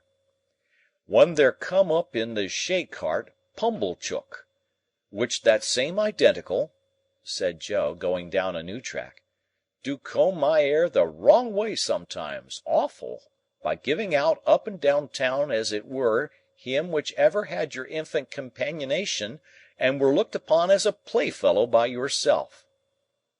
"Nonsense! It was you, Joe." "Which I fully believed it were, Pip," said Joe, slightly tossing his head, "though it signify little now, sir. Well, Pip, this same identical, which his manners is given to blusterous, come to me at the Bargeman, wot a pipe and a pint of beer do give refreshment to the working man, sir, and do not over-stimulate, and his word were, 'Joseph, Miss Havisham she wished to speak to you.'" "Miss Havisham, Joe?" "She wish, were Pumblechook's word, to speak to you." Joe sat and rolled his eyes at the ceiling. "Yes, Joe. Go on, please." "Next day, sir," said Joe, looking at me as if I were a long way off, "having cleaned myself, I go and see Miss A." "Miss A, Joe? Miss Havisham?" "Which I say, sir," replied Joe, with an air of legal formality, as if he were making his will, "Miss A, or otherwise Havisham. Her expression air then as follerin: 'Mr. Gargery, you are in correspondence with Mr. Pip?' Having had a letter from you, I were able to say, 'I am.' When I married your sister, sir, I said, 'I will,' and when I answered your friend Pip, I said, 'I am.' 'Would you tell him then,' said she, 'that which Estella has come home, and would be glad to see him?'" I felt my face fire up as I looked at Joe. I hope one remote cause of its firing may have been my consciousness that if I had known his errand I should have given him more encouragement. "Biddy," pursued Joe, "when I got home and asked her fur to write the message to you, a little hung back. Biddy says, 'I know he will be very glad to have it by word of mouth. It is holiday time. You want to see him. Go.' I have now concluded, sir," said Joe, rising from his chair, "and Pip, I wish you ever well and ever prospering to a greater and a greater height." "But you are not going now, Joe?" "Yes, I am," said Joe. "But you are coming back to dinner, Joe?" "No, I am not," said Joe. Our eyes met, and all the "sir" melted out of that manly heart as he gave me his hand. "Pip, dear old chap, life is made of ever so many partings welded together, as I may say, and one man's a blacksmith, and one's a whitesmith, and one's a goldsmith, and one's a coppersmith. Diwisions between such must come, and must be met as they come. If there's been any fault at all to-day, it's mine. You and me is not two figures to be together in London, nor yet anywheres else but what is private, and beknown, and understood among friends. It ain't that I am proud, but that I want to be right, as you shall never see me no more in these clothes. I'm wrong in these clothes. I'm wrong out of the forge, the kitchen, or off the marshes. You won't find half so much fault in me if you think of me in my forge dress, with my hammer to my hand, or even my pipe. You won't find half so much fault in me if, supposing as you should ever wish to see me, you come and put your head in at the forge window, and see Joe the blacksmith there, at the old anvil, and the old burnt apron, sticking to the old work. I'm awful dull, but I hope I beat out something nigh the rights of this at last. And so God bless you, dear old Pip, old chap, God bless you." I had not been mistaken in my fancy that there was a simple dignity in him. The fashion of his dress could no more come in its way when he spoke these words than it could come in its way in heaven. He touched me gently on the forehead, and went out. As soon as I could recover myself sufficiently, I hurried out after him, and looked for him in the neighbouring streets. But he was gone. End of chapter. Chapter 28. It was clear that I must repair to our town next day, and in the first flow of my repentance, it was equally clear that I must stay at Joe's. But when I had secured my box-place by tomorrow's coach, and had been down to Mr. Pocket's and back, I was not by any means convinced on the last point, and began to invent reasons and make excuses for putting up at the Blue Boar. I should be an inconvenience at Joe's. I was not expected, and my bed would not be ready. I should be too far off from Miss Havisham's, and she was exacting and mightn't like it. All other swindlers upon earth are nothing to the self-swindlers, and with such pretences did I cheat myself. Surely a curious thing, that I should innocently take a bad half-crown of somebody else's manufacturer, is reasonable enough, but that I should knowingly reckon the spurious coin of my own make as good money. An obliging stranger, under pretence of compactly folding up my bank-notes for security's sake, abstracts the notes and gives me nutshells. But what is his sleight of hand to mine, when I fold up my own nutshells and pass them on myself as notes? Having settled that I must go to the Blue Boar, my mind was much disturbed by indecision whether or not to take the Avenger. It was tempting to think of that expensive mercenary publicly airing his boots in the archway of the Blue Boar's posting-yard. It was almost solemn to imagine him casually produced in the tailor's shop, and confounding the disrespectful senses of Trabb's boy. On the other hand, Trabb's boy might worm himself into his intimacy, and tell him things; or, reckless and desperate wretch as I knew he could be, might hoot him in the High Street. My patroness, too, might hear of him and not approve. On the whole, I resolved to leave the Avenger behind. It was the afternoon coach by which I had taken my place, and as winter had now come round, I should not arrive at my destination until 2 or 3 hours after dark. Our time of starting from the Cross Keys was 2 o'clock. I arrived on the ground with a quarter of an hour to spare, attended by the Avenger, if I may connect that expression with one who has never attended on me if he could possibly help it. At that time it was customary to carry convicts down to the dockyards by stage-coach. As I had often heard of them in the capacity of outside passengers, and had more than once seen them on the high road dangling their ironed legs over the coach-roof, I had no cause to be surprised when Herbert, meeting me in the yard, came up and told me there were 2 convicts going down with me. But I had a reason that was an old reason now for constitutionally faltering whenever I heard the word convict. "You don't mind them, Handel?" said Herbert. "Oh, no." "I thought you seemed as if you didn't like them?" "I can't pretend that I do like them, and I suppose you don't particularly. But I don't mind them." "See, there they are," said Herbert, "coming out of the tap. What a degraded and vile sight it is!" They had been treating their guard, I suppose, for they had a jailer with them, and all three came out wiping their mouths on their hands. The two convicts were handcuffed together, and had irons on their legs, irons of a pattern that I knew well. They wore the dress that I likewise knew well. Their keeper had a brace of pistols, and carried a thick-knobbed bludgeon under his arm, but he was on terms of good understanding with them, and stood with them beside him, looking on at the putting to of the horses, rather with an air as if the convicts were an interesting exhibition not formally open at the moment, and he the curator. One was a taller and stouter man than the other, and appeared as a matter of course, according to the mysterious ways of the world, both convict and free, to have had allotted to him the smaller suit of clothes.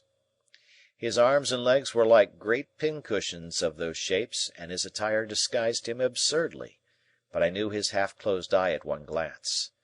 There stood the man whom I had seen on the settle at the Three Jolly Bargemen on a Saturday night, and who had brought me down with his invisible gun. It was easy to make sure that as yet he knew me no more than if he had never seen me in his life. He looked across at me, and his eye appraised my watch chain, and then he incidentally spat and said something to the other convict, and they laughed and slewed themselves round with a clink of their coupling manacle, and looked at something else. The great numbers on their backs, as if they were street doors, their coarse, mangy, ungainly outer surface, as if they were lower animals, their ironed legs, apologetically garlanded with pocket handkerchiefs, and the way in which all present looked at them and kept from them, made them, as Herbert had said, a most disagreeable and degraded spectacle. But this was not the worst of it. It came out that the whole of the back of the coach had been taken by a family removing from London, and that there were no places for the two prisoners but on the seat in front behind the coachman. Hereupon a choleric gentleman, who had taken the fourth place on that seat, flew into a most violent passion, and said that it was a breach of contract to mix him up with such villainous company, and that it was poisonous and pernicious and infamous and shameful, and I don't know what else. At this time the coach was ready, and the coachman impatient, and we were all preparing to get up, and the prisoners had come over with their keeper, bringing with them that curious flavour of bread poultice, baize, rope yarn, and hearthstone, which attends the convict presence. "Don't take it too much amiss, sir," pleaded the keeper to the angry passenger. "I'll sit next you myself. I'll put 'em on the outside of the row. They won't interfere with you, sir. You needn't know they're there." "And don't blame me," growled the convict I had recognized. "I don't want to go. I'm quite ready to stay behind. As fur as I'm concerned, anyone's welcome to my place." "Or mine," said the other, gruffly. "I wouldn't have incommoded none of you, if I'd had my way." Then they both laughed, and began cracking nuts and spitting the shells about, as I really think I should have liked to do myself, if I had been in their place and so despised. At length it was voted that there was no help for the angry gentleman, and that he must either go in his chance company or remain behind. So he got into his place, still making complaints, and the keeper got into the place next him, and the convicts hauled themselves up as well as they could, and the convict I had recognized sat behind me with his breath on the hair of my head. "Good-bye, Handel," Herbert called out as we started. I thought what a blessed fortune it was that he had found another name for me than Pip. It is impossible to express with what acuteness I felt the convict's breathing, not only in the back of my head but all along my spine. The sensation was like being touched in the marrow with some pungent and searching acid. It set my very teeth on edge. He seemed to have more breathing business to do than another man, and to make more noise in doing it, and I was conscious of growing high-shouldered on one side in my shrinking endeavours to fend him off. The weather was miserably raw, and the two cursed the cold. It made us all lethargic before we had gone far, and when we had left the half-way house behind, we habitually dozed and shivered and were silent. I dozed off myself in considering the question whether I ought to restore a couple of pounds sterling to this creature before losing sight of him, and how it could best be done. In the act of dipping forward as if I were going to bathe among the horses, I woke in a fright and took the question up again. But I must have lost it longer than I had thought, since, although I could recognize nothing in the darkness and the fitful lights and shadows of our lamps, I traced marsh country in the cold damp wind that blew at us. Cowering forward for warmth and to make me a screen against the wind, the convicts were closer to me than before. The very first words I heard them interchange as I became conscious were the words of my own thought. 2 1-pound notes. "How did he get 'em?" said the convict I had never seen. "How should I know?" returned the other. "He had 'em stowed away somehows. Give him by friends, I expect." "I wish," said the other with a bitter curse upon the cold, "that I had 'em here." 2 1-pound notes, or friends. 2 1-pound notes. I'd sell all the friends I ever had for one, and think it a blessed good bargain. Well, so he says. So he says, resumed the convict I had recognized. It was all said and done in half a minute, behind a pile of timber in the dockyard. You're a-going to be discharged? Yes, I was. Would I find out that boy that had fed him and kept his secret, and give him them 2 1-pound notes? Yes, I would. And I did. "More fool you," growled the other. "I'd have spent 'em on a man, in victuals and drink. He must have been a green one. Mean to say he knowed nothing of you?" "Not a ha'porth. Different gangs and different ships. He was tried again for prison breaking, and he got made a lifer." "And was that honour the only time you worked out, in this part of the country?" "The only time." "What might have been your opinion of the place?" "A most beastly place. Mudbank, mist. Swamp and work, swamp, mist, and mudbank." They both execrated the place in very strong language, and gradually growled themselves out, and had nothing left to say. After overhearing this dialogue, I should assuredly have got down and been left in the solitude and darkness of the highway, but for feeling certain that the man had no suspicion of my identity. Indeed, I was not only so changed in the course of nature, but so differently dressed and so differently circumstanced, that it was not at all likely he could have known me without accidental help. Still, the coincidence of our being together on the coach was sufficiently strange to fill me with a dread that some other coincidence might at any moment connect me, in his hearing, with my name. For this reason I resolved to alight as soon as we touched the town, and put myself out of his hearing. This device I executed successfully. My little portmanteau was in the boot under my feet. I had but to turn a hinge to get it out. I threw it down before me, got down after it, and was left at the first lamp on the first stones of the town pavement. As to the convicts, they went their way with the coach, and I knew at what point they would be spirited off to the river. In my fancy I saw the boat with its convict crew waiting for them at the slime-washed stairs, again heard the gruff "Give way, you!" like an order to dogs, again saw the wicked Noah's Ark lying out on the black water. I could not have said what I was afraid of, for my fear was altogether undefined and vague, but there was great fear upon me. As I walked on to the hotel, I felt that a dread, much exceeding the mere apprehension of a painful or disagreeable recognition, made me tremble. I am confident that it took no distinctness of shape, and that it was the revival for a few minutes of the terror of childhood. The coffee-room at the Blue Boar was empty, and I had not only ordered my dinner there, but had sat down to it, before the waiter knew me. As soon as he had apologized for the remissness of his memory, he asked me if he should send boots for Mr. Pumblechook. "No," said I, "certainly not."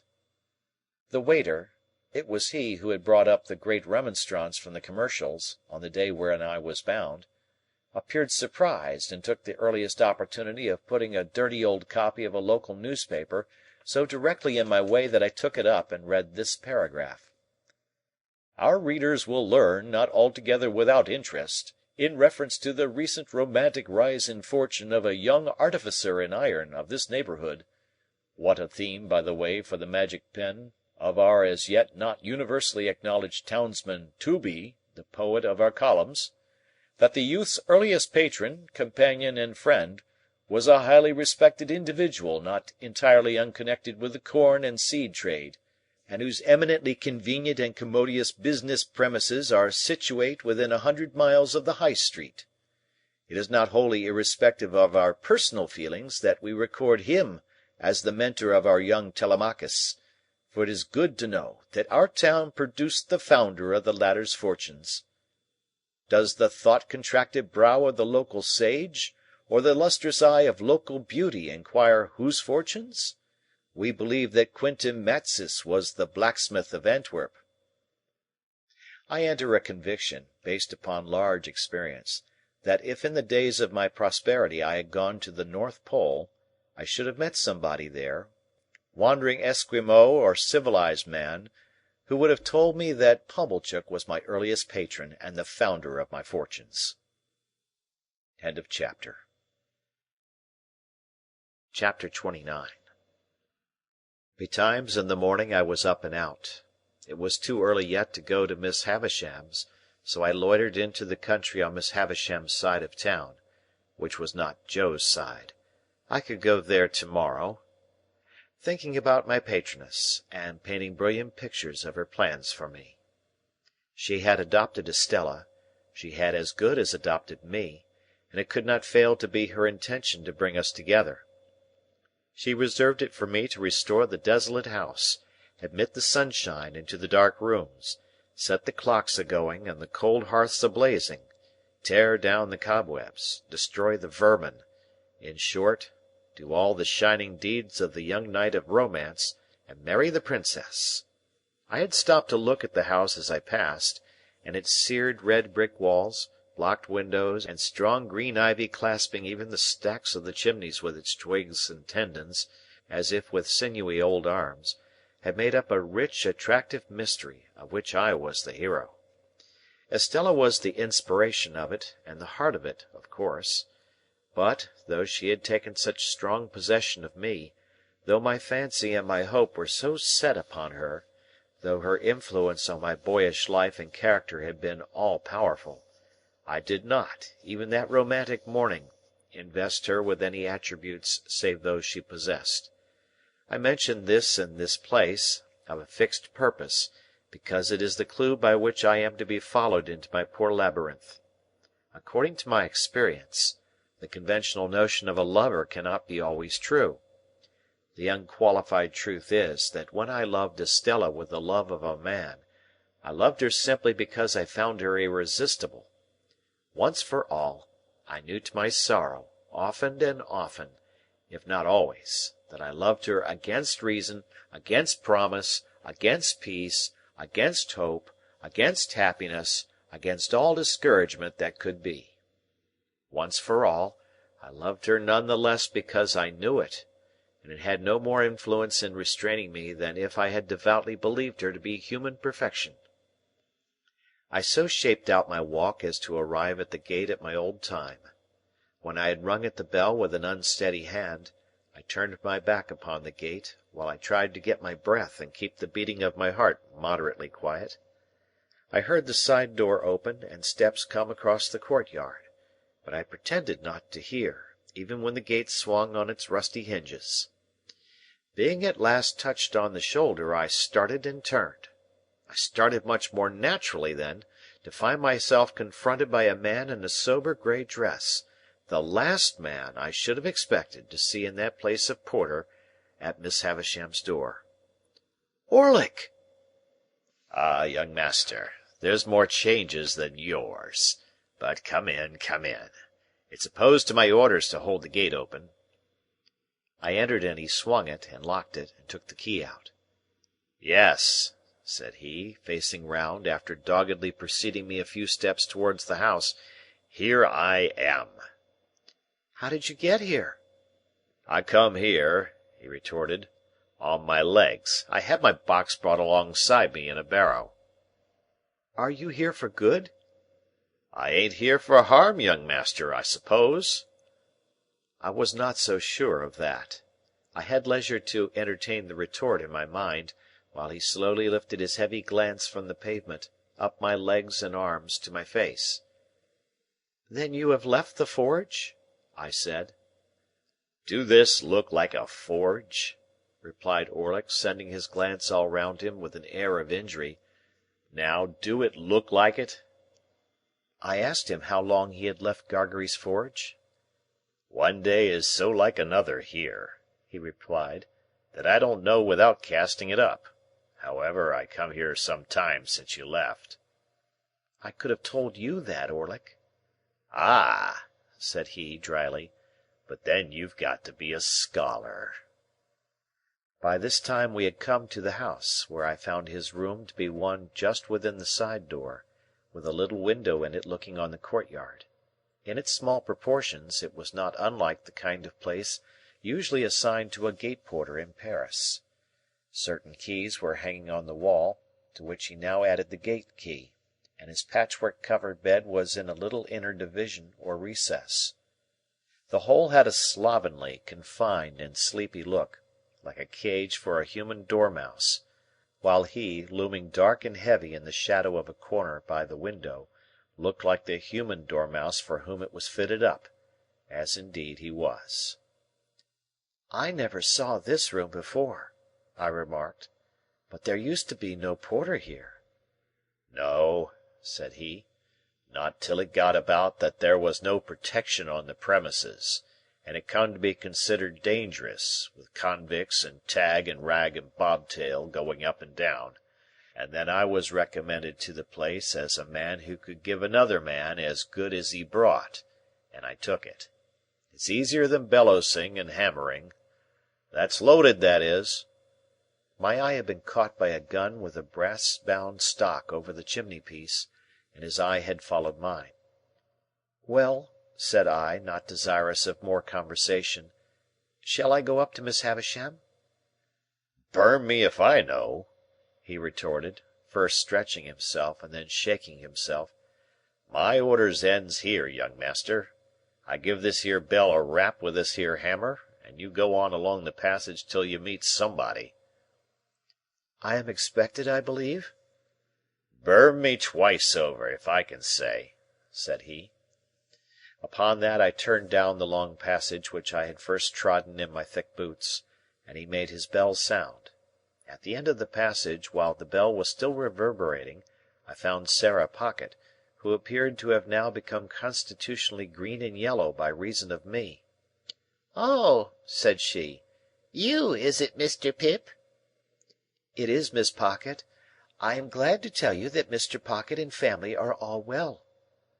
"Are they any wiser?" said Sarah, with a dismal shake of the head. "They had better be wiser than well. Ah, Matthew, Matthew. You know your ways, sir?" Tolerably, for I had gone up the staircase in the dark many a time.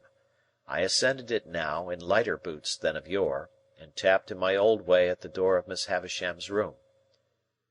"Pip's rap," I heard her say immediately. "Come in, Pip." She was in her chair near the old table, in the old dress, with her two hands crossed on her stick, her chin resting on them, and her eyes on the fire. Sitting near her, with the white shoe, that had never been worn, in her hand, and her head bent as she looked at it, was an elegant lady whom I had never seen. "Come in, Pip," Miss Havisham continued to mutter, without looking round or up. "Come in, Pip. How do you do, Pip? So you kiss my hand as if I were a queen, eh? Well?" She looked up at me suddenly, only moving her eyes, and repeated in a grimly playful manner, "Well?" "I heard, Miss Havisham," said I, rather at a loss, "that you were so kind as to wish me to come and see you, and I came directly." Well? The lady whom I had never seen before lifted up her eyes and looked archly at me, and then I saw that the eyes were Estella's eyes. But she was so much changed, was so much more beautiful, so much more womanly, in all things winning admiration, had made such wonderful advance, that I seemed to have made none. I fancied, as I looked at her, that I slipped hopelessly back into the coarse and common boy again. Oh, the sense of distance and disparity that came upon me, and the inaccessibility that came about her! She gave me her hand. I stammered something about the pleasure I felt in seeing her again, and about my having looked forward to it for a long, long time. Do you find her much changed, Pip? Asked Miss Havisham with her greedy look, and striking her stick upon a chair that stood between them, as a sign to me to sit down there.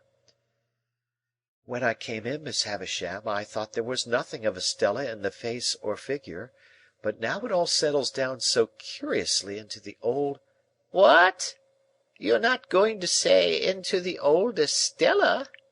Miss Havisham interrupted. She was proud and insulting, and you wanted to go away from her. Don't you remember? I said confusedly that was long ago, and that I knew no better then, and the like.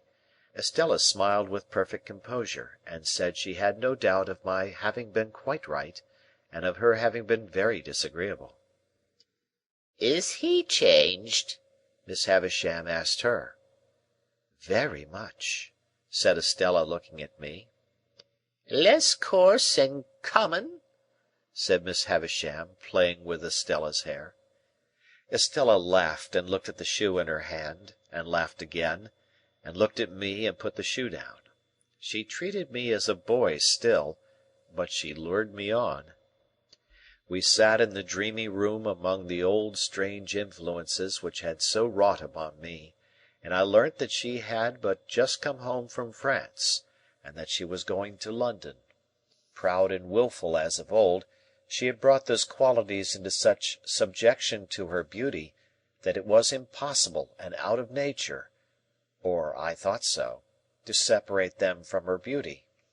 Truly it was impossible to dissociate her presence from all those wretched hankerings after money and gentility that had disturbed my boyhood, from all those ill-regulated aspirations that had first made me ashamed of home and Joe, from all those visions that had raised her face in the glowing fire, struck it out of the iron on the anvil, extracted it from the darkness of night to look in at the wooden window of the forge, and flit away. In a word, it was impossible for me to separate her, in the past or in the present, from the innermost life of my life. It was settled that I should stay there all the rest of the day, and return to the hotel at night, and to London to-morrow. When we had conversed for a while, Miss Havisham set us two out to walk in the neglected garden. On our coming in by and by, she said, I should wheel her about a little, as in times of yore. So Estella and I went out into the garden by the gate through which I had strayed to my encounter with the pale young gentleman, now Herbert. I, trembling in spirit and worshipping the very hem of her dress; she, quite composed, and most decidedly not worshipping the hem of mine. As we drew near to the place of encounter, she stopped and said, I must have been a singular little creature to hide and see that fight that day, but I did, and I enjoyed it very much. You rewarded me very much. Did I? She replied, in an incidental and forgetful way. I remember I entertained a great objection to your adversary, because I took it ill that he should be brought here to pester me with his company. He and I are great friends now. Are you? I think I recollect, though, that you read with his father? Yes. I made the admission with reluctance, for it seemed to have a boyish look, and she already treated me more than enough like a boy. Since your change of fortune and prospects, you have changed your companions, said Estella. Naturally, said I. And necessarily," she added in a haughty tone, "what was fit company for you once would be quite unfit company for you now."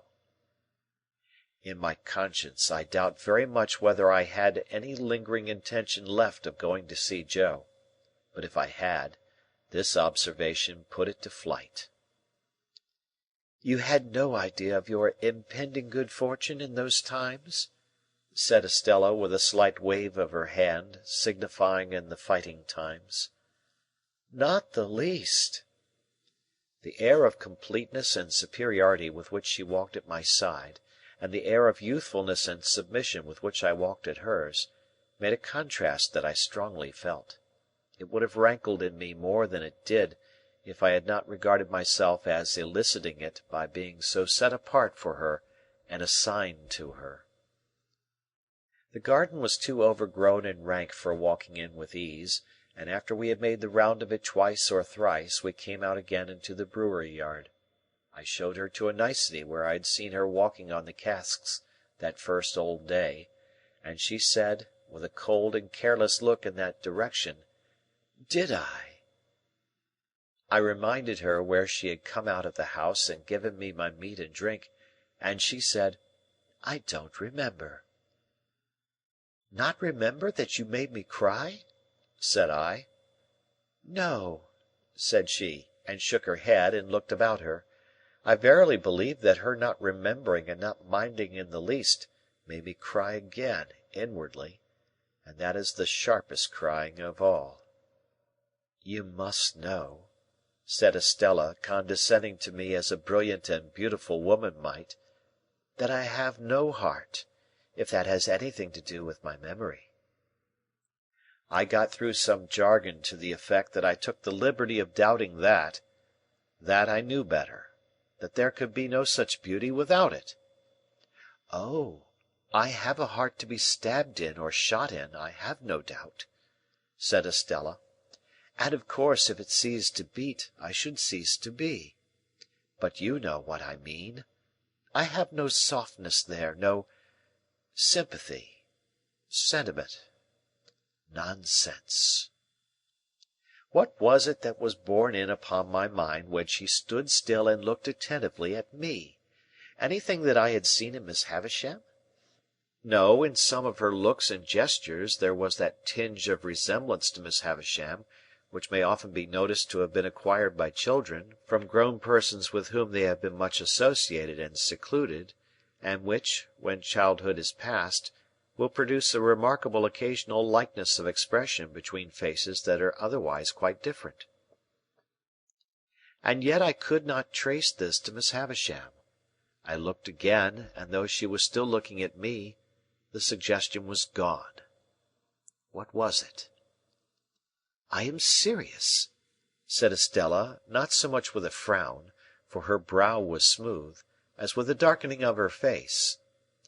"If we are to be thrown much together, you had better believe it at once. No," imperiously stopping me as I opened my lips, "I have not bestowed my tenderness anywhere. I have never had any such thing." In another moment we were in the brewery, so long disused, and she pointed to the high gallery where I had seen her going out on that same first day, and told me she remembered to have been up there, and to have seen me standing scared below. As my eyes followed her white hand, again the same dim suggestion that I could not possibly grasp crossed me. My involuntary start occasioned her to lay her hand upon my arm. Instantly the ghost passed once more and was gone. What was it? "What is the matter?" asked Estella. "Are you scared again?" "I should be, if I believed what you said just now," I replied, to turn it off. "Then you don't?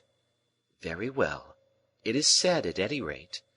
Miss Havisham will soon be expecting you at your old post, though I think that might be laid aside now, with other old belongings. Let us make one more round of the garden, and then go in. Come. You shall not shed tears for my cruelty to-day. You shall be my page, and give me your shoulder." Her handsome dress had trailed upon the ground. She held it in one hand now, and with the other lightly touched my shoulder as we walked. We walked round the ruined garden twice or thrice more, and it was all in bloom for me. If the green and yellow growth of weed in the chinks of the old wall had been the most precious flowers that ever blew, it could not have been more cherished in my remembrance. There was no discrepancy of years between us to remove her far from me. We were at nearly the same age, though of course the age told for more in her case than in mine, but the air of inaccessibility which her beauty and her manner gave her tormented me in the midst of my delight, and at the height of the assurance I felt that our patroness had chosen us for one another. Wretched boy! At last we went back into the house, and there I heard, with surprise, that my guardian had come down to see Miss Havisham on business, and would come back to dinner. The old wintry branches of chandeliers in the room where the mouldering table was spread had been lighted while we were out, and Miss Havisham was in her chair and waiting for me. It was like pushing the chair itself back into the past, when we began the old slow circuit round about the ashes of the bridal feast. But, in the funereal room, with that figure of the grave fallen back in the chair fixing its eyes upon her, Estella looked more bright and beautiful than before, and I was under stronger enchantment. The time so melted away that our early dinner hour drew close at hand, and Estella left us to prepare herself.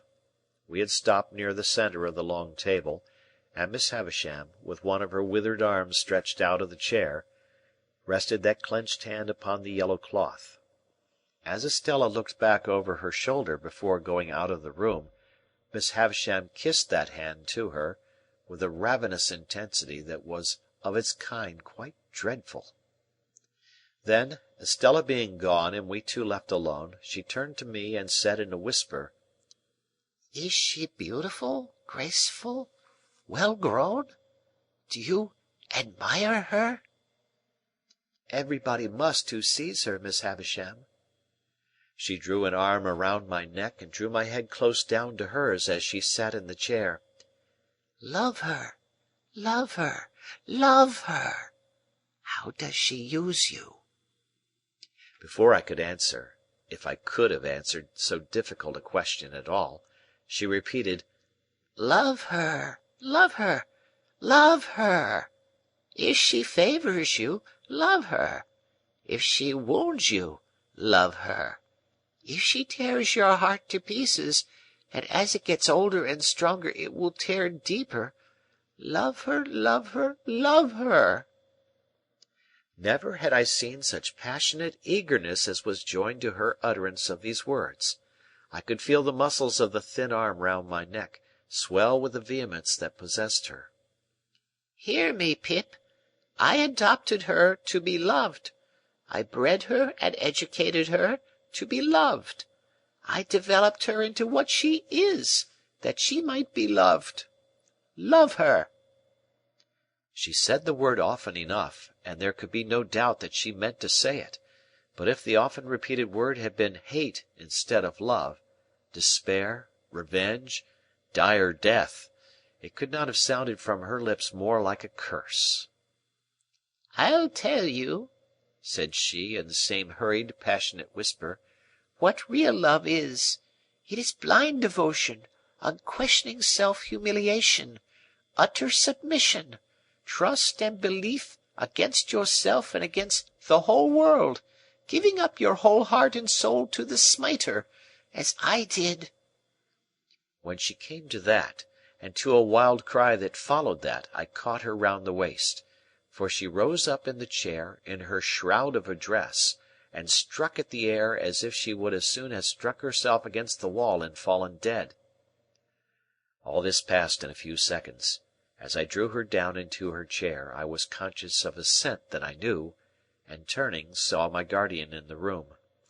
He always carried, I have not yet mentioned it, I think, a pocket-handkerchief of rich silk and of imposing proportions, which was of great value to him in his profession.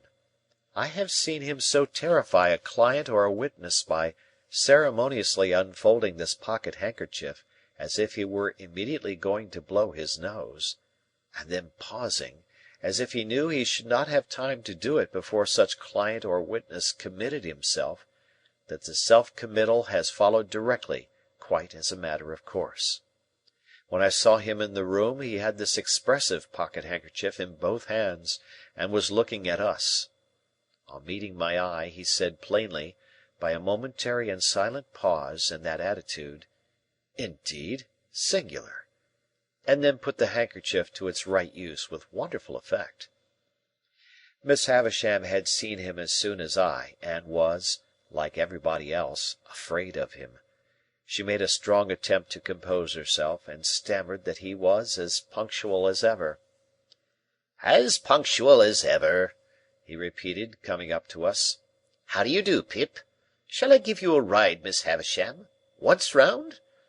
And so you are here, Pip?" I told him when I had arrived, and how Miss Havisham had wished me to come and see Estella. To which he replied, "Ah! Very fine young lady." Then he pushed Miss Havisham in her chair before him, with one of his large hands, and put the other in his trousers pocket as if the pocket were full of secrets. "Well, Pip, how often have you seen Miss Estella before?" said he, when he came to a stop. "How often?" "Ah, how many times? 10,000 times?" "Oh, certainly not so many." "Twice?" "Jaggers," interposed Miss Havisham, much to my relief, "leave my Pip alone, and go with him to your dinner." He complied, and we groped our way down the dark stairs together. While we were still on our way to those detached apartments across the paved yard at the back, he asked me how often I had seen Miss Havisham eat and drink, offering me a breadth of choice, as usual, between 100 times and once. I considered, and said, "Never." "And never will, Pip," he retorted, with a frowning smile. "She has never allowed herself to be seen doing either, since she lived this present life of hers. She wanders about in the night, and then lays hands on such food as she takes." "Pray, sir," said I, "may I ask you a question?" "You may," said he, "and I may decline to answer it. Put your question." "Estella's name, is it Havisham, or—" I had nothing to add. "Or what?" said he. "Is it Havisham?" "It is Havisham." This brought us to the dinner table, where she and Sarah Pocket awaited us. Mr. Jaggers presided, Estella sat opposite to him, I faced my green and yellow friend. We dined very well, and were waited on by a maid-servant whom I had never seen in all my comings and goings, but who, for anything I know, had been in that mysterious house the whole time. After dinner a bottle of choice old port was placed before my guardian. He was evidently well acquainted with the vintage, and the two ladies left us. Anything to equal the determined reticence of Mr. Jaggers under that roof I never saw elsewhere, even in him. He kept his very looks to himself, and scarcely directed his eyes to Estella's face once during dinner. When she spoke to him, he listened, and in due course answered, but never looked at her, that I could see. On the other hand, she often looked at him, with interest and curiosity, if not distrust, but his face never showed the least consciousness. Throughout dinner he took a dry delight in making Sarah Pocket greener and yellower, by often referring in conversation with me to my expectations. But here again he showed no consciousness, and even made it appear that he extorted, and even did extort, though I don't know how, those references out of my innocent self. And when he and I were left alone together, he sat with an air upon him of general lying by in consequence of information he possessed, that really was too much for me. He cross-examined his very wine when he had nothing else in hand. He held it between himself and the candle, tasted the port, rolled it in his mouth, swallowed it, looked at his glass again, smelt the port, tried it, drank it, filled again, and cross-examined the glass again, until I was as nervous as if I had known the wine to be telling him something to my disadvantage. 3 or 4 times I feebly thought I would start conversation, but whenever he saw me going to ask him anything, he looked at me with his glass in his hand, and rolling his wine about in his mouth, as if requesting me to take notice that it was of no use, for he couldn't answer. I think Miss Pocket was conscious that the sight of me involved her in the danger of being goaded to madness, and perhaps tearing off her cap, which was a very hideous one, in the nature of a muslin mop, and strewing the ground with her hair, which assuredly had never grown on her head. She did not appear when we afterwards went up to Miss Havisham's room, and we four played at whist. In the interval, Miss Havisham, in a fantastic way, had put some of the most beautiful jewels from her dressing-table into Estella's hair, and about her bosom and arms, and I saw even my guardian look at her from under his thick eyebrows, and raise them a little, when her loveliness was before him, with those rich flushes of glitter and colour in it.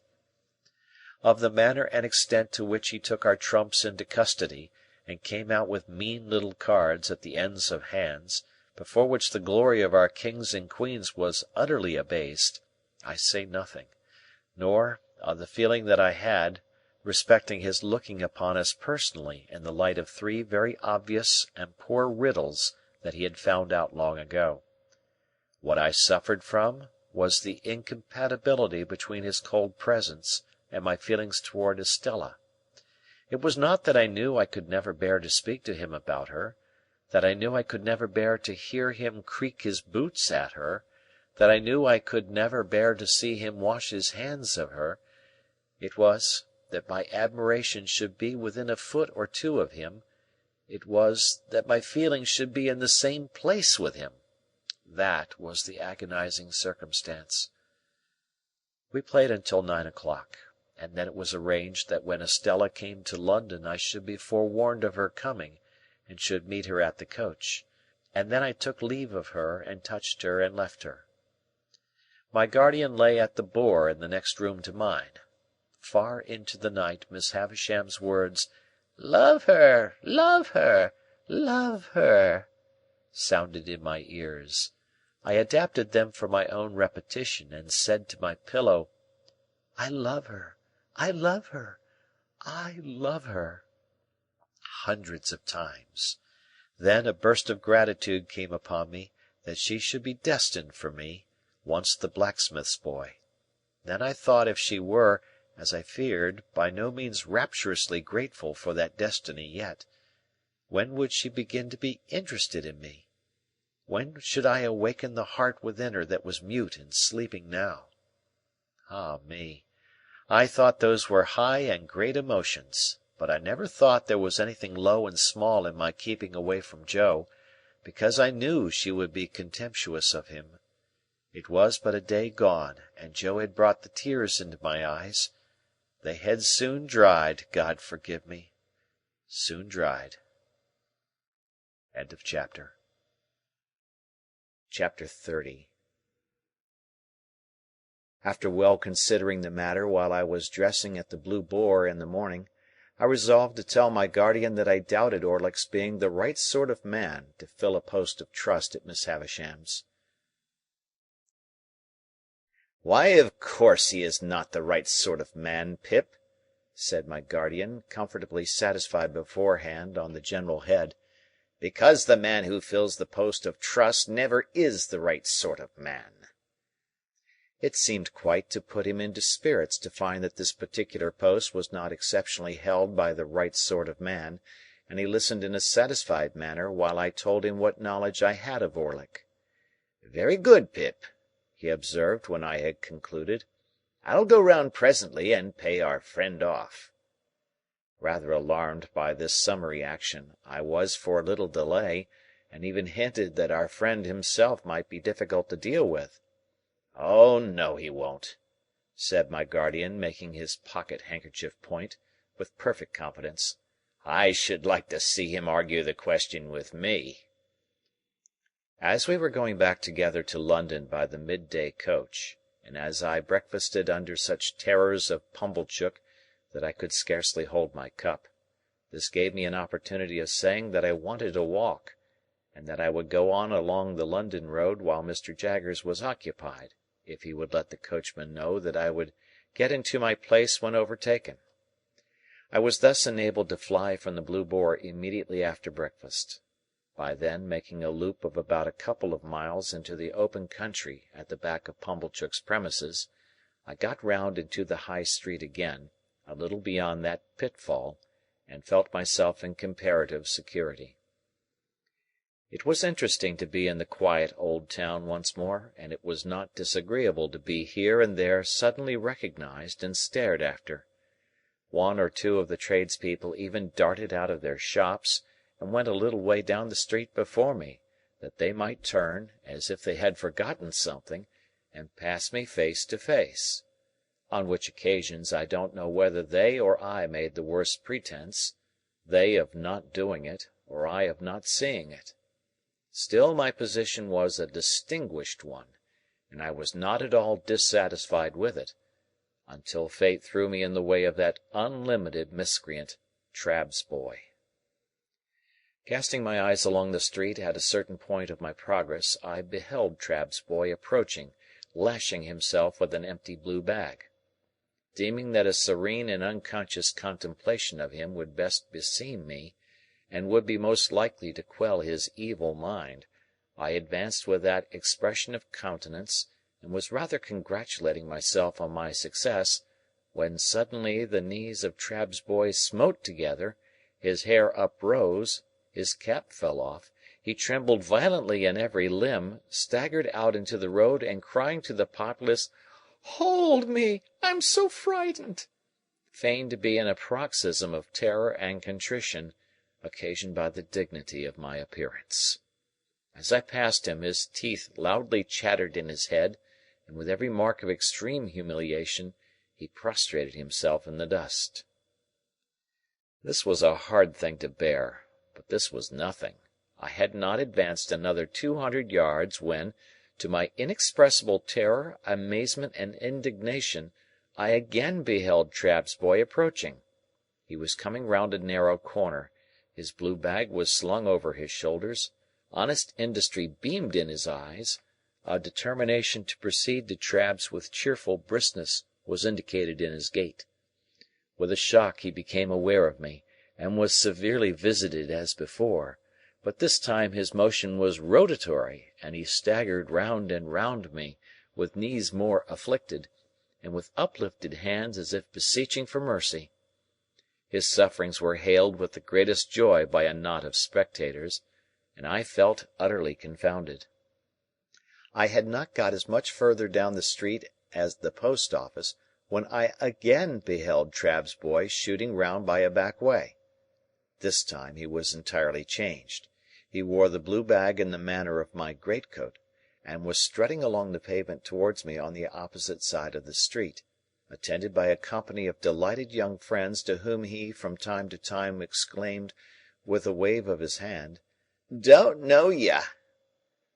Words cannot state the amount of aggravation and injury wreaked upon me by Trabb's boy.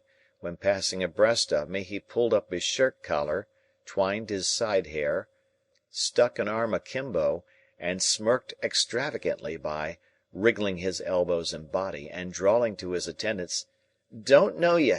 Don't know ye! 'Pon my soul, don't know ye!"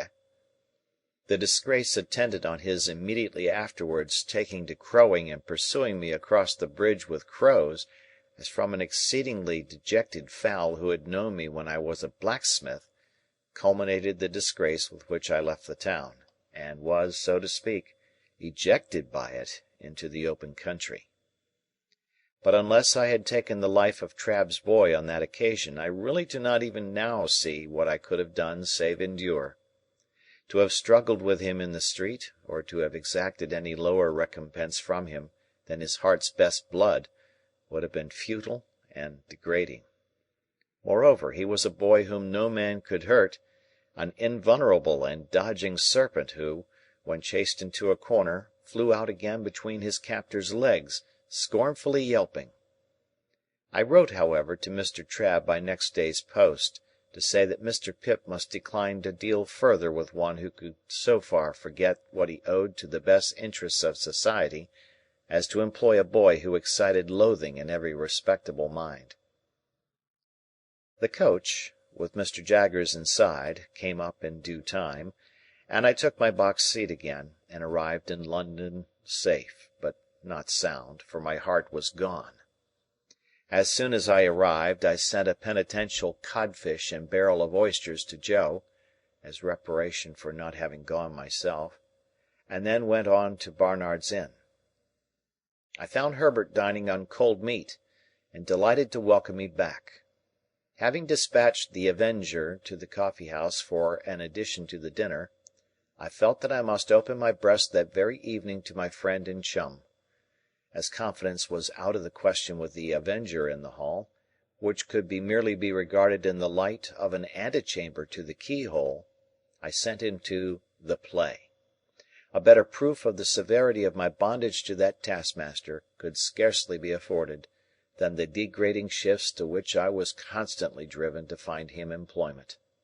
So mean is extremity that I sometimes sent him to Hyde Park Corner to see what o'clock it was. Dinner done, and we sitting with our feet upon the fender, I said to Herbert, "My dear Herbert, I have something very particular to tell you." "My dear Handel," he returned, "I shall esteem and respect your confidence." "It concerns myself, Herbert," said I, "and one other person." Herbert crossed his feet, looked at the fire with his head on one side, and having looked at it in vain for some time, looked at me because I didn't go on. "Herbert," said I, laying my hand upon his knee, "I adore Estella." Instead of being transfixed, Herbert replied in an easy, matter-of-course way, "Exactly. Well?" "Well, Herbert, is that all you say? Well?"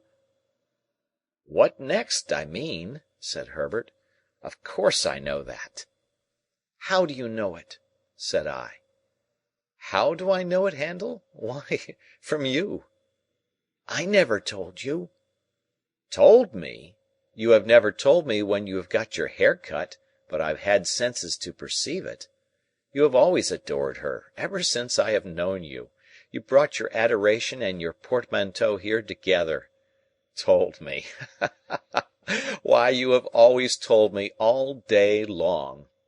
When you told me your own story, you told me plainly that you began adoring her the first time you saw her, when you were very young indeed." "Very well, then," said I, to whom this was a new and not unwelcome light. "I have never left off adoring her, and she has come back, a most beautiful and most elegant creature, and I saw her yesterday, and if I adored her before, I now doubly adore her." "Lucky for you, then, Handel," said Herbert, "that you are picked out for her and allotted to her. Without encroaching on forbidden ground, we may venture to say that there can be no doubt between ourselves of that fact. Have you any idea yet of Estella's views on the adoration question?" I shook my head gloomily. "Oh, she is thousands of miles away from me," said I. "Patience, my dear Handel, time enough, time enough. But you have something more to say?" "I am ashamed to say it," I returned, "and yet it's no worse to say it than to think it. You call me a lucky fellow. Of course I am. I was a blacksmith's boy but yesterday. I am—what shall I say I am to-day?" "Say a good fellow, if you want a phrase," returned Herbert, smiling and clapping his hand on the back of mine. "A good fellow, with impetuosity and hesitation, boldness and diffidence, action and dreaming, curiously mixed in him." I stopped for a moment to consider whether there really was this mixture in my character. On the whole, I by no means recognized the analysis, but thought it not worth disputing. "When I ask what I am to call myself to-day, Herbert," I went on, "I suggest what I have in my thoughts. You say I am lucky. I know I have done nothing to raise myself in life, and that fortune alone has raised me. That is being very lucky. And yet, when I think of Estella, And when don't you, you know?" Herbert threw in, with his eyes on the fire, which I thought kind and sympathetic of him. "Then, my dear Herbert, I cannot tell you how dependent and uncertain I feel, and how exposed to hundreds of chances. Avoiding forbidden ground, as you did just now, I may still say that on the constancy of one person, naming no person, all my expectations depend. And at the best, how indefinite and unsatisfactory, only to know so vaguely what they are."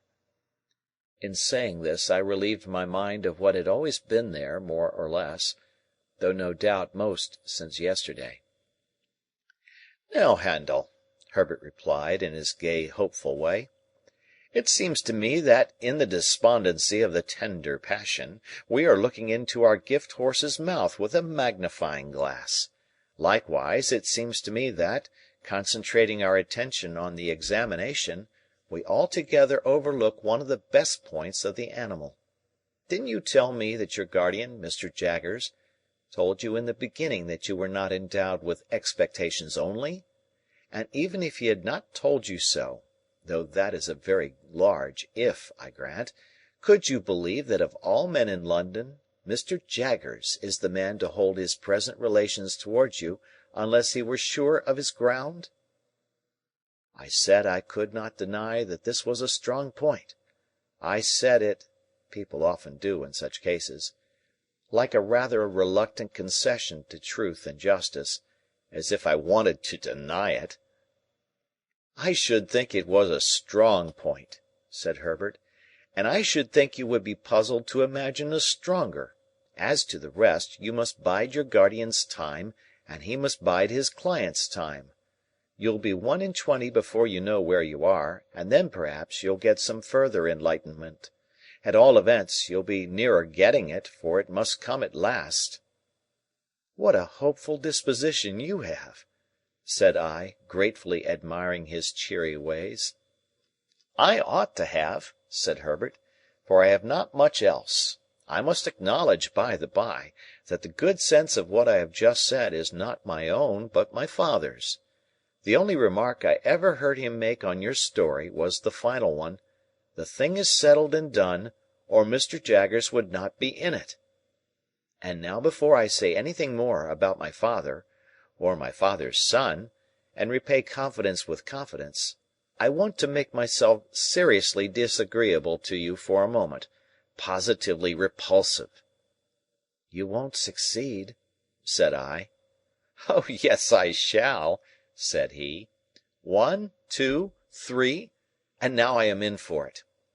Handel, my good fellow," though he spoke in this light tone, he was very much in earnest, "I have been thinking since we have been talking with our feet on this fender, that Estella surely cannot be a condition of your inheritance, if she were never referred to by your guardian.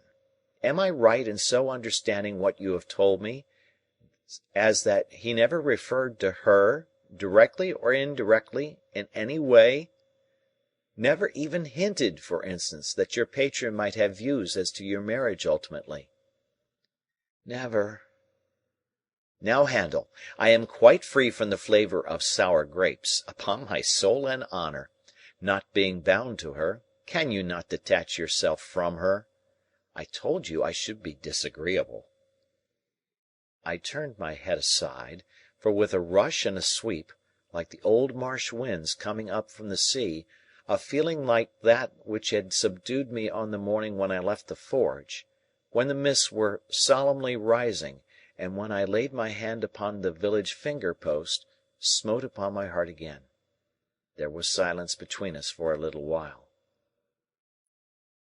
"Yes, but my dear Handel," Herbert went on, as if we had been talking instead of silent, "its having been so strongly rooted in the breast of a boy, whose nature and circumstances made so romantic, renders it very serious. Think of her bringing up, and think of Miss Havisham. Think of what she is herself. Now I am repulsive, and you abominate me. This may lead to miserable things." "I know it, Herbert," said I, with my head still turned away, "but I can't help it." "You can't detach yourself?" No, impossible.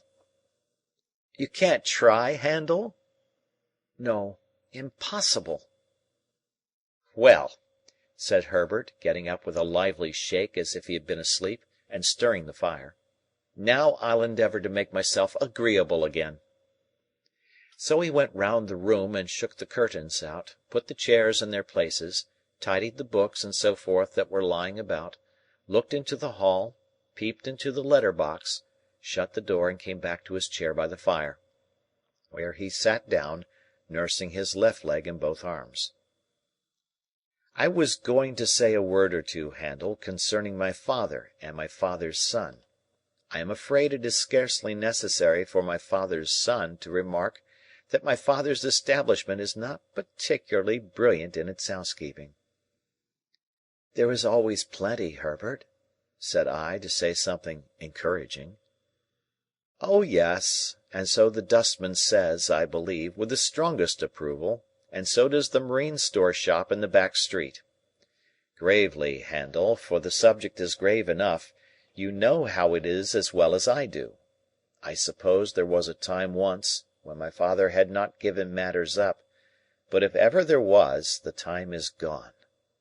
May I ask you if you have ever had an opportunity of remarking, down in your part of the country, that the children of not exactly suitable marriages are always most particularly anxious to be married? This was such a singular question that I asked him in return, "Is it so?" "I don't know," said Herbert, "but that's what I want to know, because it is decidedly the case with us.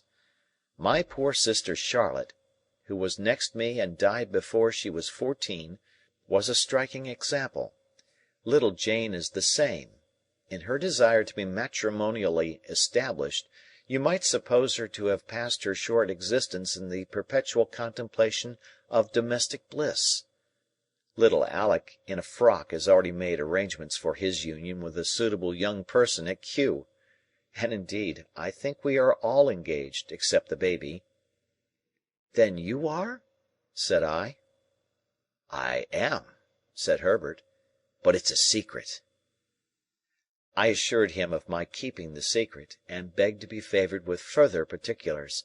He had spoken so sensibly and feelingly of my weakness that I wanted to know something about his strength. "May I ask the name?" I said. "Name of Clara," said Herbert.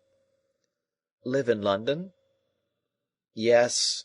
Perhaps I ought to mention," said Herbert, who had become curiously crestfallen and meek, since we entered on the interesting theme, "that she is rather below my mother's nonsensical family notions. Her father had to do with the victualling of passenger ships. I think he was a species of purser." "What is he now?" said I. "He's an invalid now," replied Herbert. "Living on—" "On the first floor," said Herbert, which was not at all what I meant, for I had intended my question to apply to his means. "I have never seen him, for he has always kept his room overhead since I have known Clara, but I have heard him constantly. He makes tremendous rows, roars, and pegs at the floor with some frightful instrument." In looking at me, and then laughing heartily, Herbert for the time recovered his usual lively manner. "Don't you expect to see him?" said I. "Oh, yes, I constantly expect to see him," returned Herbert, "because I never hear him without expecting him to come tumbling through the ceiling. But I don't know how long the rafters may hold." When he had once more laughed heartily, he became meek again, and told me that the moment he began to realize capital, it was his intention to marry this young lady. He added as a self-evident proposition, engendering low spirits, "But you can't marry, you know, when you're looking about you." As we contemplated the fire, and as I thought what a difficult vision to realize this same capital sometimes was, I put my hands in my pockets. A folded piece of paper in one of them attracting my attention, I opened it and found it to be the playbill I had received from Joe, relative to the celebrated provincial amateur of Roscian renown. And bless my heart," I involuntarily added aloud, "it's to-night." This changed the subject in an instant, and made us hurriedly resolve to go to the play. So, when I had pledged myself to comfort and abet Herbert in the affair of his heart by all practicable and impracticable means, and when Herbert had told me that his affianced already knew me by reputation and that I should be presented to her, and when we had warmly shaken hands upon our mutual confidence, we blew out our candles, made up our fire, locked our door, and issued forth in quest of Mr. Wopsle and Denmark. End of chapter.